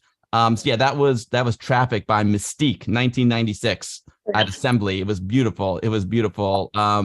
Saint Alex. Saint Alex. It was Traffic by Mystique. It was an amazing demo. One of my favorites. Amiga Cammy's here. What is up? Corbo, what's going on, Corbo? Nivrig, can't wait to play your game later. I'm super stoked. What is up, everyone? It's great to see you all. All right, so I think the folks at World of Commodore are ready for us. We didn't do any testing. We are flying by the seat of our pants here, folks. Flying by the seat of our pants. Let me see if I have something set up here. Oh, okay, this is going to be super cool. Let me go over to my desktop. Let's go to my, let's see, can I do this? If I go to my desktop cam, I'm trying to get it over here, folks. Desktop, boom, there we go. Okay, that's looking pretty sweet. I'm gonna full screen these folks. Can I do that? Can I do that? Boom. Can I do that? I guess I can't. View. I can go to view. I can go to maybe mode. I don't know. Boom. Okay, that looks good. We're getting better, folks. We're getting better there. I can close that. Boom. We'll do this. Oh wow. Oh, so I'm speaking, so it's crazy. That is crazy. All right, Zoom, yay, Zoom. I'll go back to the gallery mode. This will be safer. All right, so I think welcome everyone to the stream. It's a pleasure to have you. What's up, Laser? Make Mr. Torg, KL64. That was an awesome demo, right? You're drinking some wicked energy. Dadler TL with the resub. Thank you so much. So, folks, what I want to do is I don't want to we're live at World of Commodore, so we are. I think so. Ennio, are you there? Yep, I'm here. Can you hear me all right? Yeah, Ennio, you sound great. Thank you so much for inviting me to World of Commodore. This is really amazing. I wish I could have been there in person, but this virtual tour is going to be super cool. Anyway, thank you so much for having us. Do you want to just tell the show looks awesome? I see Jeff. Is that Jeff Brace back there? Oh, yes. Awesome. I see some friends there. Welcome everyone to my stream. It's a pleasure and an honor to be at World of Commodore. So I don't know how you want. We're just kind of freestyling it here. I'm just gonna walk around and introduce some of our guests. Sahali, if you're online. Everybody. There we go. Who's actually worked on a modem for the 64. Hey, Bill. There's Jeff. There he is. What's up, Jeff? Great to see you. Yeah, good to see you too. Hope to see you again soon. All right. This next week, okay? Hope you can make it. Otherwise, BCF East April, all right? What's next week, Greg? Jeff? It's Festivus. Festivus next weekend. Awesome. So, folks, that is Jeff Brace. He is one of the organizers of VCF East and the Vintage Computer Federation. They're an amazing group. You all know I go to VCF East every year, and it's an awesome show. They have a festival, a Festivus next week. It's a holiday party. They also have amazing swap meets. Jeff and his team do an absolutely amazing job. Jeff, thanks so much. You bring a lot of joy to my life, Jeff. I love VCF. You guys rock. It's great to see you. Thank you. Good to see you. Awesome, Jeff. Outside, that's Dan Cummings. That's Dan from Fast Fingers fame. Hi, Dan. Let's see, a special guest, David Pleasance. Thanks to Retro Rewind for having him here this year. Let's see, what else can I show you guys? one of my favorites is the Mini MiG, Oh, cool. which is being shown. I will be putting an order for mine. Let's see, the B256. Oh, that's a beauty. Wow. What, so can you explain what that is? The B256? Older computer. I think it's the one that was had the case designed by Ferrari. I think. Porsche. Sorry, Porsche. I recognize your radon bundling days. Let's see. What else can I show you guys? It was more yesterday, but still pretty damn cool today. We've got demos running Very cool. on a screen. See, even the handles waving to us. You're playing It's Commodore those- 64 demos and some Amiga demos, maybe? Or it looks like you got 64 demo. Nice. 64 demos for the most part, Oh, that's beautiful. That is so cool. isn't it? That is We so also cool. have some 64 code being written on PCs, but it works. I have JPPM by email, by mail. I think got some Amiga Retro Vision stuff. there. I like the Amiga Vision's a Yep. great one. I love Amiga Vision. Lots of Amiga stuff, lots of 64 stuff. We have people doing repairs on the spot because it wouldn't be a meetup if there wasn't some repairs. Oh, you know it. You got to recap those suckers, those Amigas, man. Those caps, they're not happy caps unless they're recapped. When all hell breaks loose, yeah, you've got to recap it, but it does happen. And of course, our banner, which we've had for years. Let's see, what else can I show you guys? That there's Justice, who had the other retro show over the summer. Say What's hi, up, Justice. Oh, great collection there. I see deep. Oh, you got deluxe video. It looks like he's got some really. Let's see what he's got there. Oh, F19, Digiview. Oh, that's one of my favorites. D Paint 2, Wing Commander. Oh, he's got some really good stuff. Oh, and Photon Paint is another great one. Distant Sun's one of my all-time favorites. That one is so much fun. That one's Gold, made a yeah. difference in my own life, I might add. Excellent. Distant Suns is an awesome one. So we've got the Pi Amiga here. Oh, which is- excellent. No, it's not Pi Amiga. Yeah, Pi Amiga. Pi Amiga, that is right. Which is what I'm running at home. That's a nice arcade cabinet there. Oh, that's a nice like tabletop arcade. I love it. A nice pet. I love the pet. That's really cool. And of course, the free table, but we asked people not to steal the sign. Everything's free except the sign. That's the sign. Gotta pay for the sign. We've got our raffle table. How I'm going to do the raffles, I haven't quite figured out yet. But we're giving away donated copies of David's book, or one of David's books. There was another one yesterday. OS. Very cool. David's What book is Commodore awesome. was it? That Commodore, the Inside Storybook is fantastic. Oh, great. And I can't wait for the second volume of Vultures to Vampires. Yes. Our yes. big sponsor this year has been very kind to us, Retro Rewind. Retro Rewind's awesome. Oh, yeah, they'll recap the equipment. And they're doing some of it here as well. So it's just wonderful. Including PLS Cocos, I might add. More toys, of course. And if you get hungry, we even have cookies. I see a Pac-Man cookie there. That's my kind of cookie. One of my favorites, cookie cutters, for sale too. So Oh, with the that is- Akari logo. So it's been a good show. We've had tons and tons and tons of traffic. It's just been fantastic. Oh, that's awesome. Transmission 64 demo last night. So we had showed top 3 last night. What else did we show? Gentleman did some interviews for his documentary. I adore my 64film.com. Oh, a new Commodore 64 documentary. What's it called? I adore my 64.com. Sorry. I adore my 64film.com. I adore my 64film.com. So that's Oh, I'm coming. gonna check that out. Yep. He's just started his GoFundMe on that, but he's already showed quite a bit of demo reel today. So yeah, I'm not quite sure what else I can show you other than some of the repairs going on, which is one of the things that I get off on. Yeah, the repairs are so cool. It's so hard to keep all these beautiful old machines alive. It's so important to keep them repaired, and the people who actually know how to do it are heroes. You know. Definitely. Why not? $20. So, Yeah. so you guys are TPUG, right? The Toronto Pet User Group. Correct. And when did you guys start? Because I know you're one of the oldest user groups around. Somewhere around 1979, if memory serves. And I've been a member since 87.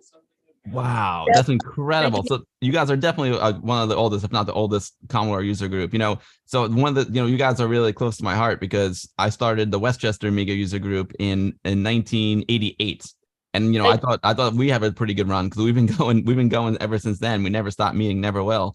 But you guys are amazing. 1979, that's absolutely incredible. And congratulations to you and all the members. That's so cool. Thank you. It's been a blast. And getting the show together this year has been a challenge, but worth it. I mean, everybody's enjoying themselves today. And especially yesterday, we just had a lineup out the door of people trying to come in. It's great. And we'll be continuing. We'll do it again next year. And we'll be having a holiday party later this month, normally on the third Thursday of every month. And we're going to continue doing hybrid physical and virtual meetings. So you'll be able to join us over Zoom as well or view over YouTube. So whatever we do can be recorded. So yeah, that's the plan for us right now. That's amazing. So the third Thursday of every month. Third Thursday every month, 7:30 p.m. Eastern time, whether it be daylight or standard. Excuse me. Third Thursday every month, 10 months a year. Summertime will probably just continue being virtual only. So July, August. But yeah, everybody and anybody is welcome to join. You do not need to be a TPUG member to join in on the meetings. Just come on out, have some virtual fun. Oh, that's so cool. Where do you guys meet? We are in southwestern Toronto at the Alderwood United Church in the basement. And again, also on cyberspace. Oh, very cool. That's yeah, I'm gonna have to come to one of your meetings. So you said you do Zoom as well. I know you said YouTube and physical. Is there a Zoom? Yes. During the pandemic, we had such a everybody liked the Zoom meetings, but shortly before the pandemic ended, everyone was like, "Oh no, we got to continue. We got to continue. We got to continue." With the Zoom meetings, we were getting people from all over the world joining in. So we are going to continue with our physical meetings as well. I have physical and virtual meetings. That's really great. We did the same thing here with Westchester Amiga User Group. We went virtual during the pandemic. Yo, Ami Dozuki, thank you so much for following. And VFX Geek, sorry, thank you so much for the resub. I really appreciate all support, guys. We're live. We're live at the World of Commodore in Toronto. It's Sunday, I know these shows and the BCF East, and on Sundays at around 2:00, a lot of people have already packed up and left, but I appreciate the tour.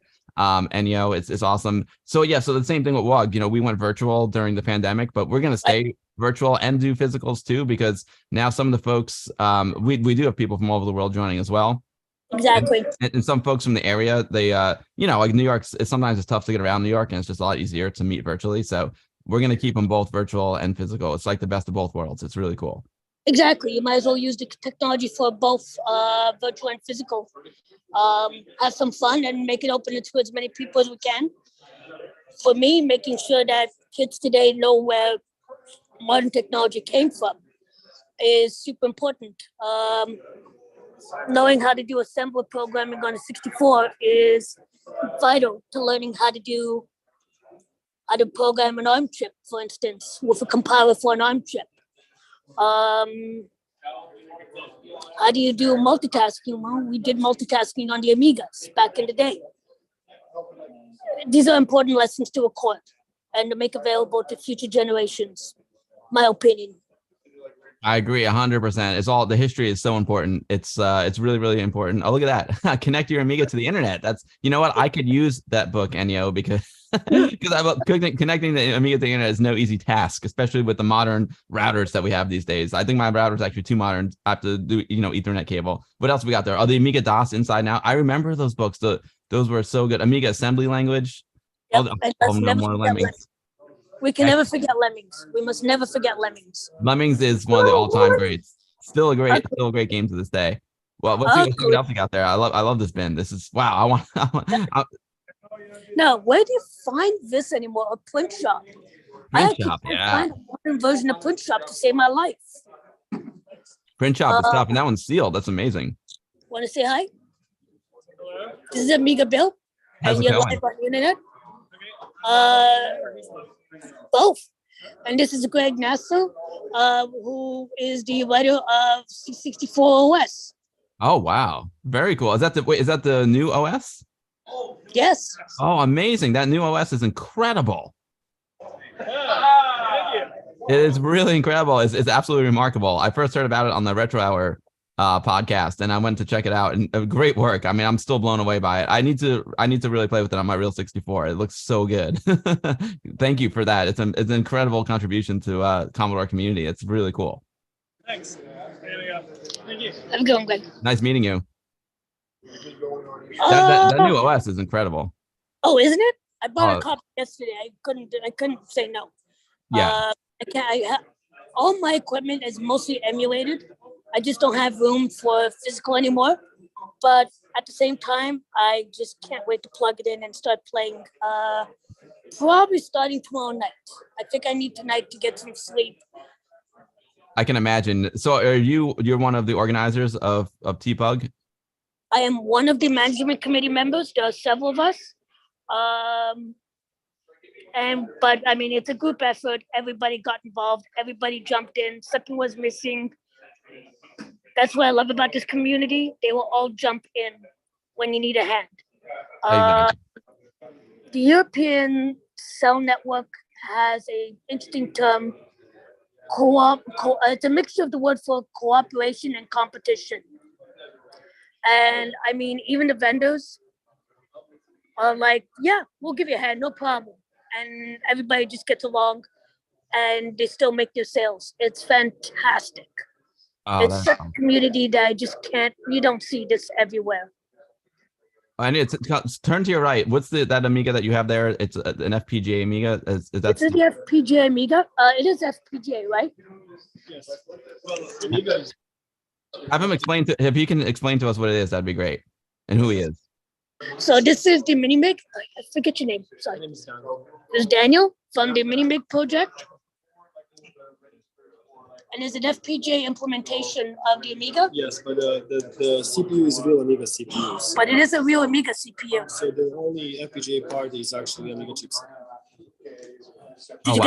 So the custom chips are FPGA and the CPU is a real Amiga CPU.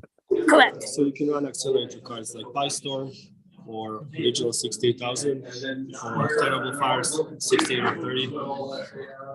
So it gives you plenty of options here as to what you can do. So you can use a PyStorm CPU, an actual 68,000 series CPU, or that's Vampire, right? Terrible Fire, Exobar. Terrible Fire, yeah. It's 030 accelerator card. That is cool. He's got the TF1230 there. That's awesome. I got a 1260. I'm lucky to have a 1260 in my 1200 here. It's so cool. The Minimig, that's so cool. I've never seen one in action. This is really neat.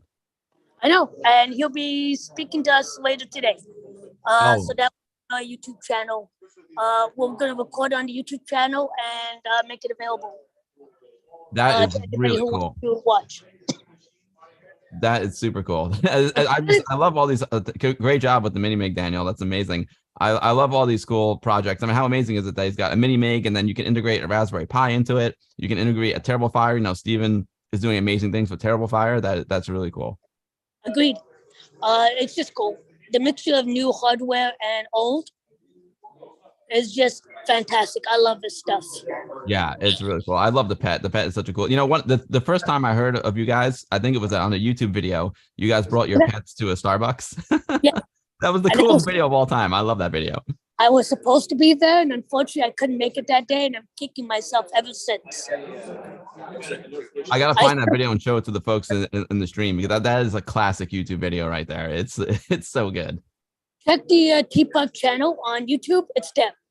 It's on the T-Pug channel on YouTube. Yes, it is. Brother Bill, thanks for that link. Brother Bill, maybe you can drop a link to the video. I want to watch that video after we get the tour of the World of Commodore. That'd be really cool. Thank you, Brother Bill. Do you want? Can we say hi to Dave Pleasance? Oh yeah, let's bring up Dave. Hang on. Oh, and Retro Rewind also has the repair tools, the cartridges plug in and check the systems. Are also here. They've been very, very kind to us, I must say. They're really great. They're huge supporters of the Amiga community. Retro Rewind in Canada. They're fantastic. Absolutely. David's busy. And let me see if I can flag Dave down.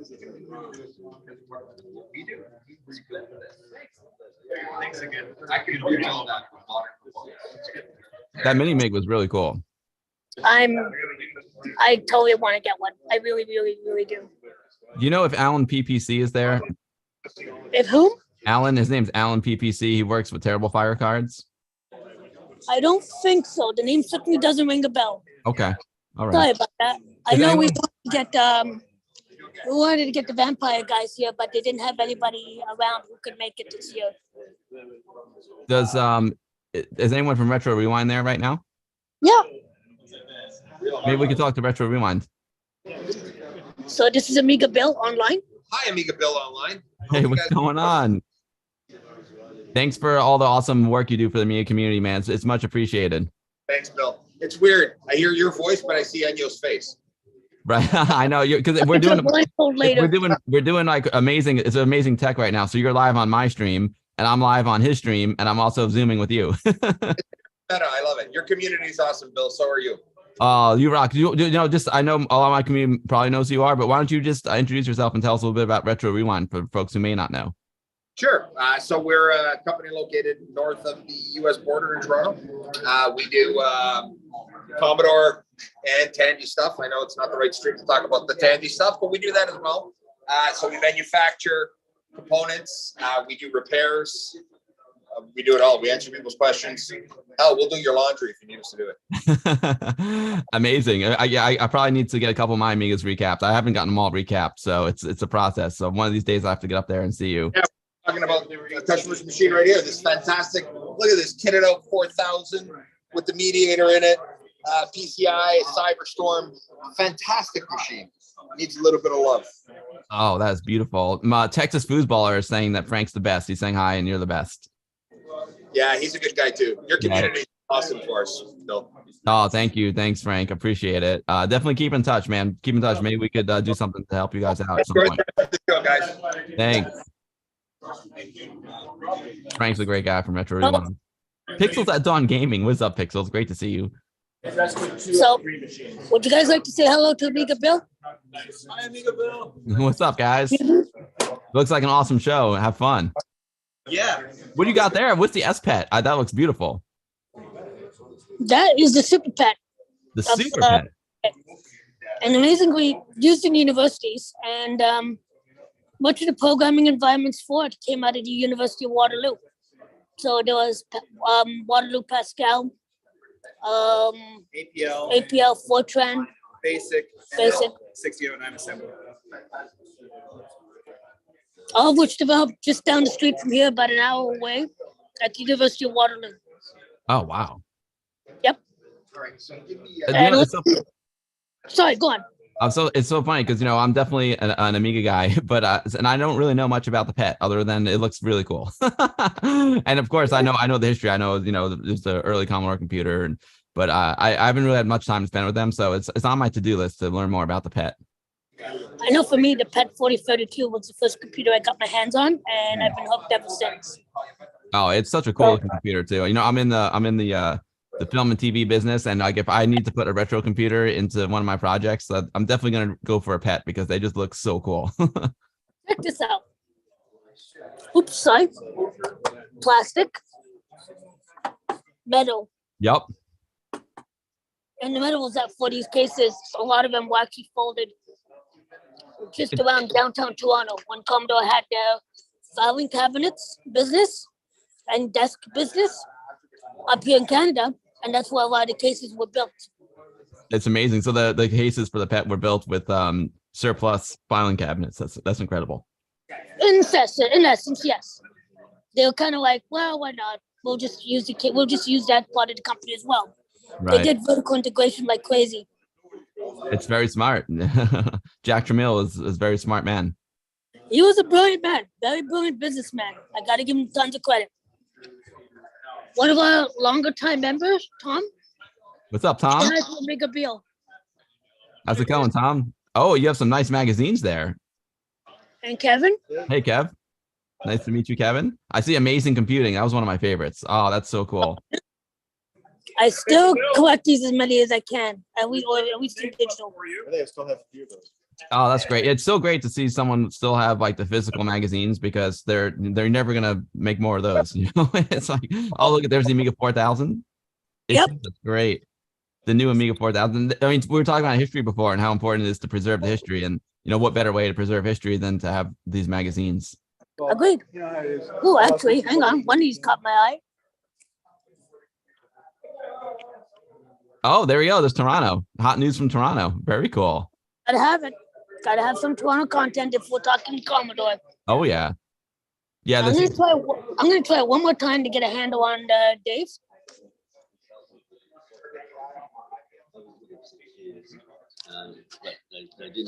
What's up, Dave? Sorry, guys. Dave, would you like to say hello to Dave to Amiga Bill? Oh, Bill, how are you, mate? Dave, I'm great. I hope you're great. Thank you so much. You know, I'm on the stream. You know, we're streaming from the meeting today, thanks to you, and I really, really appreciate the connection, David. That was super, super kind of you. I hope all is well. You know, Bill, we're always in this together. We're looking to make this a bigger and better community. So I'm really pleased that it's gone well for you. These are great people here, so it's a great contact, and you know, maybe you can come in person. I would love to, and I would have loved to have done it this year. There's a lot of crazy stuff going on. I couldn't make it in physically, but I really appreciate the connection, David. And it's great to hear you're having a great time. And I can't believe they've been a user group since 1979. That's remarkable. We were amongst the first, without doubt.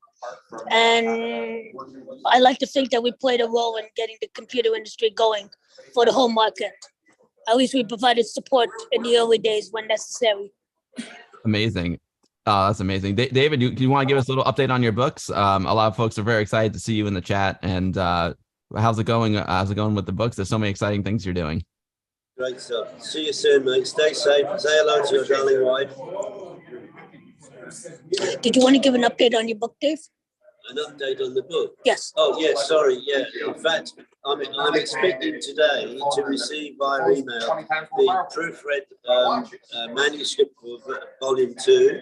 That's been proofread by Tabor Brewery, and he's also done the forward for it. So I'm expecting to get that today. It'll need to be slightly re-edited just to fit in everything, and then it will go off to the printers. But my best guesstimate for volume 2 in volume will probably be probably beginning of February, early March is when I should get the book. The volume 3 is actually only about 4 or 5 weeks behind it. I got boxes and boxes. Oh wow, excellent. So volume, what's going to be covered in volume 2 and what's going to be covered in volume 3? I didn't hear what what's going to be covered in volume 2 and what will be covered in volume 3? You're asking me for the years. I think it goes from 2000, volume 2 goes from 2005 to 2009, I think. And then volume 3 is up to today. Wow. That's today. Thank you for preserving the history, David, and telling these incredible and important stories. It's really fantastic. Volume 1 is amazing, and I love Volume 1. We're talking about vultures, from vultures to vampires, Volume 1, and then of course Commodore: The Inside Story is a really incredible piece of history there. Your books are fantastic. Thank you so much. Appreciate your support. But you know what it's like, buddies. We stick together. Together we progress, don't we? Yeah, everyone in the chat, David, is saying how much they respect you and how great it is that you're still involved with the Amiga and Commodore community, and they're thanking you for everything you do for the community, and traveling all the way to Toronto for a show. That's really remarkable. I saw you in Germany, so you're really putting in a lot of work for the community, and it's very much appreciated. Well, what I can say is this, is that even though I wasn't going to, I'm now going to do a Kickstarter for the Amiga Global Alliance project, because I've got so much interest. And the good thing about the Kickstarters is that they have got very good administration facilities, and I'm going to need that. So I am going to do a Kickstarter. I am signing up as we speak. I'm still signing up lots of people directly now, but I will be running a Kickstarter. I decided not to do it in December because I didn't want to interfere with the retro podcast book Kickstarter, which has been running currently. So I'll be running Kickstarter probably in the beginning of January. Please ask all your watchers to support AGA. It's a community project for everybody's benefit, and I'll be grateful if everybody joins and we make this community even bigger than it already is. Oh, absolutely, David. And when you launch the Kickstarter, I think it's good timing. When you launch it, let me know if you want to come on the stream and talk about it. It'd be great. Absolutely will do, mate. Thanks a lot for everything. Cheers, David. Love you, guys. Love you too, man. Take care, David. Have a great time. Will do. Cheers, now. Cheers. So one thing I want to show you guys before I sign off, because these are almost as rare as you can find. The SX64. That is a beautiful machine right there. And when I think of the SX64, I think of that classic advertisement with the gentleman by the pool. How amazing is that? A portable Commodore it's got a built-in CRT, a built-in floppy drive, built-in keyboard. What's up, My82? Great to see you. Everyone in the chat, it's great to see you all. It's a retro rewind machine. Beautiful. Yep. It's their machine and their protector, and I can't thank them enough for them stepping up and helping us this year, getting all this set up. It's just wonderful. That is great. Frank is a legend. He does so much for Amiga and Commodore community. That's fantastic. Yeah, my friend Ash said hi, who's in chat. She's got one, and I think it might need a little repair. So we know where to bring it. Definitely, without doubt. I think that's all I got to show you guys today. Everybody's packing up right now, so I think I'm gonna call it quits unless you guys have anything specific you want to see. I think that covers it, Ennio. That was a really great tour. I really appreciate it. And it was so nice to have you walk around the room and check it out. And I know I know how it goes on Sundays. Sunday, everyone's packing up. Everyone's got to get back to work for Monday. But it still looks like the show's still going strong. And it was great to see Frank and the other folks, with the other Amiga folks and Commodore folks. It was really, I can tell it's a really great vibe there. And I really appreciate you. I'm sorry I couldn't be there in person. No problem. I feel really bad, but I will get there one day. And, anyone who we're going to show that video with the guys bringing the pets to Starbucks, and anyone so World of Commodore is sponsored by TPUG, the Toronto Pet User Group. They've been going since 1975. It's absolutely amazing. They're legends. And if you want to join their meetings, everyone's welcome. It's the third Thursday of every month, which is super cool. Yep, it's organized by TPUG, and we were sponsored by our patrons who have come and set up vendor tables, and especially Retro Rewind and My Computer Project as well. And all that information is available on our website.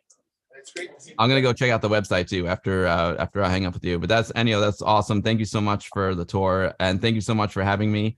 It's really glad to have you. Yeah, it's really a pleasure. I really appreciate it. Not just me, having me and this awesome community that's watching right now. You guys have a good day, then. Cheers, Ennio. Thank you so much. Ciao, gang. Okay, have a great rest of the show. Thank you. Bye-bye. So Right, Jamie, awesome. then when should be up to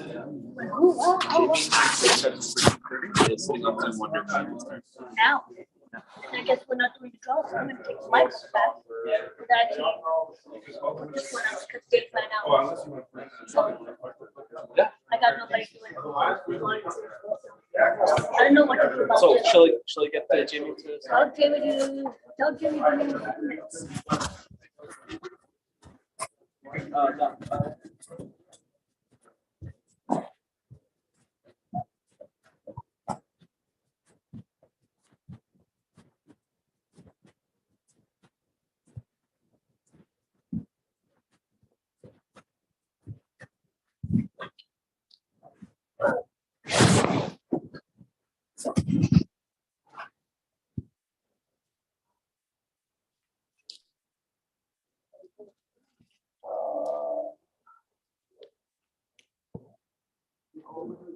Yeah, I think, why don't you do what am I missing? He said he got out of the Zoom. Shit. Okay, ask him to join back. Yep. What time is Jamie to present? 2:30. 2:30? Yeah, okay. Oh, the meatloaf. Yes, I moved him. I had to move him out because somehow he came into Zoom, and I don't know how that happened.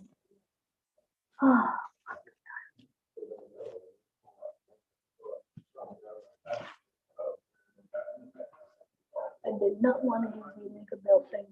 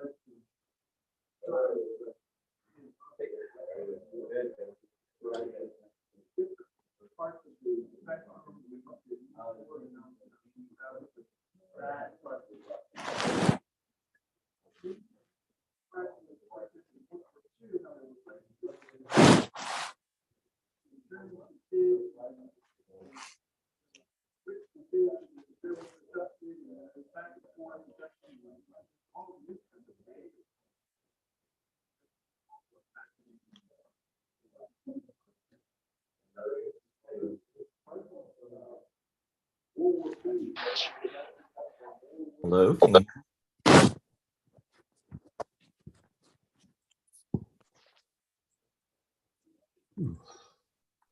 Hi, Jamie. Just a second. I'm going to bring you, I'm gonna make you co-host in just a moment. Okay, all right, no worries. I'll get Brian to announce. Yes, please. Okay,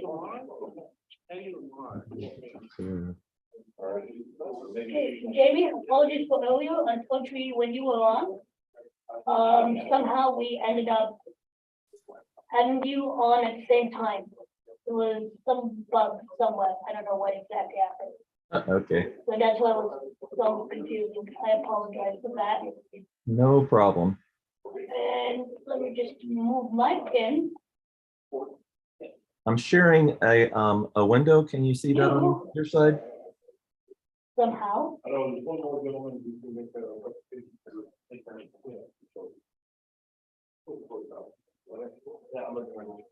Now we're just making the, we're just making, the announcement now.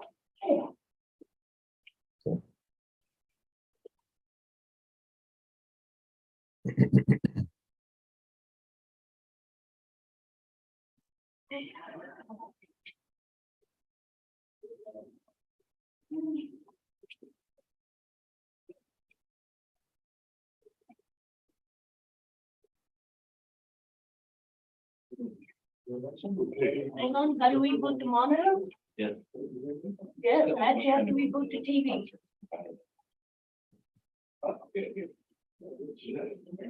People left them, they were wanting to have a picture. So, Do we have HDMI on the screen? We do.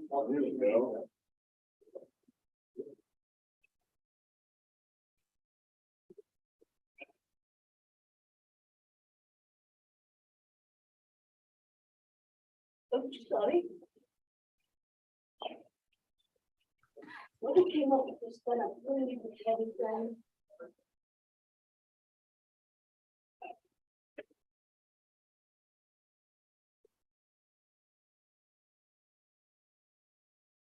Listen, I'm surprised that those connections were not installed on any TV set. That was silly. Whoever came up with this idea. Yeah, thank you. Not going to. Let me just spin this, I can figure out how to spin it. Put my body on a huge angle.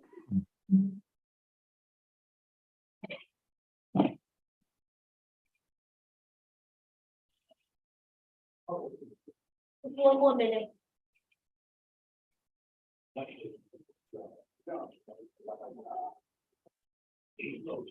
Actually, wasn't this one of the gentlemen that I printed up the card for?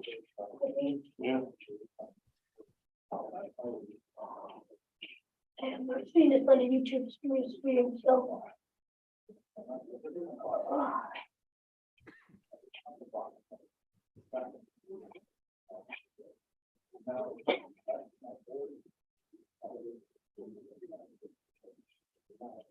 Okay, so you're good to go, Jamie.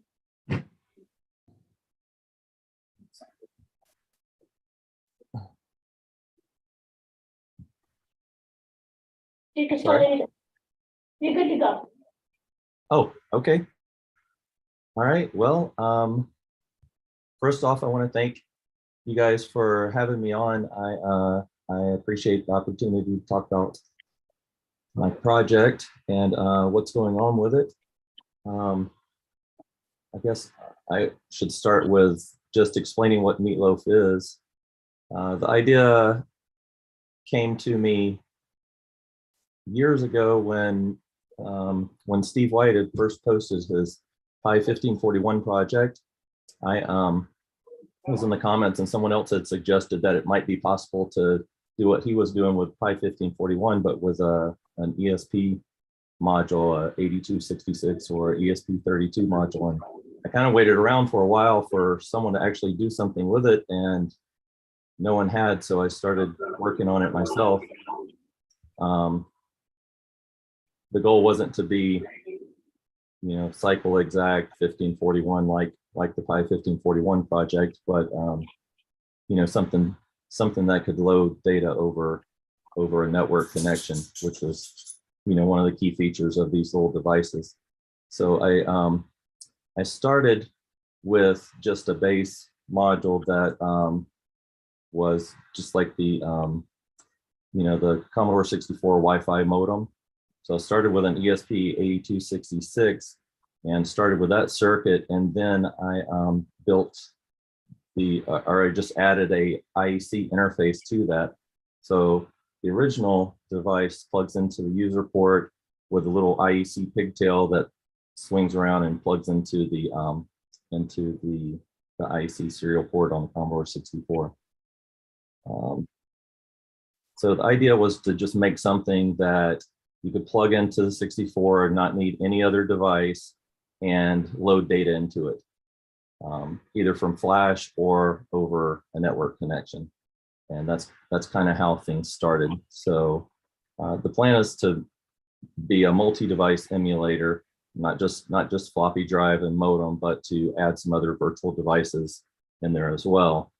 And it's basically just a way to convert any kind of file URL into an IEC data stream that can load directly into the 64. Let's see, I'm going to go to the next slide here.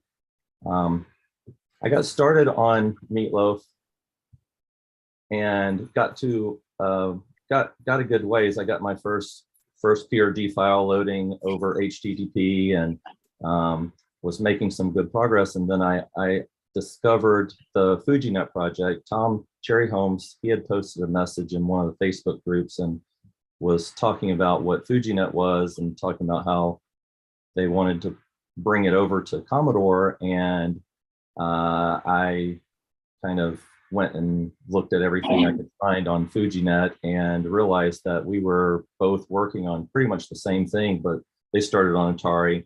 I was on Commodore, of course, and it just made sense for us to kind of work together. So I've joined the FujiNet team and responsible for the Commodore stuff. And I've been still working on all of the Meatloaf code, and then the plan is to move that code into the main FujiNet firmware, where the pieces that make sense. I still have some ideas for Meatloaf that are kind of Commodore specific or beyond the scope of what we're planning to do with FujiNet. And also FujiNet is planning to target multiple platforms, which is not something that I was intending to do the Meatloaf project. So let's see. The differences. So how is Meatloaf different than SD to IEC and Pi 1541? That's a question that I get a lot. For one thing, Meatloaf can simulate a stack of 1541 drives, not just one drive at a time. So it can respond to any request over IEC to any device ID from 4 to 30. Those are the available device IDs. And we plan to use some of the virtual printer code from FujiNet to emulate some virtual printers for the 64 as well. And so that's something that's kind of different than what's going on with SD-IEC and Pi 1541. And again, we're not planning to make this a cycle exact 1541 emulator like Pi 1541 is. I do have some ideas for extending some of the features to so that it's more compatible than an SD to IEC. I have some ideas for emulating memory and some things like that the resources just aren't available on SD to IEC to be able to do that. So yeah, that's kind of the main differences between those projects and what we're working on here. So all right, so loading data with the Meatloaf device, of course you can do it has flash memory built into it, so you can store some PRG files or some disk images in that flash memory and load those directly from there. Planned on using that mainly for maybe some system type stuff or an auto boot disk or just utilities, things like that you need more often than other types of programs. You can also load data on an SD card just like you would with an SD to IEC, have all your different folders and have everything organized and load disk images up from there.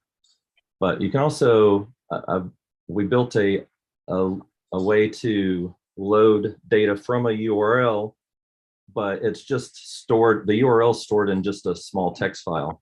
So it's a text file that just has the URL in it with a .url extension. So when you try to load one of those, the Meatloaf device actually just reads the file, grabs the URL, and goes out over the internet to read that. I can show that to you. Let's see, I'm gonna switch over here. And I'm gonna do a directory listing. Just on 8, and we'll get a directory listing here. And we got a few of those files here.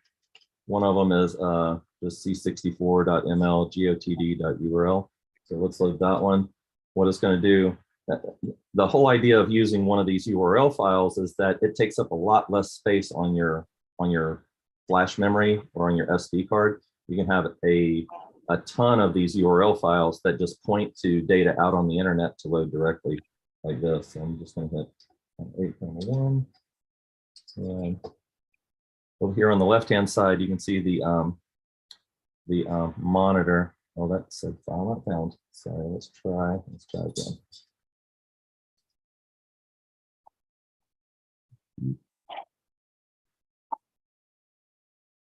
All right, I'm gonna reset this thing. Okay, let's try one more time.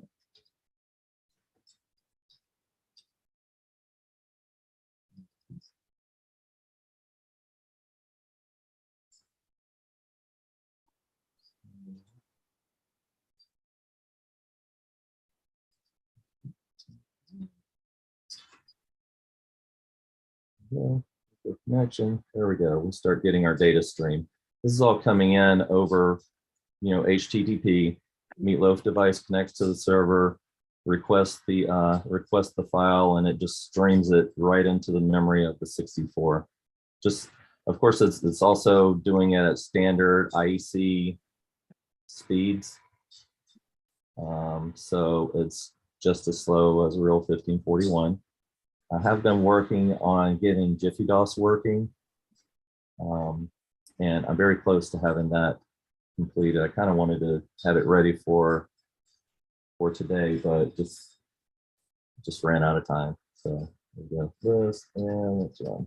So that loaded the data or loaded a URL from that .url file and then went out over the internet to grab the program here. So I'm going to reset. That's one way to load data, or I guess I would say our we've got flash SD and then URL file for loading data. You can also do like a direct URL load. Let me show you that real quick. So you do load, and you can just put your full URL in here. http:// c64 cc/gotd. That's game of the day. So you could have a PRG file out on the internet wherever you want it and load it directly with a URL just like this, right? Getting very close also to having D64 support working over a URL, as well as all of the other media file formats. I have to make some code changes, but I think we've got everything in place so that it'll work. It will work correctly whenever that is done. So right now it kind of loads and then it fails with an error, but we know what that is and we've pretty much fixed it. So anyway, let's load this. Hit enter. Again, it connects to the server directly with the URL that we gave it and loads it directly into memory. And this is real time, and this is a real 64. The Meatloaf device is right here on the back. This is the very first prototype PCB design. And as you can see, it does have an LED strip in it, which will also be programmable by the user. That was something that we added that thought would be fun. There we go. And again, run. And boom. Yeah, it's the same program. Let's see. Let's go back to the slides. The next way for loading data into the system is with what I call a Meatloaf shortcode.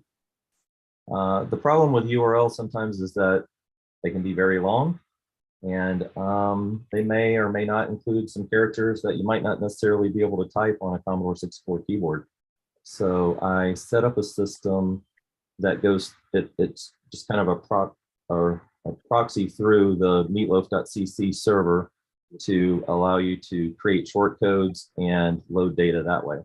So let me show you how that works. So all of the shortcodes start with ML. So if you do load ML, and let's say, let's type that.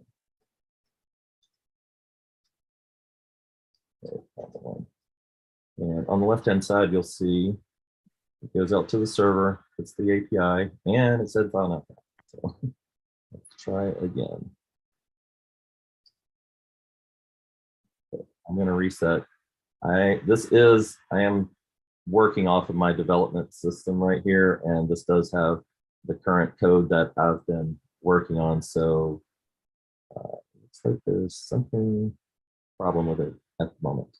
I'll reset and we'll try again. So something's not getting cleared after a load, and I'll fix that. Again, too, this project is open source, open hardware, everything's available on GitHub. I'm very interested in getting other people involved and helping build things out, or we've got a lot of ideas for it, and right now it's just a few of us working on it. So there we go. We loaded that with a shortcode. Run. Go. Okay. Reset again. Another thing that you can do with the short codes is I set up a script so that you could load a random program as well. So load ML star. This just selects a random PRG from a folder on the server. See if it's going to work this time. There you go. Second load without reset. And I have no idea what it's loading right now. It just, there's a folder on the server and it just picks a random PRG from there. So run.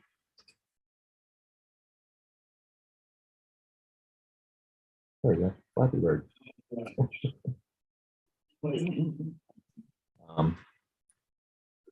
So you can set up all kinds of different short codes. I've got to build out that interface on the website, and I think it'll be a fun way for people to share stuff out on the net. And I want to set up profiles so people can have all their short codes under their profile, maybe get a list, and it'd just be an easy way to get stuff to other people, share stuff with other people.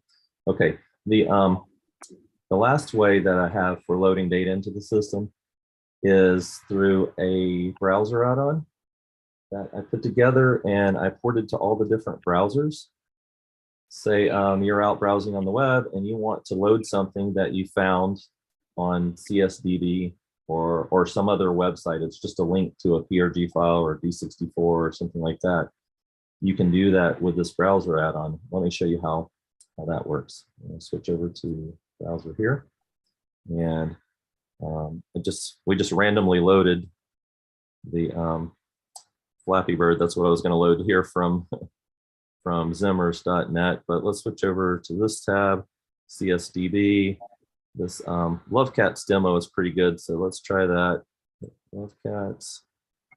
And the way it works is you're browsing around on your PC, you find a link to a PRG file, D64, whatever that you want to load. You just right click on it, and with the add-on in your browser, you select send to Meatloaf. You hit that, and it queues that URL up at meatloaf.cc, and then gives you a command where you go back to your 64. I'm just going to type in that command.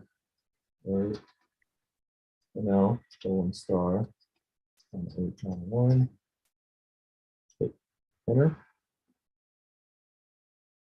And it's loading that straight from CSDB. So again, that saves you from having to type out a big long URL or having to encode it in a way because there's some special characters or something. It's just real easy. You just right click on the URL to the file, enter simple command on your 64, Meatloaf device goes out, hits the API, grabs the URL, and then goes and downloads it directly into your system.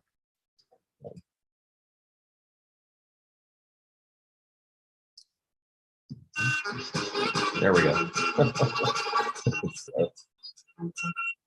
Reset. Nice and neat. Let's switch back to the slides. So those are a bunch of the different ways that you can load data into your 64 with just this one device. You don't need anything else. You don't need a 1541 or a cartridge or anything else. You plug it in and it's ready to go. So let's see what's next. Oh, the URLs. The URLs, the target of the URL can be multiple things. I mean, the way the Meatloaf library, the M file library works is it can decode the URL, and it can go through, you can go through multiple layers of protocol and file formats. It just does it all magically. My friend in Poland, Przemek, he did most of this code, and it's just pretty amazing. So you can have a URL, a file, say a URL to a web server pointing to a file path to a zip archive with a D64 inside of it and load a file directly out of that. And the Meatloaf device just decodes all of that and returns a data stream to the 64 to load. So the whole idea is to be able to get to anything in any file format anywhere out on the web or out on the internet, regardless of the protocol. I mean, right now we're doing HTTP, but that could be FTP, it could be SSH or a Samba file system on your network somewhere, and it just all magically works. That's the whole idea, is to make it real easy to get at any kind of data that's out there. Meatloaf will also translate Pesky to and from UTF-8 on the fly. There are some filters that you can apply when loading data, and you know, of course we could do other translations as well. But so you could read a text file and it would do the UTF-8 translation on the fly for you, which is kind of cool. So, let's see here next. The Meatloaf hardware, originally it was an ESP8266. This was the first device that I built. Again, I started with a Wi-Fi modem, and I added on the IEC interface. Later discovered that the level shifter was not needed, so got rid of that. And later also moved to an ESP32. This is the Lowland D32 Pro module. It's what I use for, or what I've been using a while for doing development. And it's a great module. It uses the ESP Rover chip, which has 16 megs of flash storage and 8 megs of PSRAM. So we're not utilizing all of the resources of this chip yet, but it has plenty of room to grow. And this module is about 10 bucks, and it has a lot of nice features. Of course, you get the pin header so you can tie in, you know, plug in your IEC cable, and it has a little SD card slot right on the module too. So the new hardware though, which we've been calling Fujiloaf, Moswald did this PCB design and it came out really awesome. That's what I'm using right now to do the demo. And we have a few minor modifications to make to this, but so far it's working really great, and hopefully we can get some people to maybe start making these in the near future so that everyone can buy one. So upcoming features, I mentioned that I've been working on Jiffy DOS support. I'm very close to having that done. And once that is completed, other fast loaders will come pretty quickly. They all use very similar techniques for doing the fast loading. I've been working on the parallel loading with Speed DOS and Dolphin DOS, and that's very close to being finished as well. Also, WIC64 applications. I don't know if you guys are familiar with the WIC64 device. It's really cool little device. I don't have it handy here. I'll show it to you, but it plugs into the user port, and they've built a nice little portal for chatting and loading programs over the user port really fast. And I've been in contact with the developers of that project, and I want to add WIC64 application support to Meatloaf. And I'm also going to take all of the D64 and the media file format support that I've built for Meatloaf and contribute that back to their project, because it doesn't allow you to load files out of D64 images, but I'm going to add that back to their or contribute that to their project so that they can benefit from the Meatloaf code as well.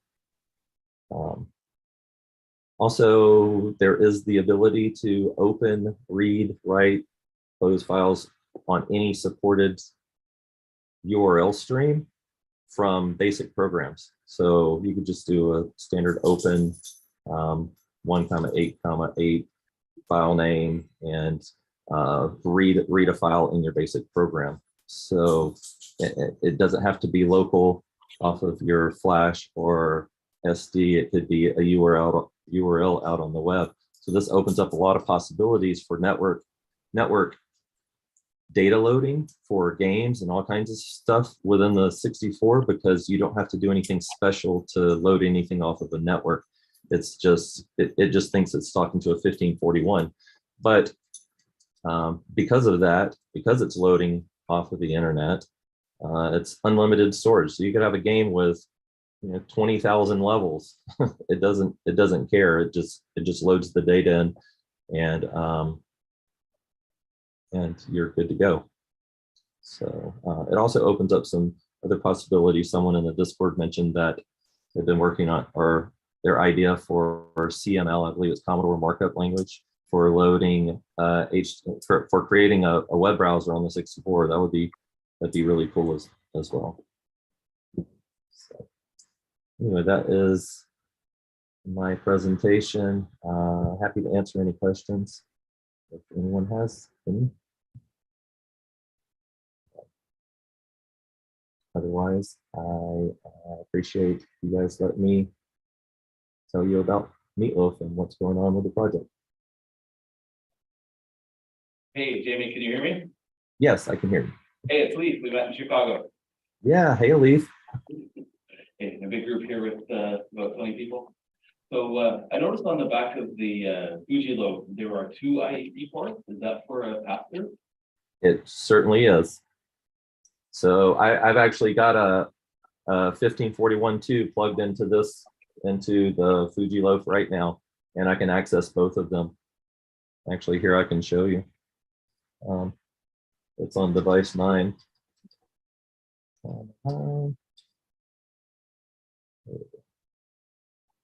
And it works just fine. We've got a buffer set up so that it doesn't drop the line level too low. So you can daisy chain real devices to it just like you would regular 1541.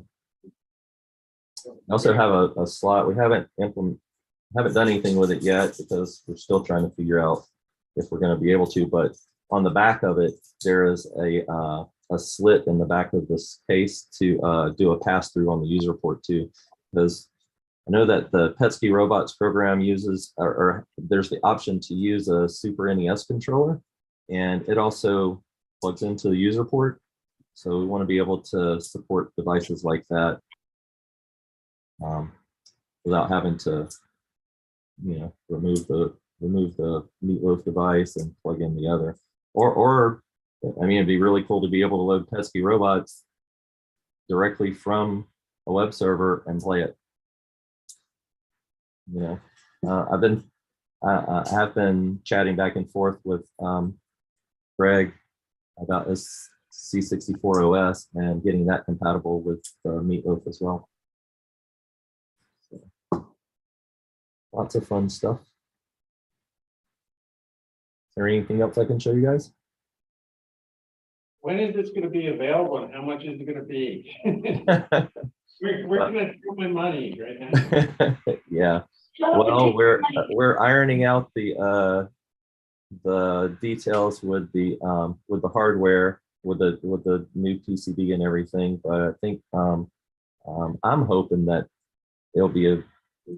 I'm hoping that we can get some people lined up to start building them for next year. I mean, first part of next year, maybe. But we have no specific plans right now. But I want it as soon as possible, of course. I hope to have more people join in on the Discord, on both Meatloaf and the FujiNet Discords, and jump in and help with the projects. That's why we do these presentations, is just to get people excited. There's a lot of stuff that still needs to be finished with the firmware, and we need more people to help do that. It's a lot of work.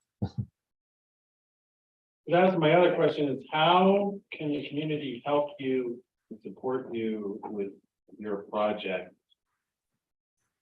Well, the biggest thing is any coders out there that have an interest in this, join in, and that's the biggest thing, I think.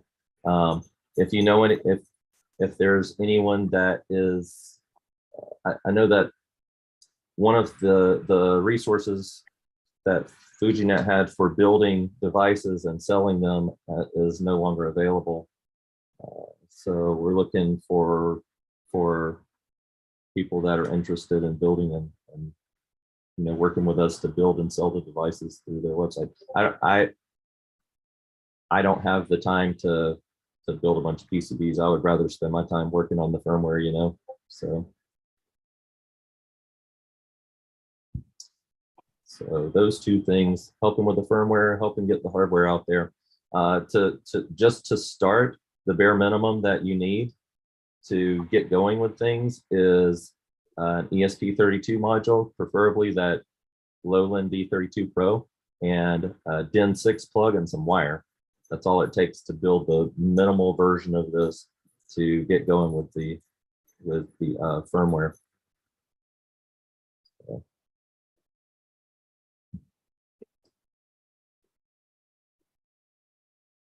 Anything else?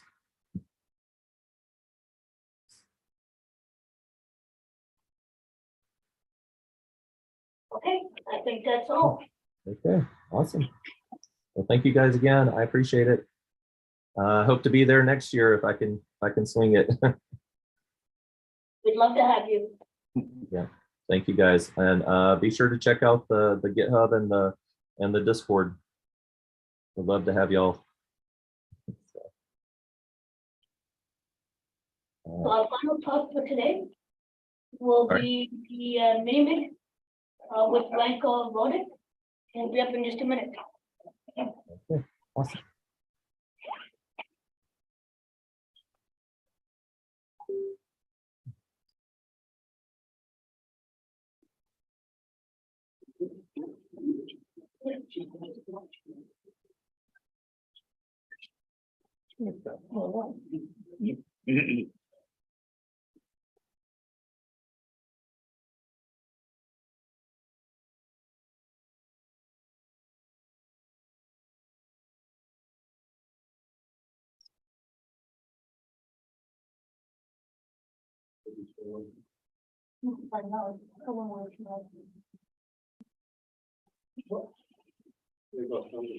Never think about that before.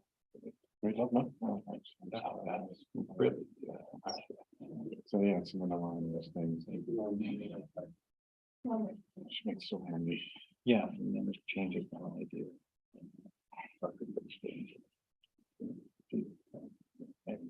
It's really hard. Yeah. There's so much something to say about.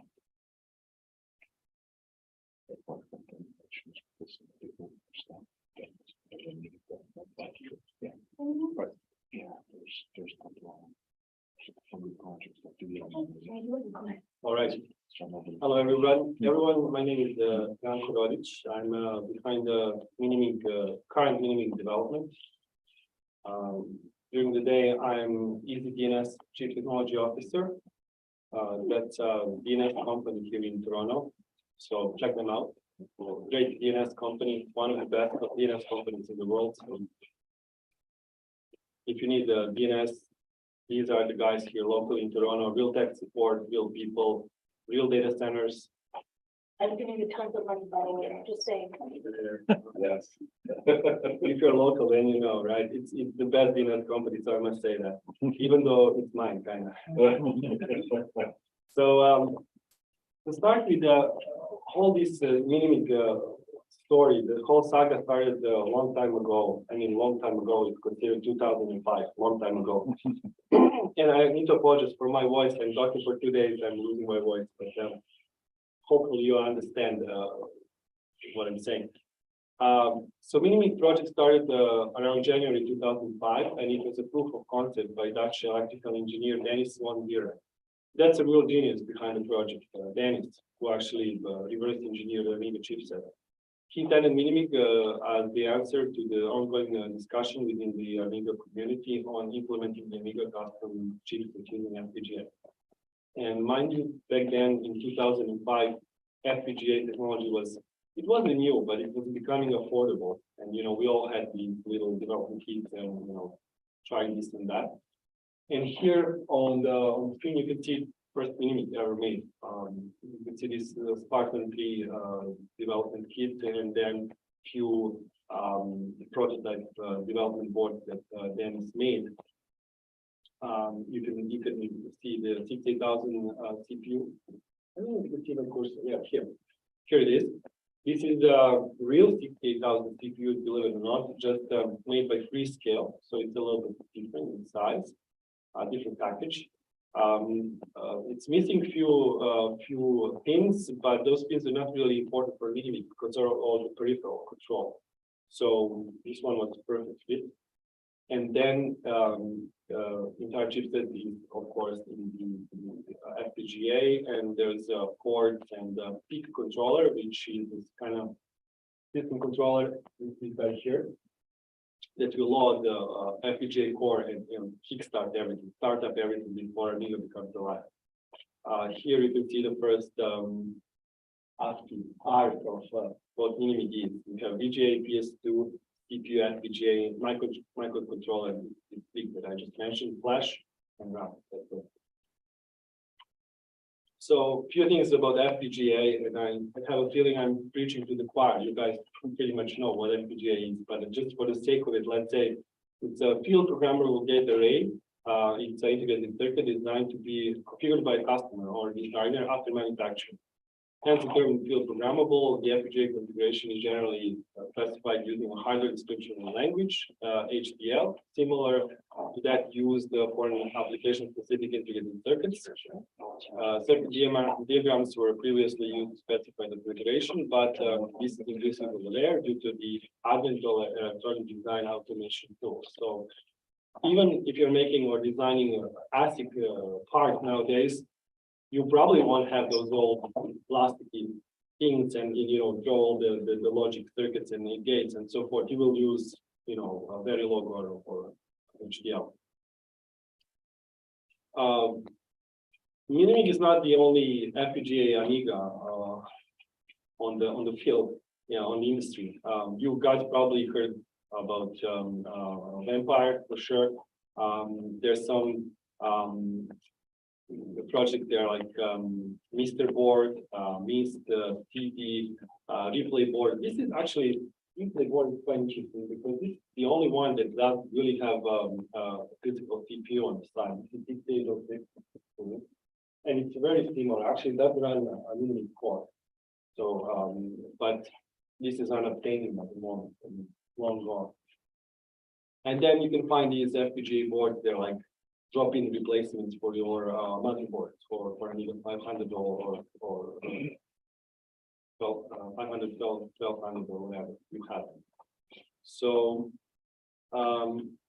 this is make Minimix in the cave. That's my goal, and this is my cave. I have a little lab with a lot of equipment. You can see here my little old pick-and-place machine, which is replaced like the one. You'll see that shortly. I have logic analyzers. I have oscilloscopes, soldering iron. I have very high-end VXR systems for soldering, which is pretty good from Commodore. And this is the common thing. Everyone who's doing electronics does something similar, Hopefully. So this is my big machine. I have Neoden now, recently shipped from China. This is the big shooter that does about, I think, 18,000 components per hour. It's quite impressive. I also have these, let's see here, my sample printer. So I put the sample and this big thing just does put the solid paste on the board. It's very precise, and thanks to this, I can do the tiniest components. I can assemble iPhone.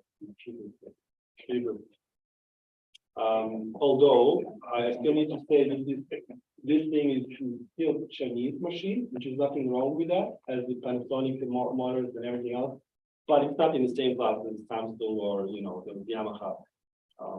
But it's still good. That's what. So the beginnings, this was the mini designed by Dennis, the first one, and you can see it had the FPGA, of course, 2 megabytes RAM, 60,000 CPU, everything you need for me. I mean, you know, that PS2 port, joystick port, VGA, serial, everything there, right? The entire mini architecture is there. But the problem was lack of RAM. 2 megabytes. It's kind of like easy if you want to run WHD load, for example. This little chip, the 8-bit controller, is kind of slow. And it's 2-layer board. And I'm going to talk a little bit about the PCB design shortly. You know, I kind of learned what is the good design and how you make, you know, advanced boards. So I'm going to talk about that later. But this one does the job. It's great. It's stable, works well, but it's noisy. If you take near field probe and go over this thing, it's just broken thread. I mean, EMI is just, you know, it's 2-layer board, full of stuff. So what do you expect? So first I discovered the mods. You can add more RAM. This is how they say piggybacking or whatever is the official term. And then there's these, signals here for when the FPGA, where you can actually do the chip select, RAM select. So you can add 2 more megabytes, and then your unit can become more useful. You can run WHD load. Then you can do this little hack, and you can bring the frequency of the SPI from 8 megahertz to 16 or even 24. So you can speed up the disk IO of your mini. And then there is this board that actually contains the little ARM microcontroller. And this is the drop-in replacement for the 8-bit PIC. So you improve your IO even further. And actually, if you're running a mini with the hard drive, this is a must, in my opinion. It is kind of unstable with running the hard drive images.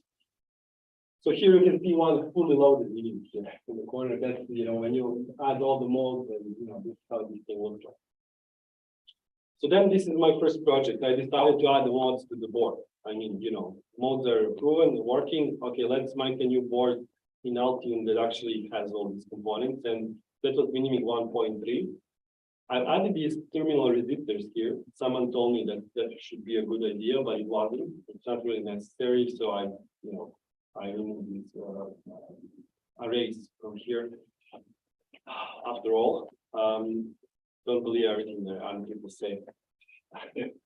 But it was still 2-layer board, noisy but stable, and you know that was kind of moving forward.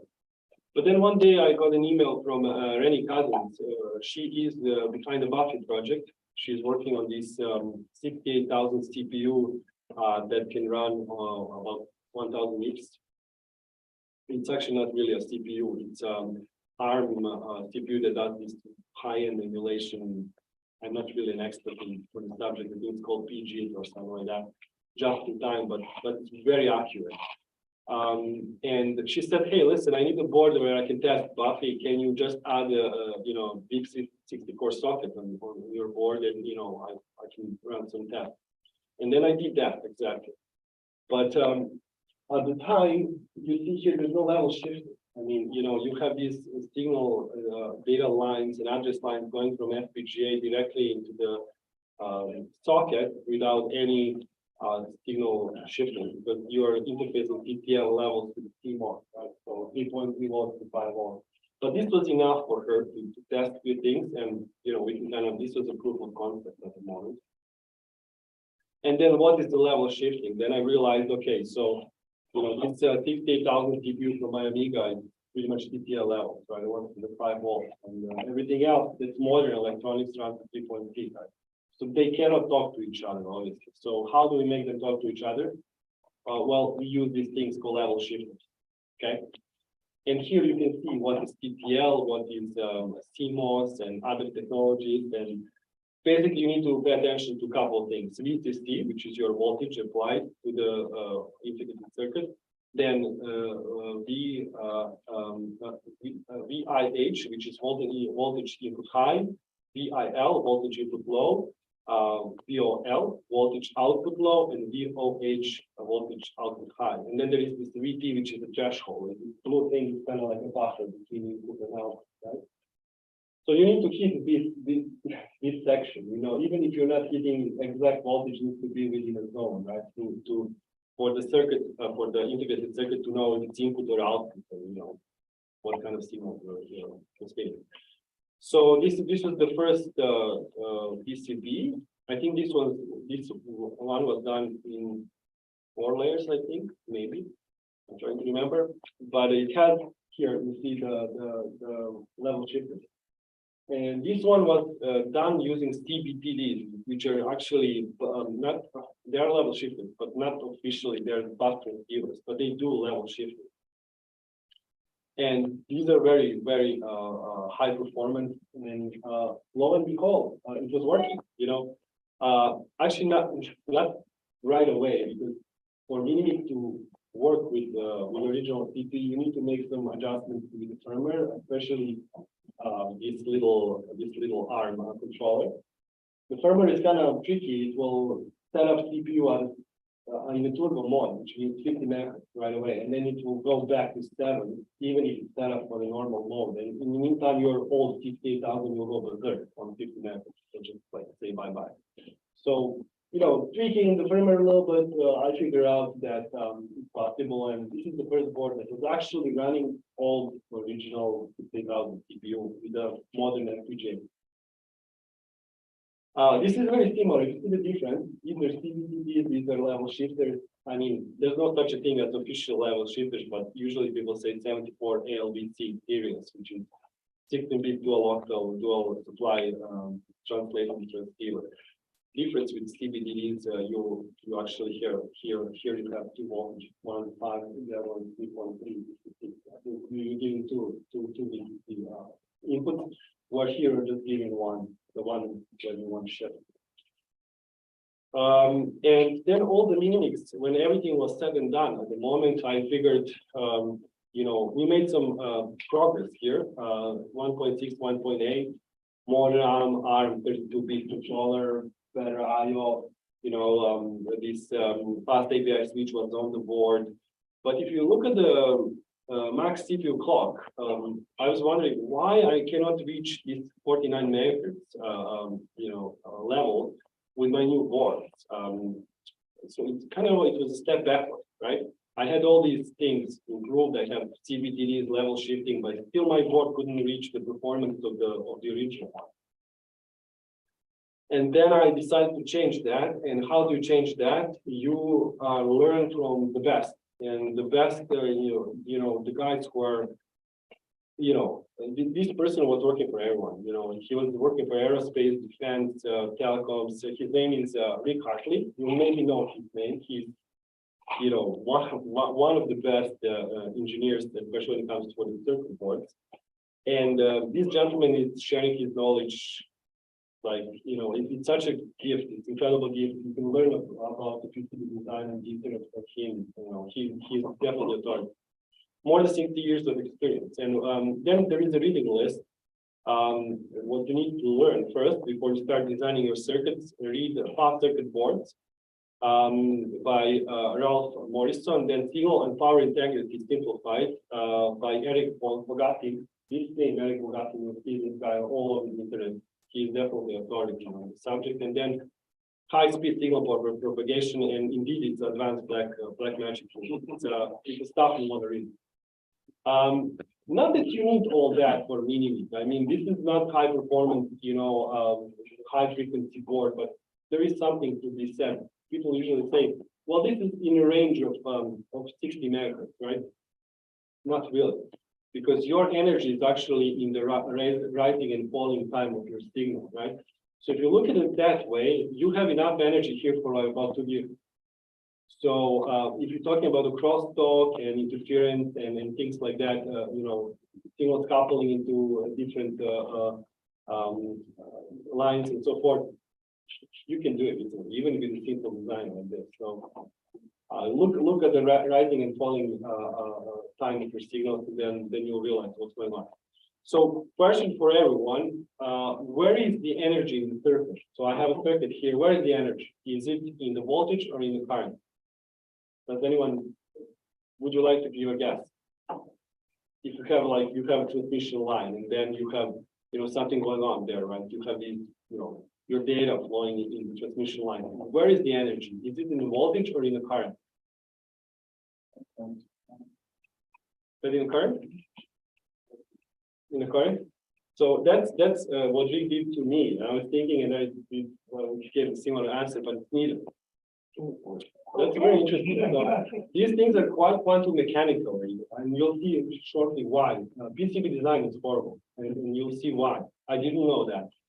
So the second question, okay, let's make it easy for you. Where are the fields located in the circuit board? Are they in the traces? So traces are these lines, or are they in the planes?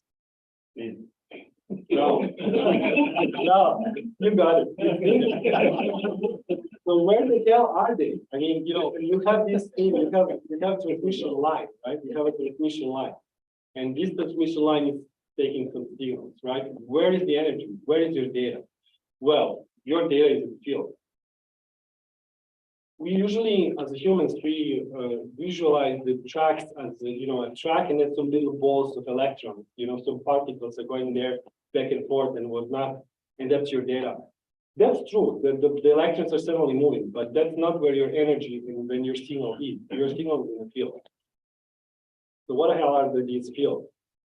So this picture in particular is like you're looking at the board like this, right? So you cut the board and this is your trace, looking at the profile, you cut the board and look at the profile.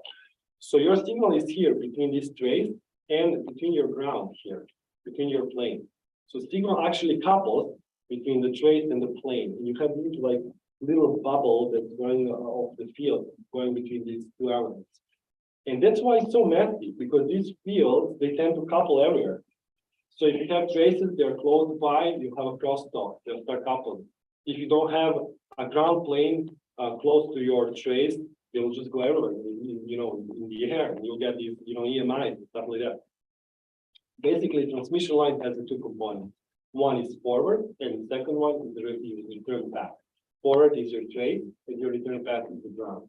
Once you realize that, then you can start designing PCBs. Many PCBs you find everywhere, especially these copper PCBs, are horrible design. And that's why sometimes they work, sometimes they don't. They're emitting a lot of EMI and so forth. This is another thing that you can do. You can vary your trace within inside of the layers. And then it's even better if you have a ground and then you have a signal layer and then you have a ground, then you can have these, this is really high-end design, quite expensive, but it does what it's supposed to be. It's containing the fields. It's all about the space at the end of the day. It's not all about the base, it's all about the space. So now we can design a PCB that's really worth something, right? That really works. Not that previous didn't work, but it just wasn't what's supposed to be. First, this is expensive. You can design this in 2 layers, but you'll do it in 6. It's expensive, but it's proper. So you do the signal power ground, signal power ground, signal power ground. I call this myself super coupling board because everything's super coupled and contained within the board, and there's no crosstalk, very minimal crosstalk, and so forth. You need to pay attention to impedance matching for input and output. It is all about the space, good track separation. Remember, if your tracks are too close, those fields will start coupling and you have crosstalk. No vias. Vias are these little tunnels. They're actually connecting the layers. So every time you have a via and you're crossing from one layer to the other layer, you have a change of impedance. And then your signal gets degraded. You have reflections and all sorts of stuff. Of course, you cannot avoid vias, but as much as possible, right?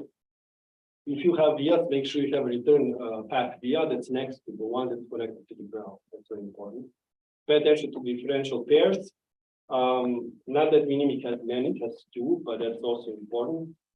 Change FPGA pinout to accommodate DIP64 because we're not in 68 stack counters anymore, which means this CPU has a different pinout, so make sure that the layout of the board actually accommodates that and doesn't, that the design is clean and you'll see in the next slide.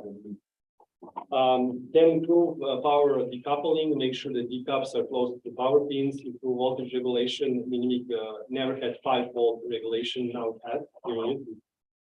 Before the power was going here directly and going to the CPU, bad idea. Goes here, gets regulated to the 4th or 5th decimal, and then goes down to the LDOs and for other voltage levels. So that's important as well. Make sure vias have return path via, which is next to the via that carries the signal. So you have again return path for your transmission line. Remove all ground copper pores from the signal layers. Copper pores, phenomenally bad idea if you have a good board. If you have a 4-layer board or 6-layer board, don't put copper pores on the ground on your data layers, because you'll have the coupling again. So your signal will couple on the copper pores and you'll have crosstalk. In fact, you shouldn't do that. You should do signal ground, as I mentioned. And then do not interrupt the ground layers, because when you do that, bad things will happen. And do not route signals on the ground plane layer if you can, if that's possible. I wrote that rule here 2 times. You have 2 signal transmission lines here on the ground plane, but it's fine. It's the risk I don't want to take. So, meaning 1.9. Board can perform in the gigahertz range. Amazing EMI reduction. In fact, when I was doing near probe measuring, I thought my probe was broken. But showing the next one, it was just like ambient noise. Excellent power regulation, including plus 5 volt, 60,000 tech performance above 50 megahertz, actually goes to 50. So absolute champion in terms of how much it can run free-scale CPUs.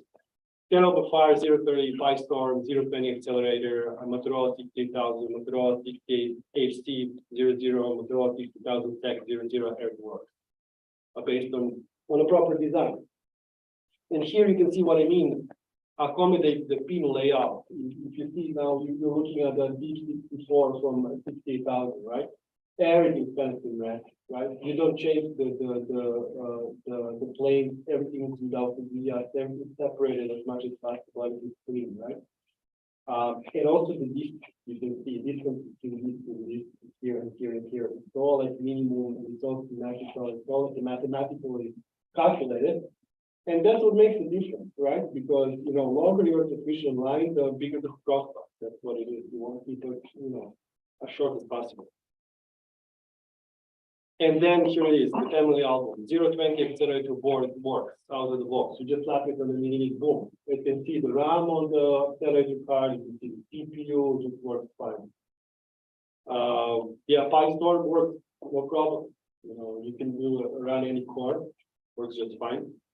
MO68 works fine. This is, terrible fire card, everyone has one at home. 68 or 30 at 50 megahertz works just fine. Family album 58,000, any kind of 58,000 CPU I can imagine I was trying to test and it works just fine. Mind you, this board is the prototype 1.9 that's replaced. It's quite a little different than this one, but correct.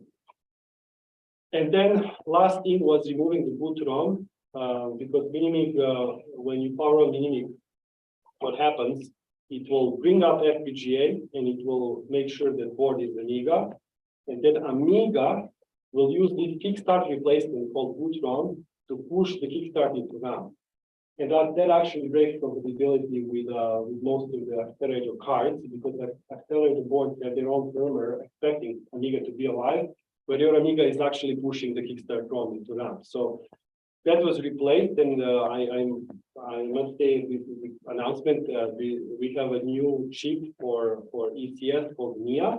It's running inside of the FPGA, and what NIA chip does, replaces the boot ROM. You turn on the Mini, NIA becomes alive with your Amiga, and it will hold everything, push the bits and bytes into the appropriate address space of your RAM, and your image will behave exactly 100% as an image. You won't see that blue screen with the loading bar and all the stuff involved. So yeah, that's new chip is there for me. So ECS now has additional chip in mini. Make a specific core that's compatible with variable fire cards. I have a core that's 3 kilobits, so timing is quite right for 50 left and variable fire card. And make sure PyStorm can cache kickstart on boot time. That was corrected by replacing the boot ROM. So that works as well. And I also designed a case. It's acrylic and transparent actually, and you can see all LEDs blinking inside. And then that's all, folks. That's the end.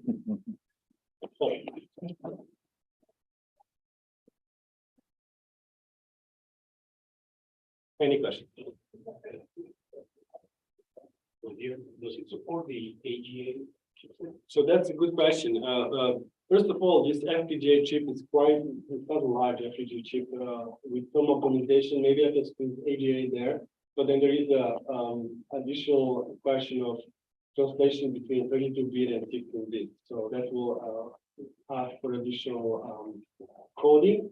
So probably not. This one, generation 1 point something will always be 16-bit, which means 16-bit CPU, ECS, OCS, it's going to be in the category of Amiga 600 pretty much forever. Once I start doing 2.0, then we'll do the big architecture and engineering and all that.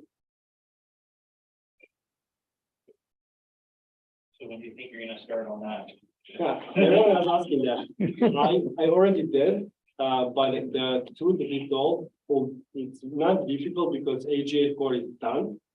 I mean, electronics is easy, trust me. I mean, the software is difficult. So the majority of work is actually fitting this, variable stuff and compiling everything in timing. The FPGA timing is the worst thing. So there's a lot of trial and error and experimenting and probing and so forth. So I'm thinking not before 1 year from now. I don't think I'll be able to wrap it up. So do you like great from much use it and PPP and all that? No, but my CEO of the company, he is quite intrigued and he has some ideas. But I told him, unfortunately, I'm so busy with these meetings, there's no way. You don't need to do any other type of. No, but he has some good ideas, I must say. Yeah. We can design now with these new open source CPUs, RISC-V and ARM CPUs. There is some sort of economy of scale behind it. Typical server costs somewhere from $10,000 to $100,000, right? With ARM chips, you can actually make some stunning advances, using ARM chips, parallel processing, and all sorts of things. So maybe we'll see how it goes. But I would first like to make an Amiga again. Yes, obviously, cheap shortage. It's quite horrible, like for everyone else. It doesn't help that my part, in particular, this FPGA tree is outdated. It's 2065.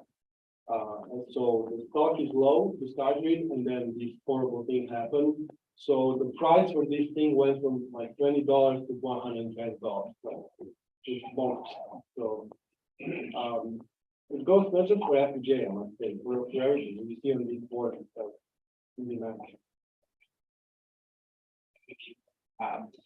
Yeah, we'll make some. Do you think you're done with this version of it, or you think there's going to be any tweaks to this, the version 1.1 or something? No, I don't think so. If there is a certain ramp, it's going to be just a tiny little thing, because I don't want to mess up anything. This thing is so well designed without any EMI performing extremely well that I don't want to touch it. I think I'm going to wrap it up and say, for classic, let's call it a classic, meaning that's it, and I'll leave it at least for at least a year until people will be able to roll on. And then 2.0 also supports 40s. 60 or 40? 58,040 CPU? Yeah. Oh yeah, for sure. It's going to be 32-bit. I mean, essentially, if you have a 60 or 40 card that you can use in your Amiga 500 by using your Steve64 socket, which I don't know if that's much different. It will probably work even here, right?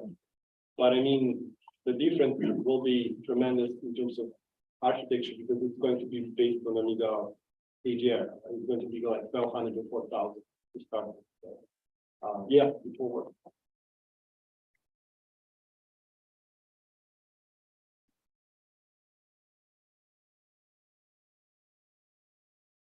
For 2.0, considering 10 slots, like PCI or? No, that's a good question. Some people are asking me about the Zora slot, that sort of expansion stuff. I don't think I can handle it myself right now. But it will have some cool stuff. It will have floppy disk header, so you can run the real floppy, which for a retro computer, I think is essential. You need to have a floppy, right? Because of the sound and clicking, and it's just fun, you know? Then ID header as well, so you have a ID controller on the board. You'll be able to just hook up your hard drive directly. What else? It will have Ethernet, which is not a big problem now. Drivers are there. Implementation is simple. There is modules for FPGA, so it's fine. Use some chips also for Ethernet, no problem. So yeah, it will be. It will have much more features, but yeah, I don't want to talk about it because it's so far away, but I'll work on it. I promise I'll work on it. I would expect the voltage issues are coming again for doing Zora slots. Well, I know very little on Zora slots. That's the thing. I don't even know if I can get the parts to make Zora slots nowadays. I don't know what kind of sockets are required. I know there is a plethora of issues where you have expansion slots, with the impedance and this and that. It's not trivial. The logic for Zora slots, I don't know if we have this implementation yet in FPGA yet. I think someone is working on it. Dave, I think, is working on it. Dave came. He's working on it. Something. I don't know if he's like and use your 4 or something. Something, right? But yeah. So that thing is not trivial. I'm not sure if I can do that, but it will be fun, for some other future release to have Zora expansion card. Well,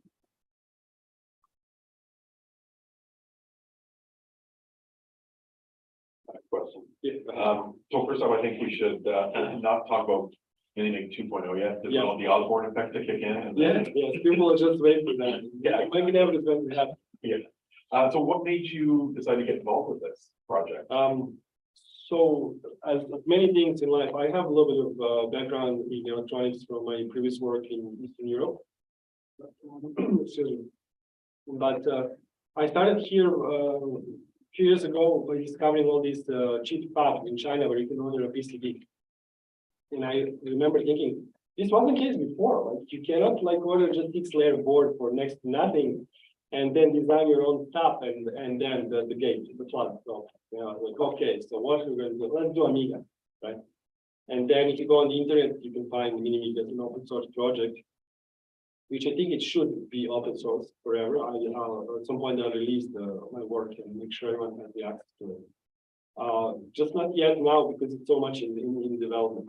But yeah, I was just shocked that the capabilities right now of humanity are growing so quickly that mark my word, within like 20 to 30 years, we'll have a little IC fab on your desktop where you can, make assets for yourself. It will eventually happen, no doubts about it.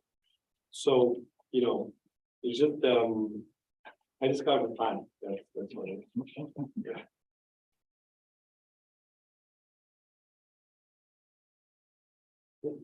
You said earlier you were saying you have about 10 boards that you have. When are you going to scale up more than that at some point? Yes, I will. I mean, the biggest problem, I actually got the great machinery. I can do 18,000 parts per hour, which is great. But then I have a daily job and I have a kid in the family. That's the biggest problem. Yeah. So, maybe you can trade them in. I hope my wife is not watching better. But you scale up in production, and then you realize it's not only making the bloody thing, it's also testing. You cannot, I can, assemble the board and I can play a little bit and I can see it's working, and then I ship the board and then someone said, hey, this IC is overheating, what's going on? So you really need to be careful. You need to produce something and you need to thoroughly test quality assurance. Then you need to package, and you need to print the label, send it. There is a lot of work around this thing. It's not just making a board, right? And then you need to communicate with the client, explain, he doesn't know where to put the file, there's some sort of support. So there is a lot of additional stuff that you usually, when you think about producing something, you're not really aware of. It's a shame now most people do know ethics. There you go. Yeah, That's the truth. it's very true. So hopefully, as I scale and produce more and more boards, I'll get someone to help full time. We'll get a small industrial space in Toronto. We'll put machines from my garage and my basement to that dedicated space. I'll get maybe one person or two people who are going to be there full time, and then we'll be able to scale it. So we'll be able to make mimics and new models and all sorts. That's the goal.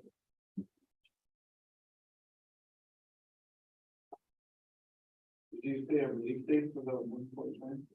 It's going to be next week. Okay. For these first 10 boards that I made, I'm just going to test a little bit more for the sanity reasons. Although from what I can see, these are just amazing. Like in terms of whatever I just talked about, by far the best board. But I just want to keep it for a few days, test all these boards before the first batch, just to make sure whoever gets the board, happy.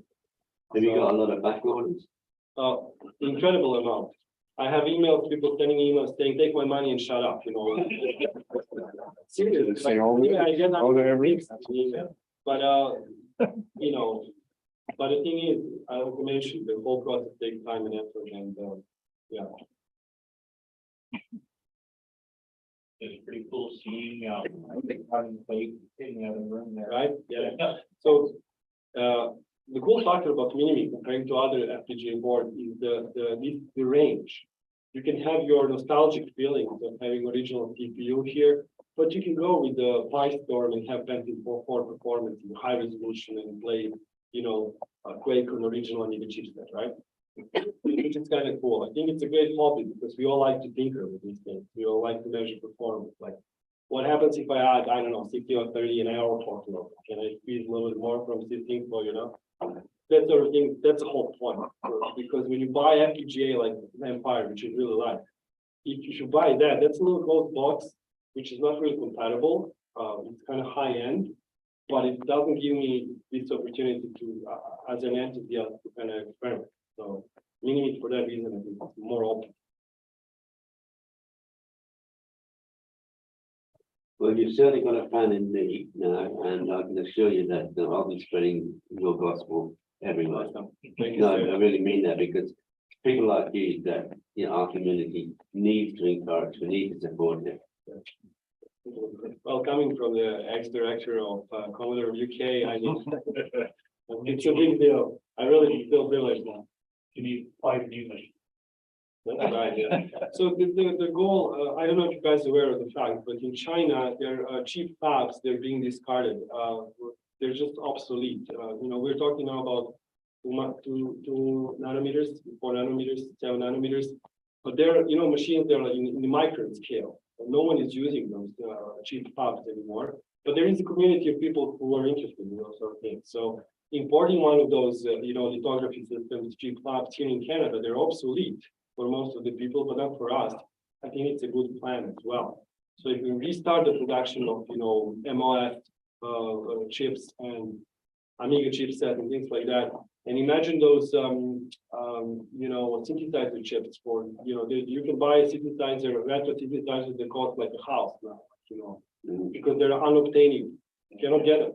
So restarting the production of these parts is also important. Industrial stuff. There's some industrial controllers they're still in use and people cannot replace them for whatever reason.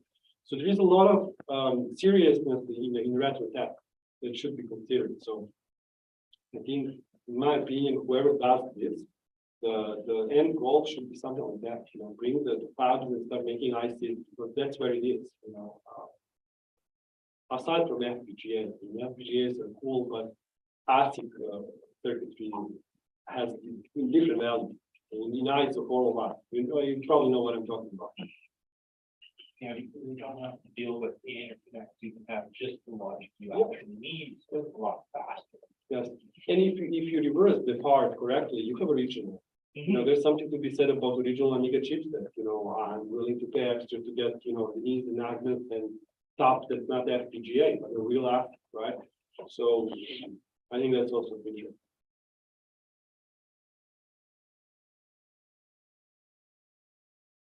One more question. So the 68,000 is 7 megahertz, the original Amiga? So yes, the one, this one, it is, but this version that I have here is called 68HC 000, which is the enhanced version, runs from 7 to 35. Okay. So this board actually runs the original CPU from Amiga 500 up to 35. But actually, if you have original, sorry, I'm not explaining this well. If you have original part from your A500, you can only run. It gives me about 7. Yeah. So you get one of these top speed, you can take that. Yes, if you use so let me show you family album of 68,000. So this is the original IC that I took from my A500. This one will stop at 7, and you can see here. What can I say, right? Yeah, it's 1. It's exactly 1. Performance is 1. Then this is HC, right? You can overclock this one safely to 35 megahertz. And here you can see the performance of 70,000. Oh, almost, right? It's very close to 3,000, right? Who would say 3,000 can do that? But it can't, because it's a later version, a later tech. And then this is the prescale part, recently obsoleted. It was introduced up until maybe a year ago. And this one can run up to 60 megahertz, and it's quite something. The other thing worth mentioning with the Mini is the speed of between the CPU and the chip RAM. It's actually the same clock as your CPU. In Amiga, that's not the case. You always access your chip RAM at the 7-ish megahertz, right? Where here, if you overclock the CPU to 50, 60, it goes at 60 megahertz, right? So you get some crazy performance in terms of chip RAM. If you're running some old 3D games, they're hitting the chip RAM. You can see, right? Gets to 50 frames per second. It's really good. So just another specific thing about the Mini.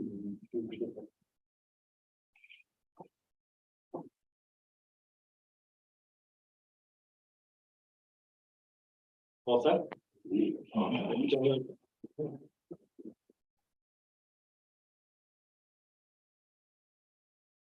and gentlemen, that concludes our programming day. Hope you guys enjoyed it. To everybody in cyberspace, I hope you enjoyed this very much as we did. Our annual holiday party will be, if I did the math correctly, December 15th.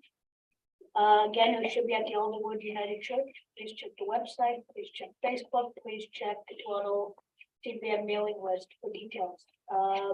Somehow I will release that sometime this week, details of that. We have one copy of C64 OS that was donated, but we just couldn't get it together to do the raffle today. So we will raffle it off at the holiday party itself. For sanity reasons, you gotta be at the raffle, or after you raffle, you gotta be at the church to be able to win a copy, which is too hard to get it shipped out. Again, thanks to everybody who came out. Thanks for our speakers. Thanks to Dave for flying across the ocean.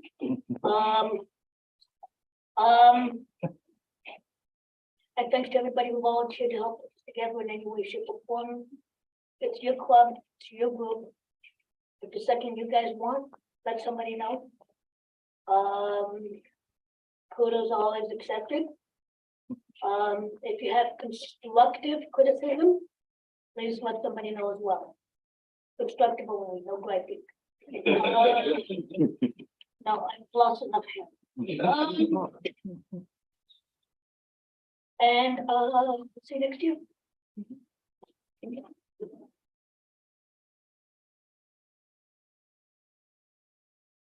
Next time, space.